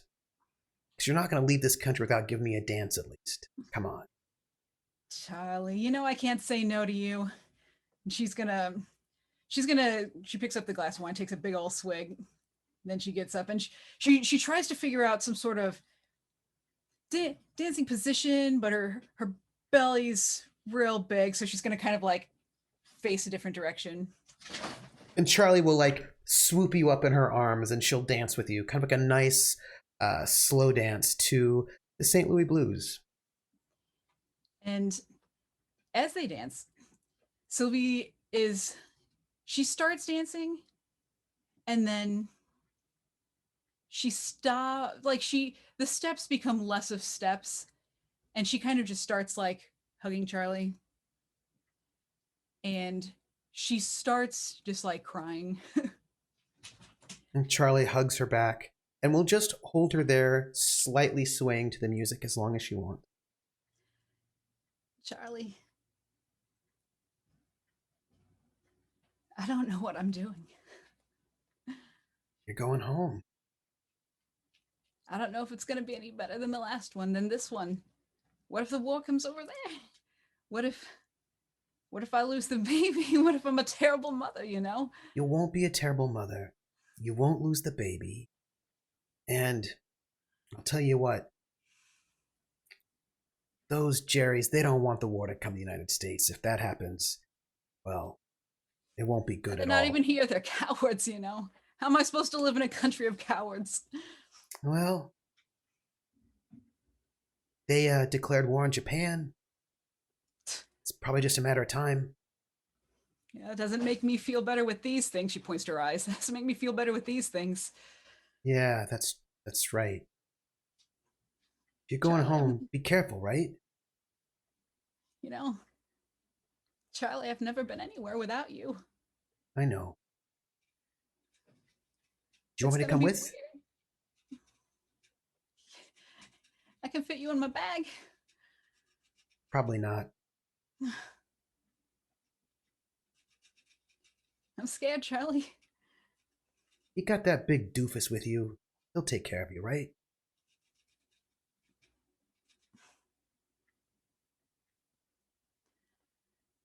Yeah, I think so. As long as he doesn't start getting shot up back there. Just, I don't know. Be careful. Especially with the war coming to Japan. You know, people don't always know the difference and they might treat you bad. So just be careful, right? Well, you know, hey, at least this time I've moved away from stranglings and onto shooting. So I can at least defend myself a little bit better this time. Yeah, maybe try not to kill any more people in the United States, you know. I don't make any promises. I know you're not going to be able to write me or anything like that, and because, you know. Don't you say that. Don't you say that to me. You can't write me because it's dangerous. But I'll just be here, and when you get back, I'll be here. If you don't get back, I'll find you when the war's over, at least. Where are you going to go? Where are you going to go? Tell me where to find you. Apparently we're going to Florida. Florida. Where in Florida? On the beach somewhere. Well, all right. I'll tell you what. When you get to the States, tell your mom where you're going to be Because I know where to find her, and I will find you. I swear. Hey, Charlie, I can't not see you again. I'll find you. You gotta promise me, though. I will find you. I promise. Okay? Yeah. Well, go tell him what I found out and enjoy all the food. If I can, I'll send some back here. I know I hear they have some sort of shrimps or alligators. I don't know what they eat down there, but I'll try and send some over to you. Hey, your guy Tango, he's from Florida, right? Apparently? That makes him a Florida man. That explains a lot. Yeah, I think it does. Well, I'll find you. I believe you. You've never lied to me. Just make sure you tell your mom where you'll be. You know she'd kill me, and I can't have that. I can't have her on the run either. Do you need me to do anything for you while you're gone? After all this blows over, get Charlotte out of my bar. She's stinking up the place. All right. All right.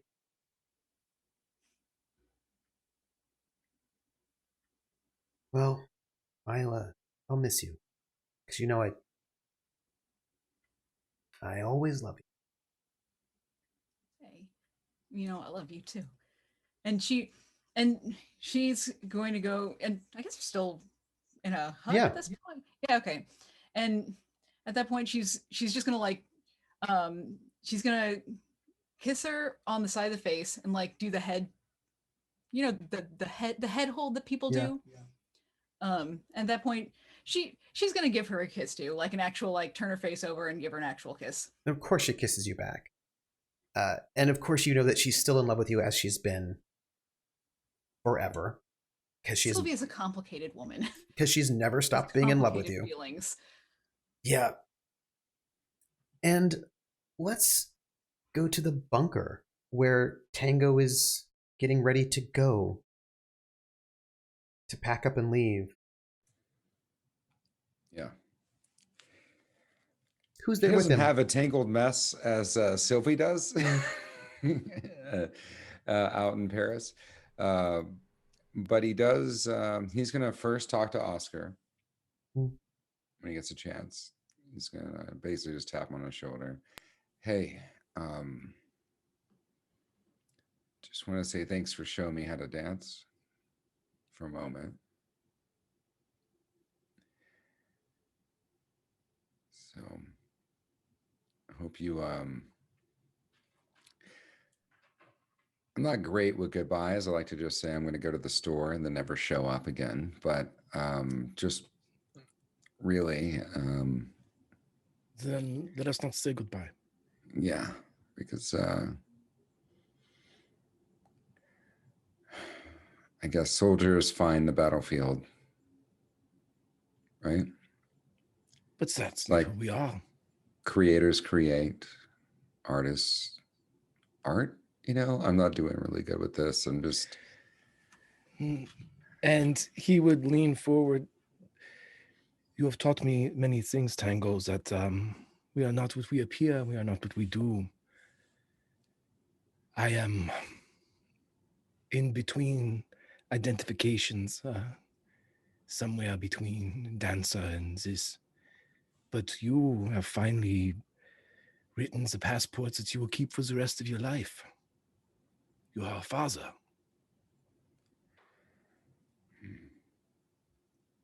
Well, I hope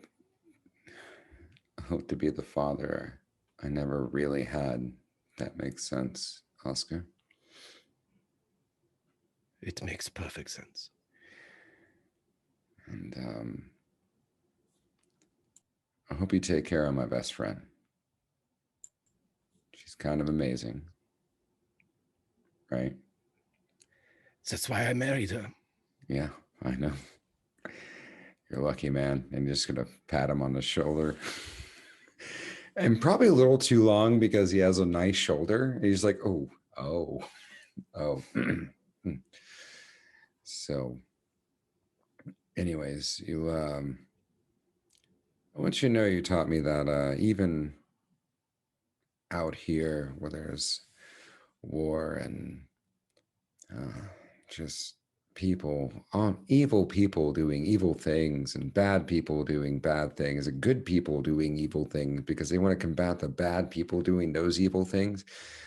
Even after all that, there's someone like you who's just, you strip it down, you're a beautiful man who does beautiful things, and you have just pearls of wisdom. And I hope that when war is over, you're able to be whatever you want to be, because whatever that's going to be is going to be beautiful, my friend.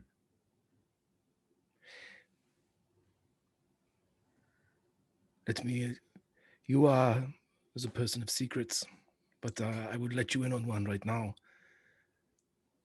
These things that you say, I appreciate them. I appreciate that is our dynamic. But the truth is, I am lost. I was. And this darkness lasted a long time. But do you know what you are to me? You are a lighthouse.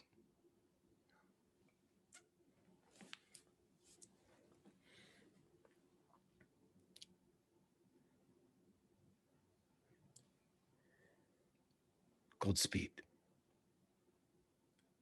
Godspeed, Oscar. Godspeed. He walks away.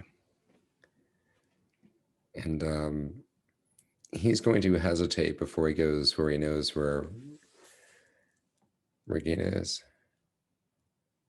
He's I just going to imagine sit there. she's cursing in German at a radio she's trying to put back together. Right. And he's like, he does a thing where it takes him like 15 extra minutes where he starts to walk up and he doesn't. He goes back, he like reapplies a bandage, he does a thing.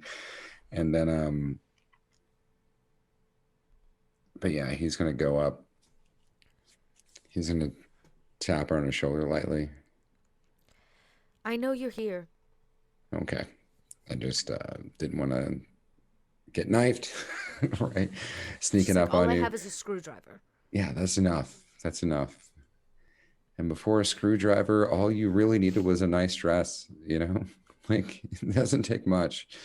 Like, oh, is that too soon? That was a bad joke. That was a bad joke. Oscar. I mean, you're not Oscar. Tango, what are you trying to say? Sit down. Can you? Yeah, I just next to you, hang out. This is a heart-to-heart moment. This is heart-to-heart time. Well, if you're coming to say goodbye, I don't want it. Well, I'm not saying goodbye because that means saying goodbye obviously isn't something we're both good at and we're not going to do, right? Correct. So, okay, and I'm coming back to help one day. Yeah. You're not. Yeah, one day. You're going to stay in Florida and raise a baby, and when this war is done, I will come see you. The house I have in Florida has a really nice guest house place, guest room. It overlooks the ocean. I have never seen the ocean, except I guess in London, but it does not crash upon shores of sand. At least the sound is really nice, and there's a little diner that's in walking distance so you can get some breakfast in the morning. And you can get some coffee, some scrambled eggs, and even from the diner you can see the waves crashing. It's really cool.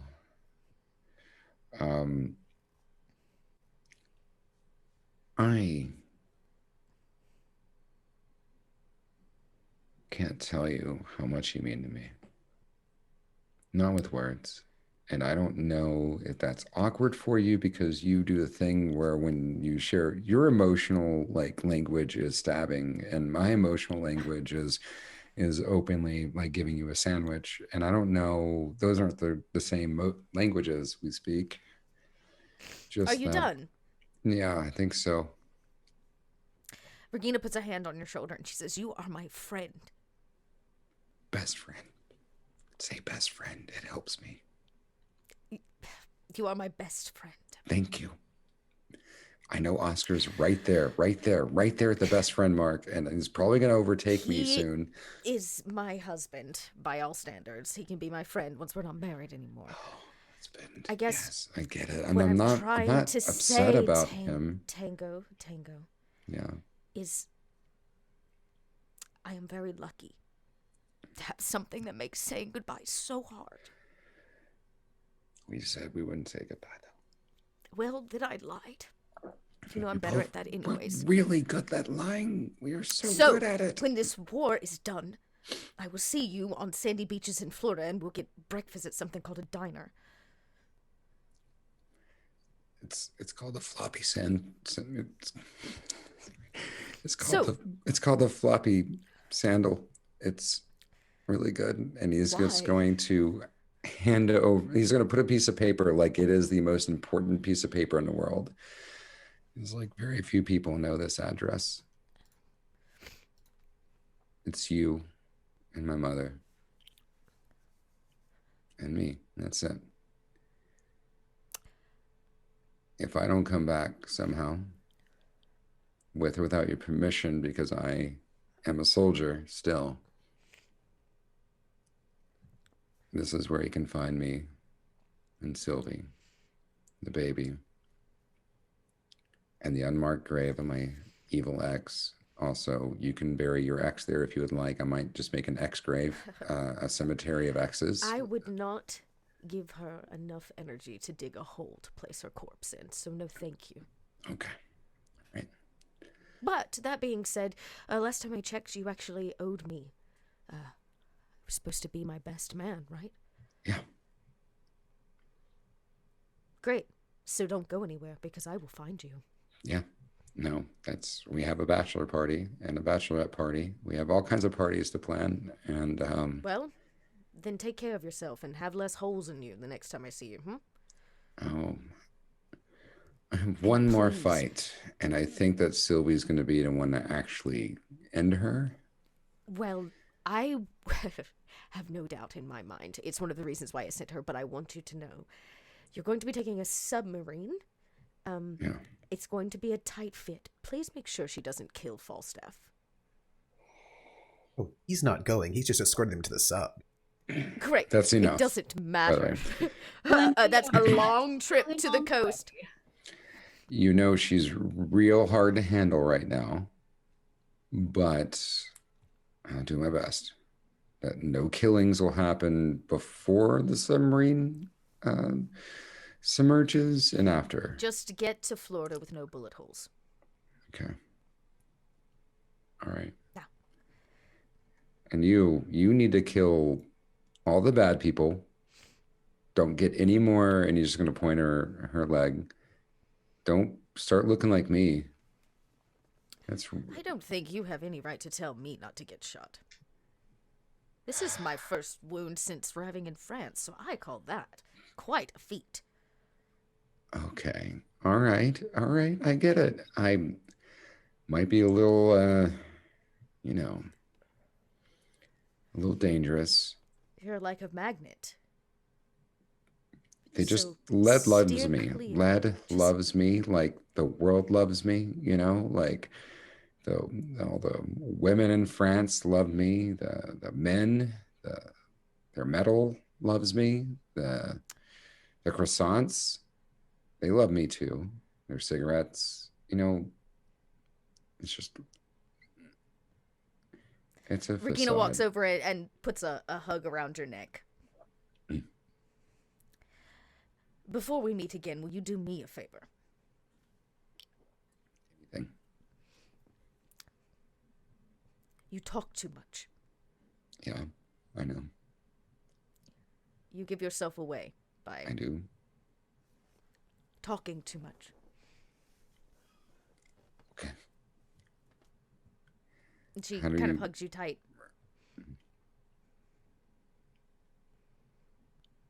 So you want me to That shut was up? your cue to stop talking, Tango. Okay. Which I think leaves us with one last goodbye, which is Sylvie and Regina.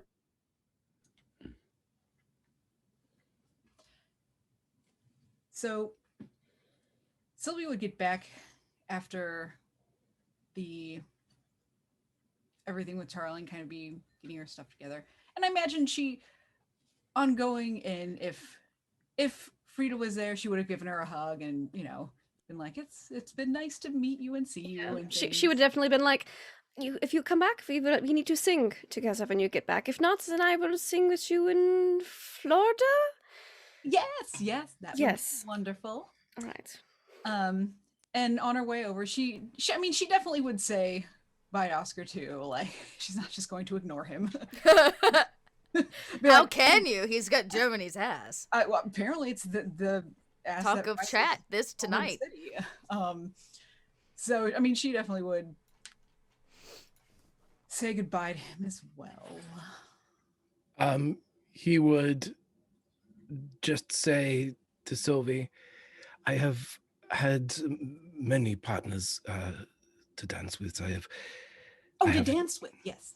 to dance. Well, I'm for everything, but with the only just. dance, right? I've been danced on in the ballroom, the stage. I've danced in the fields. I have danced at funerals of all places, but I have never danced on a motorcycle. But I have with you. And I think that sums up everything about you, Sylvie. You are the dance on the motorcycle, because the ride simply wasn't enough.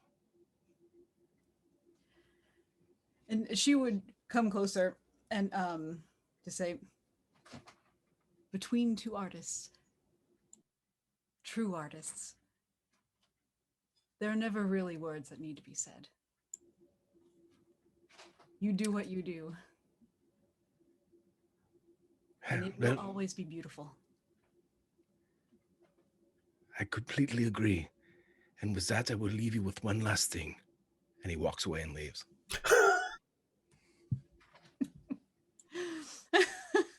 It's his ass, by the way. It's Yeah, it's a beautiful sight. okay, Didn't let's get get that. that. Hate Subtle. to see him go. Love to watch him leave. And as he's doing that, she would just. There's a bit of a shake in his caboose as he rounds the corner. Mm-hmm. That's when Tango walks in. Is he leaving? Is that where we're clapping? You know. All right, I have a confession to make to everybody. Yes, we did kiss. Again? No, I already told the one time. But you already. I can't believe this. I can't believe this. And we both won the bet. Not as much as I would have won. Is it too late to put in bets? And she's gonna. You like bets? Is Regina still in her? She's. No, I'm sitting there. Yep. Okay. Probably like I listening imagine to all of this. Frida's not too far from Regina Yep. because I will say Frida has a little bit of electronics, and she Yep. would have offered to help Regina Ooh, for the nice. radio. That will get that radio cleared up right away. Okay. Oh, nice. Because she It's was a almost radio like she's only done radio for the past several years or something. Yeah, between the two of them, they'll get it working. And Sylvie's going to walk over and mess with some of her stuff and toss it into a bag, and then she's going to walk over to where Regina is messing with the radio. She's going to stand there, kind of like peer over her shoulder. She stops and like puts everything down and turns around. Stands.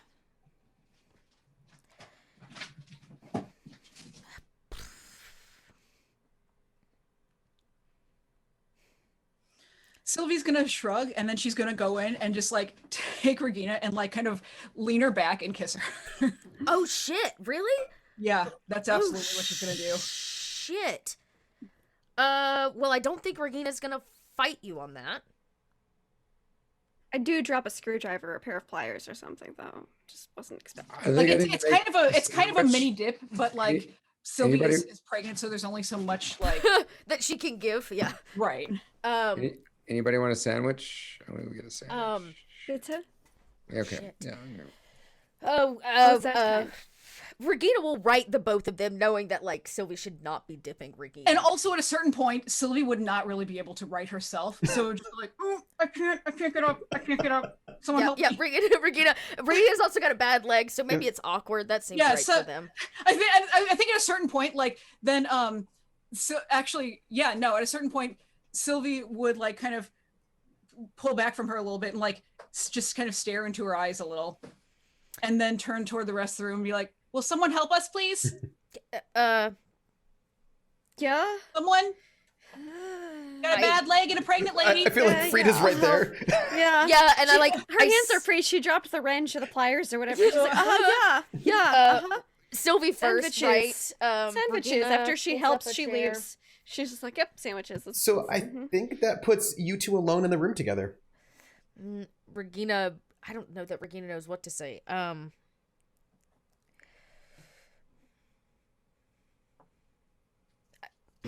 told Tango this wasn't forever. You're treating it like it is.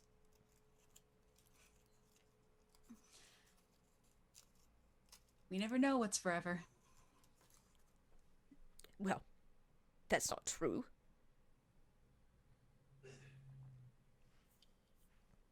You are my other best friend.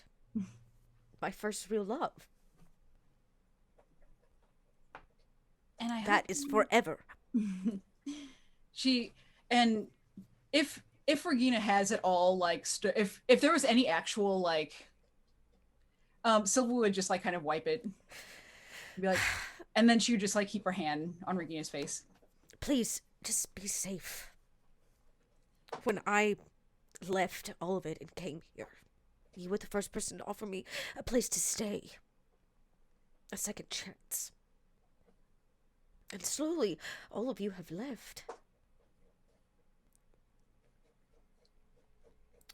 Regina, you will always have a place to stay. And she takes Regina's hand and puts it, like, on her chest. I just have to survive this war first. And you will. If anyone can, and anyone can make sure all of these boneheads get out, it's you. That's what they keep telling me. At least that's what they want me to believe. Maybe I don't you should know that I trust do them. yet. Maybe. Maybe you should trust me. I always have. Then trust me now. You're strong. You're smart. You're capable. You're a good leader. And you've got this. And you have this, and I gesture to your belly. Something Well- that I know you're nervous about, so don't lie to me. I'm scared I to know death. I know you are. That hoop and hollering you've been doing is not helping. It's my coping mechanism. Yes, well, you need to cope at a quieter volume as to not disturb the baby and put yourself into fits of tizzy. Well, listen, you gotta get him used to volume at an early age. You know, guess what I'm saying spitballing is- ideas here, but that's my first piece of motherly advice. I'd say it's good advice, but... Well, it's good advice. What I'm saying is, please just take care of you and the baby for when I visit Florida. Whatever that place is, Tango says it has beaches. Yeah, I think there's sand and I think there's Sunshine, that sounds nice. sunshine. I think there's swamps and I think that's all there is. I think it's just a swamp with a beach on it. Swamp. Wow. well, that sounds horrible. I'm sorry. Just Yeah. please don't die, you and the baby. I would like to come visit. Well, if the baby starts acting up, I'll send it to you. Great, wonderful. Aunt Regina. I can teach it to shoot and fix radios and Oh, that's good. have Then you can socially always awkward send conversations. Then, when you're done, you can always send it back. And you can come with. Yes, I promise I'll send it back and come with. You're going to be riding in a submarine. I told Tango that. That may be a new experience for you, and Falstaff is going to be escorting you personally, so please don't kill him. All of You my have to be worst nice dreams at least are coming until you- true. I know until you make it to the coastline.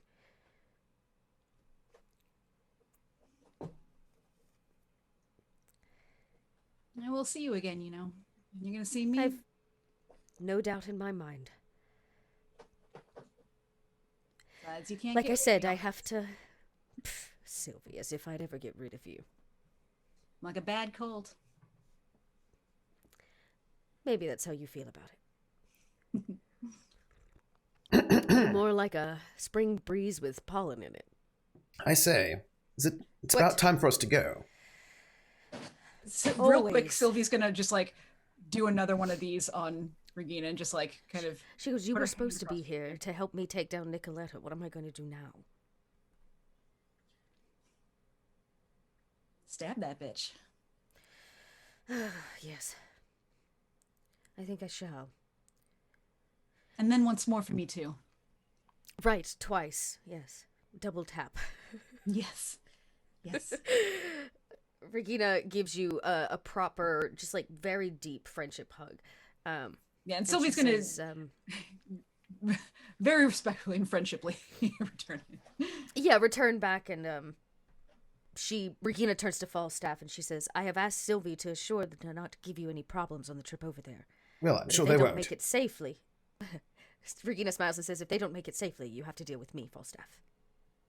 Come now, I thought we were past all that. I've agreed not to kill you. Oh my. Have Come fun, now. Falstaff. I'm sure I will. Be quite the travel. Let's go, you two. Tango! And I yell for everybody to kind of gather in the main area. Should we come back with sandwiches? Yeah, we come back with sandwiches for everybody. And someone in chat asked, what is Tango's favorite sandwich? It is a BLT. Of course. And that is what he's already munching on.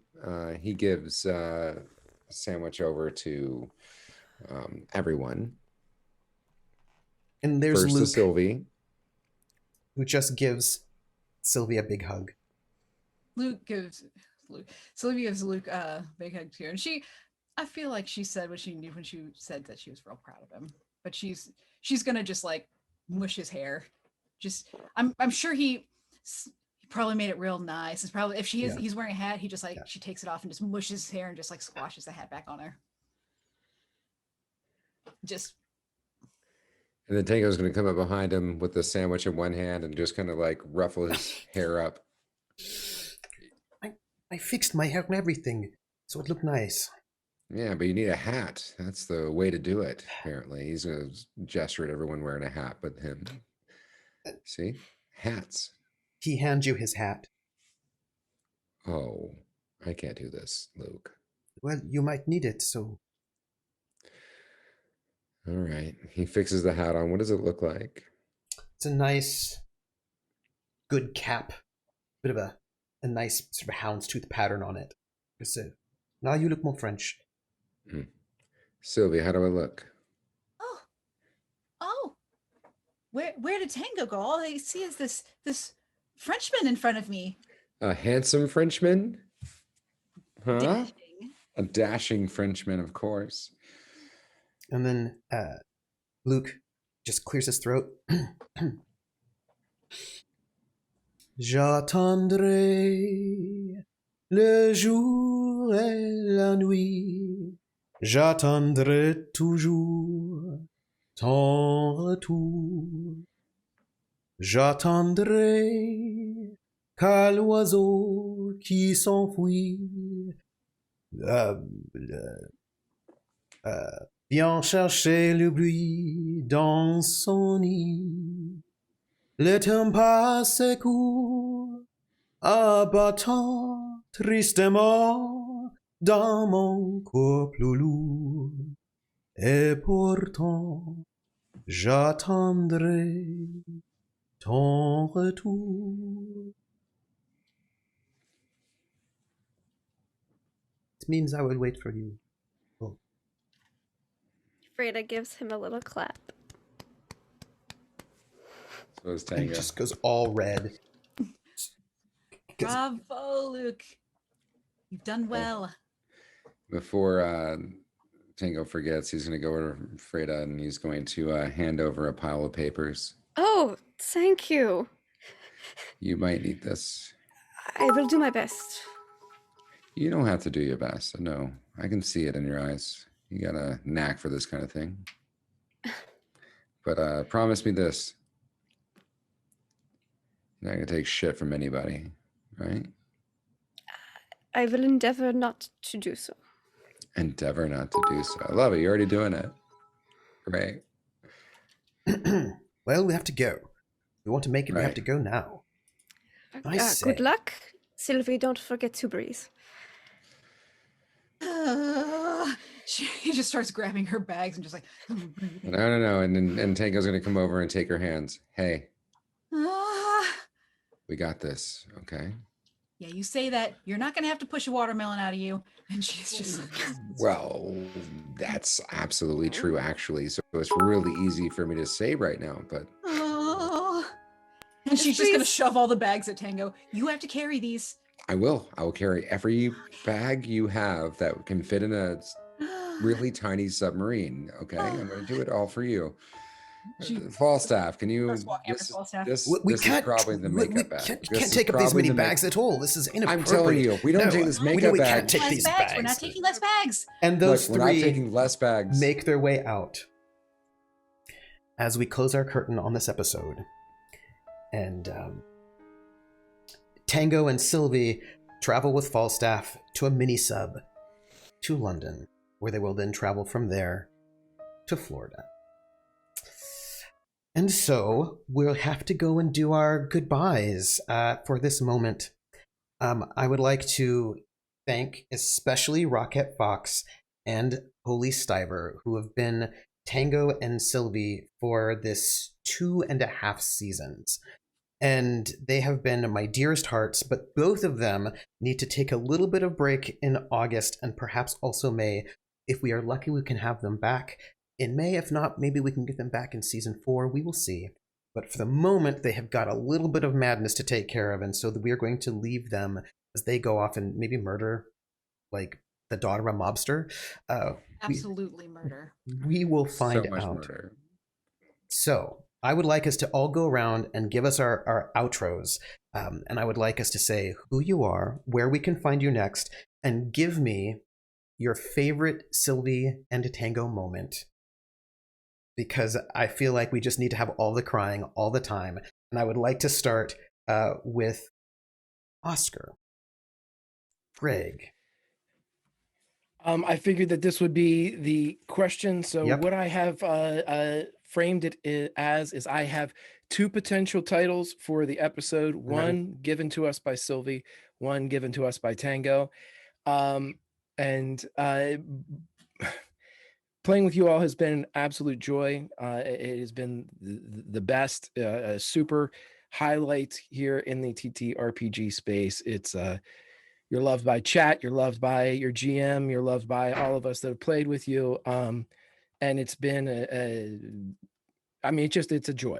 There's no expression that can say more than joy. And both Oscar and Greg, thank you for an incredible time. I will say this though, this was from way back in the beginning of the season, but when Sylvie gets into one of her bags, she will find that her favorite black dress that she had to give up has been made into a baby's gown for either a christening or a debut. That same black has been knitted and tailored, and accompanying it is a small blankie of the same material. And by the way, chat, he also told me this episodes ago. He didn't make this up right now. He told me this episodes and episodes ago. He's like, can I get that black dresses material? I said, yes, you can. He told me this. So this is pre-planned. The title, because I thought this was incredible, for Sylvie, Impossible Days, which I thought was amazing. And for Tango, For Love of Lead. And those are my friends. Give them cheers, chat. Give them cheers, YouTube. They are the best among us. I'll see you. And that was Greg Grimjack, whose son has got a podcast called Awkward Teen Chat. It's the Awkward Teenager Pod, and he is Actually listened to a couple episodes, by the way. Did you really? Yeah. Oh, I'm so glad, buddy. I was so intrigued. Oh man! I tell you what, if you want, it's just heartwarming. It's heartwarming, and just knowing it's like it's your kid. Like, how do you? I don't know. Like, it's like, oh my god. Okay. If you want to get a glimpse of it, so listen sweet. to. Thanks so much, buddy. Listen to the very first episode, and now listen to the most current one. And I am now living with a man who is, I mean, he went from this and now he's really deep. Hey, Dad, how's it going? And I mean, it's just the most ridiculous thing in my life. But thank you so much for watching Awkward Teenager Pod. They have incredible announcements. They are currently interviewing people from 30 under 30 on the Forbes list, and it's awesome stuff. So check them out. Thank you so much, Trooper, for mentioning it. But tonight is about Sylvie and Tango, my good friends Fox and Stiver. They are the best. Then let's slide on over to Regina, Little Red Dot. Who are you? Where can you find you? And give us a memory of Sylvie and Tango. Give us some love. Oh, y'all. Okay, I'm Dot. You know where to find me and how to find me. I'm all out there as Little Red Dot in the places, so go check out the things I'm doing. Love. Y'all, we have been playing together for a long fucking time. We have a lot of seasons. Okay. It's been about a year, right? I'm trying to think. A good yeah, year. There's so many. All right, I'm just going to start naming the ones that are coming to my head.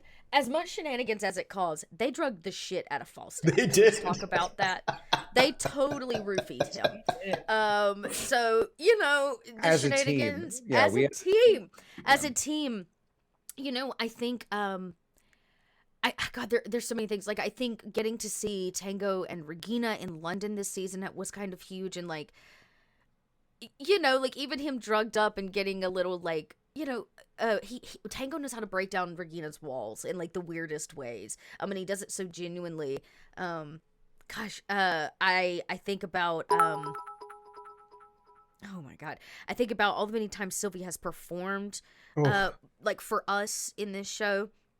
And how every performance was, like, such an impactful and important moment, whether it was the one that was directly to Tango or it was the one where we got to really, like, break, where Hannah got to see Regina's feelings for Sylvie, or whether it was getting to see Sylvie's feelings on that stage, or the big one in Berlin where she gave the middle finger to all of them and said that, like, jazz is more important than all of that, right? Like, just so many really freaking beautiful and wonderful things. I don't even know where to begin. The amount of times that Sylvia stood up to an officer or a guard or a man, the amount of times that Tango has stepped up to protect and help those in need. I think about all the people in the mosque who got, like, new passports because of Tango, because he worked his fingers to the bone for days. So there are just too many for me to pick a favorite, I think. I just want to say I love you both. Let's slide over to Tango. Stiver. Who are you? Where can we find you? And give some love. I am James Stiver. Where you can find me is unimportant right now. This show has been absolutely amazing. And I love each and every one on the cast. And I love everyone in chat who's been here. There are too many good moments. I'm just going to boil it down probably to one of my favorites is I think it was season 1 where we did the Mercedes the apartment with Sylvie, and we danced. I think that was just such a treasured moment, at least in my eyes. And it was just a fun, just there's war everywhere, but at least we're dancing. I think that was amazing. There's, again, when you're talking about Sylvie and Tango individually, and even as a group, it was there are a lot of great moments, just so many. So again, love everyone in chat. Love you so much for supporting this really heavy RP that we do here, and it's really inciting a lot of emotions out of everybody, and it's amazing, and it's beautiful. It's a beautiful art in motion, and I love each and every one of you in chat, and I hope to get to play with you guys more in the future. So, and then let's slide over to Rocket Fox, our Sylvie. Hello, I am Rocket Fox, here, there, everywhere, always as Rocket Fox, including, as always, creeping around right behind you when you least expect it. And that will not change. I'm still going to be creeping around, so fear not. As always, you're going to be in your bathroom, minding your own business. You're going to close that medicine cabinet. Boom, right behind you. That's me. This has been an absolute treasure.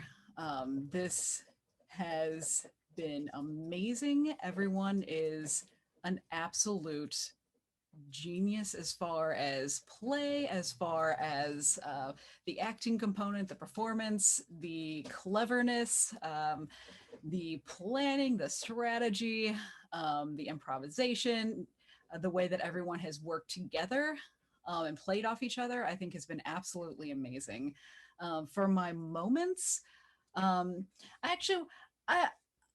because I can't help it, because this is what I do from time to time. I want to throw out a couple things for all around. But Lindy, I see you down there, and I would just want to say that coming in and gelling so amazingly has been incredible to watch. Like imbuing that character and with the voices and the accents, girl. And also the hair every single time, just fantastic. Love it. But yeah, this came up last time too, but just like her sitting in the room with that drummer, like was such a human interaction, and so natural, but so very human, which I thought was amazing. With Greg, the scene where he first took Sylvie out on a motorcycle overlooking the city and then was like, yo, this is who I am. You're going to shoot me? You want to kill me? And Sylvie's like, no, what? Man, this escalated real quick. But I thought that was a really fascinating, and also me as Rocket was not expecting that, did not know that was coming. So that was surprising for everyone. So that was really cool, but I just really liked that scene. And I thought that was really neat. And Greg has brought around just the tier of his just sassiness, danger sassy. I don't know if danger sassy is a thing, but he's brought the danger sassy level real high.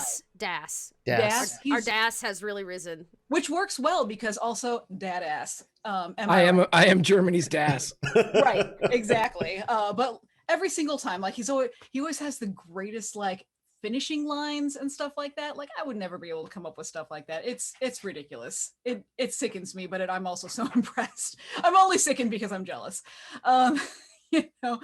Regina, girl, every freaking time, so on point. Coming in here, and I know chat doesn't have the wonderful opportunity to see this, but always coming in here with plans upon plans before we actually get on, and just is ready to make everything happen in 30 different ways. Whereas I usually take a little bit more of the Sylvie approach and I kind of wing it.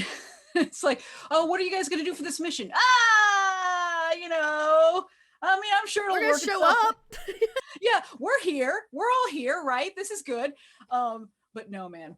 Dot shows up and she's like, all right, listen, pretend these peeps are a notebook. Like, she's like, listen, I had these ideas that I plotted out A to Z. And if Z doesn't work, like, we're going back to C. We're going to take a left turn at Q over here. And we are going to work this out, which I so respect. But also just bringing that fierceness into the play and everything like that has been an absolute joy to see and participate with, and a true honor. Tango is just, it has been amazing as just the other half of Team Chaos, bringing the fun back into war. God, it even hurts to say. But the spontaneity and the way it's gone into the gameplay has been amazing. One thing that I always remember is just, he was driving one time, or no, he was running. He was trying to get somewhere, and like the rolls weren't working out and worked real bad.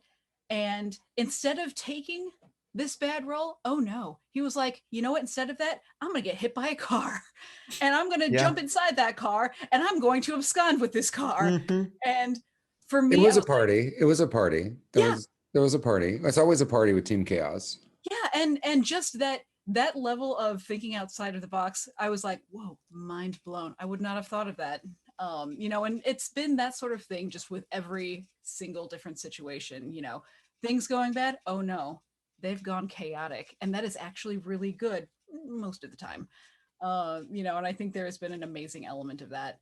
And could not close it up without, of course, saying, Trooper, I'm looking at you. I honestly don't know which way it's facing on the Twitch, but it's one of these ways, I'm assuming. But Trooper, it has been such a freaking honor, such a pleasure. Like, the fact that you asked me and brought me in on this has been such an honor, such an honor. Everybody else in this stream, in this game, I look at just personally and I'm like, everybody is so experienced, has been doing this for so long, and I'm such a baby, and like, I'm so honored to be here amongst such amazing people. And Trooper has always made the world so immersive, the characters so vibrant, the evil ones so face slicing off worthy, but the lovable ones so lovable that if anyone even gazes upon them in the wrong way, you want to tear their eyeballs out. And just, it's always felt like a really safe space also to play in, which is really important because it gets kind of heavy, and the content matter is kind of heavy. So I thank you so much for that. I thank everybody who's been here. And chat, you are amazing. You are always here. You are always engaging and helping us out as London, and and always just being really engaging and stuff and being there, and just, you are amazing. So this whole thing, everybody here is a little piece of magic, and I love all of you. So thank you so much. And to the fifth person at the table, who is not me, I would like to throw it over to Laughable Lindy to tell us who you are, where you are, give some love. But I just want to say, I would like to here's a spoiler, that Laugh Love Lindy has agreed to finish out the season with us as Frida. So Frida will not, it was a question, was Frida going to go back with her gross husband? And the answer is not right now. Not if we can help it. So I want to thank Laugh Love Lindy for coming in, and just, she came in as a guest and then she's just not leaving. We're just going to keep her. This is not the first time this has happened. So we're getting Lindy for the rest of the season, and who our fourth will be is a surprise. You'll have to just turn in next week to find out. But Lindy, please tell us who you are, where we can find you, and give some love. I'm gonna give my love first, so I don't forget the moments that I've been thinking about. So favorite moments between Tango and Sylvie was the awfully timed proposal That was my favorite moment between the two of them, because I haven't been here all that long, so I don't have a lot to pick from. But from what I have been here for, that's been my favorite moment between the two of them. Favorite individual moments. I loved Tango being like a bomb cake, bombs under the tables, bomb sandwiches. But the cake has to be a bad cake, a good bomb and a bad cake. Yes, And yes. just because that's I feel like totally Good Bomb and Bad Cake could also be an episode. that's a title. total title, Mhm. or a series title. I mean, that's right up my We alley. ain't done yet. Right?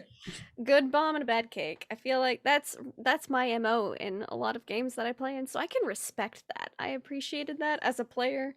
Freda, not as much, but I appreciated it. And both me and Freda really appreciated Sylvie from the first episode I saw, from the first moment of practically here being like the are you okay? Do you need help, eyes? Like, that man is your husband? To, hell no, we aren't letting her, we aren't sending her back there. To I just love how supportive Sylvie and Freda are of each other. It makes me happy. They're cute and I love them. And of course, love to Dot, Greg, and Trooper, because you guys are awesome. Just individual little awesome moments that you guys are great. And of course you can find me at Laugh Love Lindy. I'm a tabletop RPG addict. You could find me here, I guess, for the next several Fridays playing some Freda, which I'm excited about. You can find yes, tomorrow, which reminds me I still need to make an overlay for. There's going to be a Monster of the Week game Of the tomorrow night fortnight, on my really? channel. Once a Monster of the Fortnight, technically speaking, using the Monster of the Week game system. So that should be fun. Mondays and Tuesdays D&D, once a month Aliens tabletop RPG, and Fridays typically Aether's Walkway with Greg and Trooper, and it's great. I don't know if I'm forgetting anything. Oh, I am. Just follow on Twitter. I retweet it. I blame the wine and fever. Yay! And I'm going to just read out the things that our chat has given us. Now, hold on. Before you do that, I just want to go ahead and say this. Trooper, you invited me to be on a show about a year ago at a Gen Con. I was half drunk and I was like, are you serious? I'm the... I remember that. Yeah. And I was like, what? Like, I make dick and fart jokes. I don't know why you're asking me to be on your really serious podcast here. Because I knew. Or stream. And I was like, what are you doing? What? Okay, I guess. Yep. I'm good. I guess that's fine. But it was because Dot had DotCon at Gen Con, and I think Trooper got We all got a little swasty. No, I knew it from our Supers game together. Super Duper, Yeah. I knew it. Oh, that's right, because we played Super Duper. I forgot about that too. No, Yeah. I knew from Super Duper that you'd be really good in a serious game. I knew it. So I just want to thank you wholeheartedly for forcing my hand where I was like, no, I just want to do comedy stuff and just light, Cartoon Network type things. And I remember you telling me that. I was like, come do this really dramatic thing with me. Come on. You know you want to. Like, I'm not drama, and apparently I'm drama. So I just want to thank you wholeheartedly for bringing me into the fold, and we'll see where it goes from there. But I just wanted to stop everything and just say thank you, Trooper, because you brought all these people together, and this is some of the most amazing RP work you can find anywhere on the fucking internet, and that is for sure. So these are everyone here. Everyone is amazingly talented, and that's all Trooper deals with because he's a baller. So and I want to give one more star for tonight as just our comedic final ending to Trooper for that poor soldier who thinks he's going to get cast in the movie. I swear he's gonna Chad, get if on y'all film. don't go Clemens Brown. clip Trooper, if y'all don't go clip Clemens acting for Oscar, I will never forgive you. It was choice Trooper acting. It was choice. Maybe we'll see Clemens Clemens Brown is gonna make it big. Clemens. Now, it might not be what he wants, and he might get framed for some shit, but he's gonna make it onto film. Oh, he's gonna. Yeah, we're getting it. framed.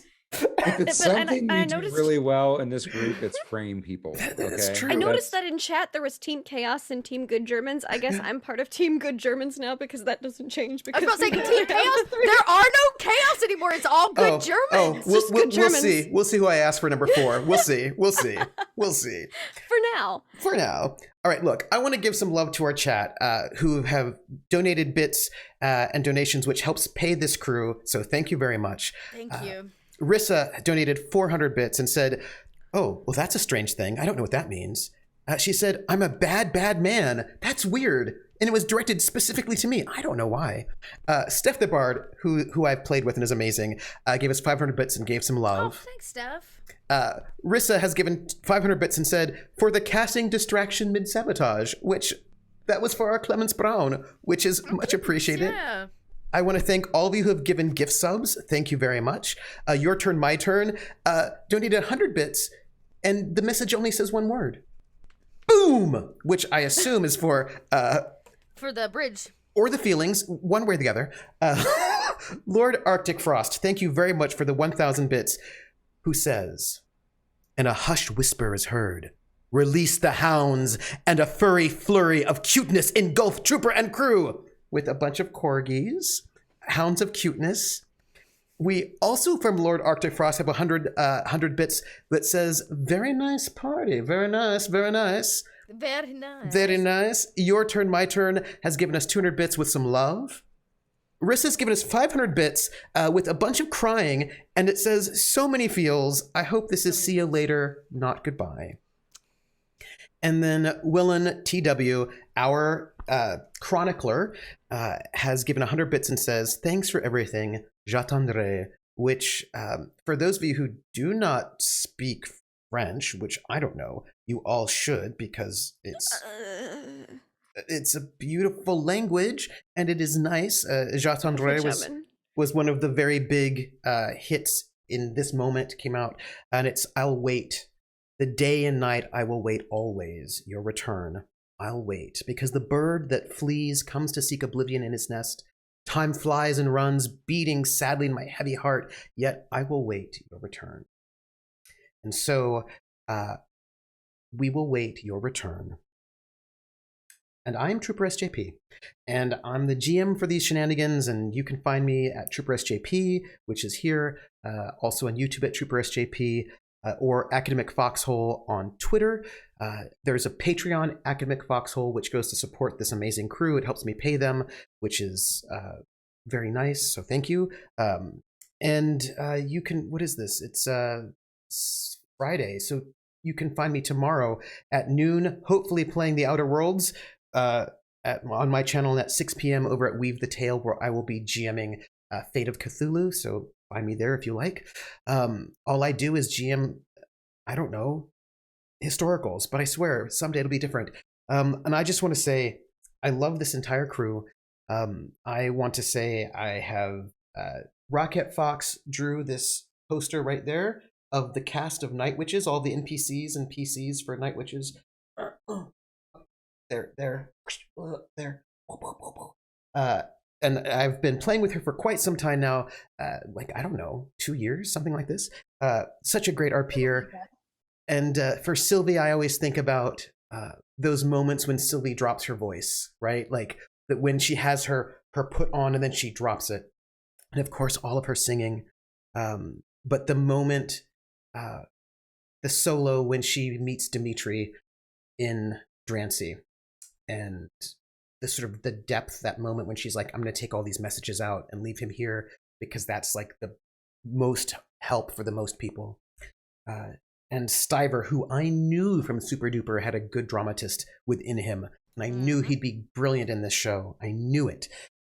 And I, of course, saw it most acutely in his solo episode when he found out that there was some really creepy gas being created, when he killed the serial killer and had a bit of a break. Like there's like a depth of feeling that Stiver puts into Tango that has always impressed me, that I knew it always was there, and that has always been such a great part of it. But also the shenanigans Team Chaos gets up to sort of help balance the darkness with the light is always appreciated. And of course, that moment between Regina and Sylvie, so amazing. The moment between Oscar and Tango, also so amazing.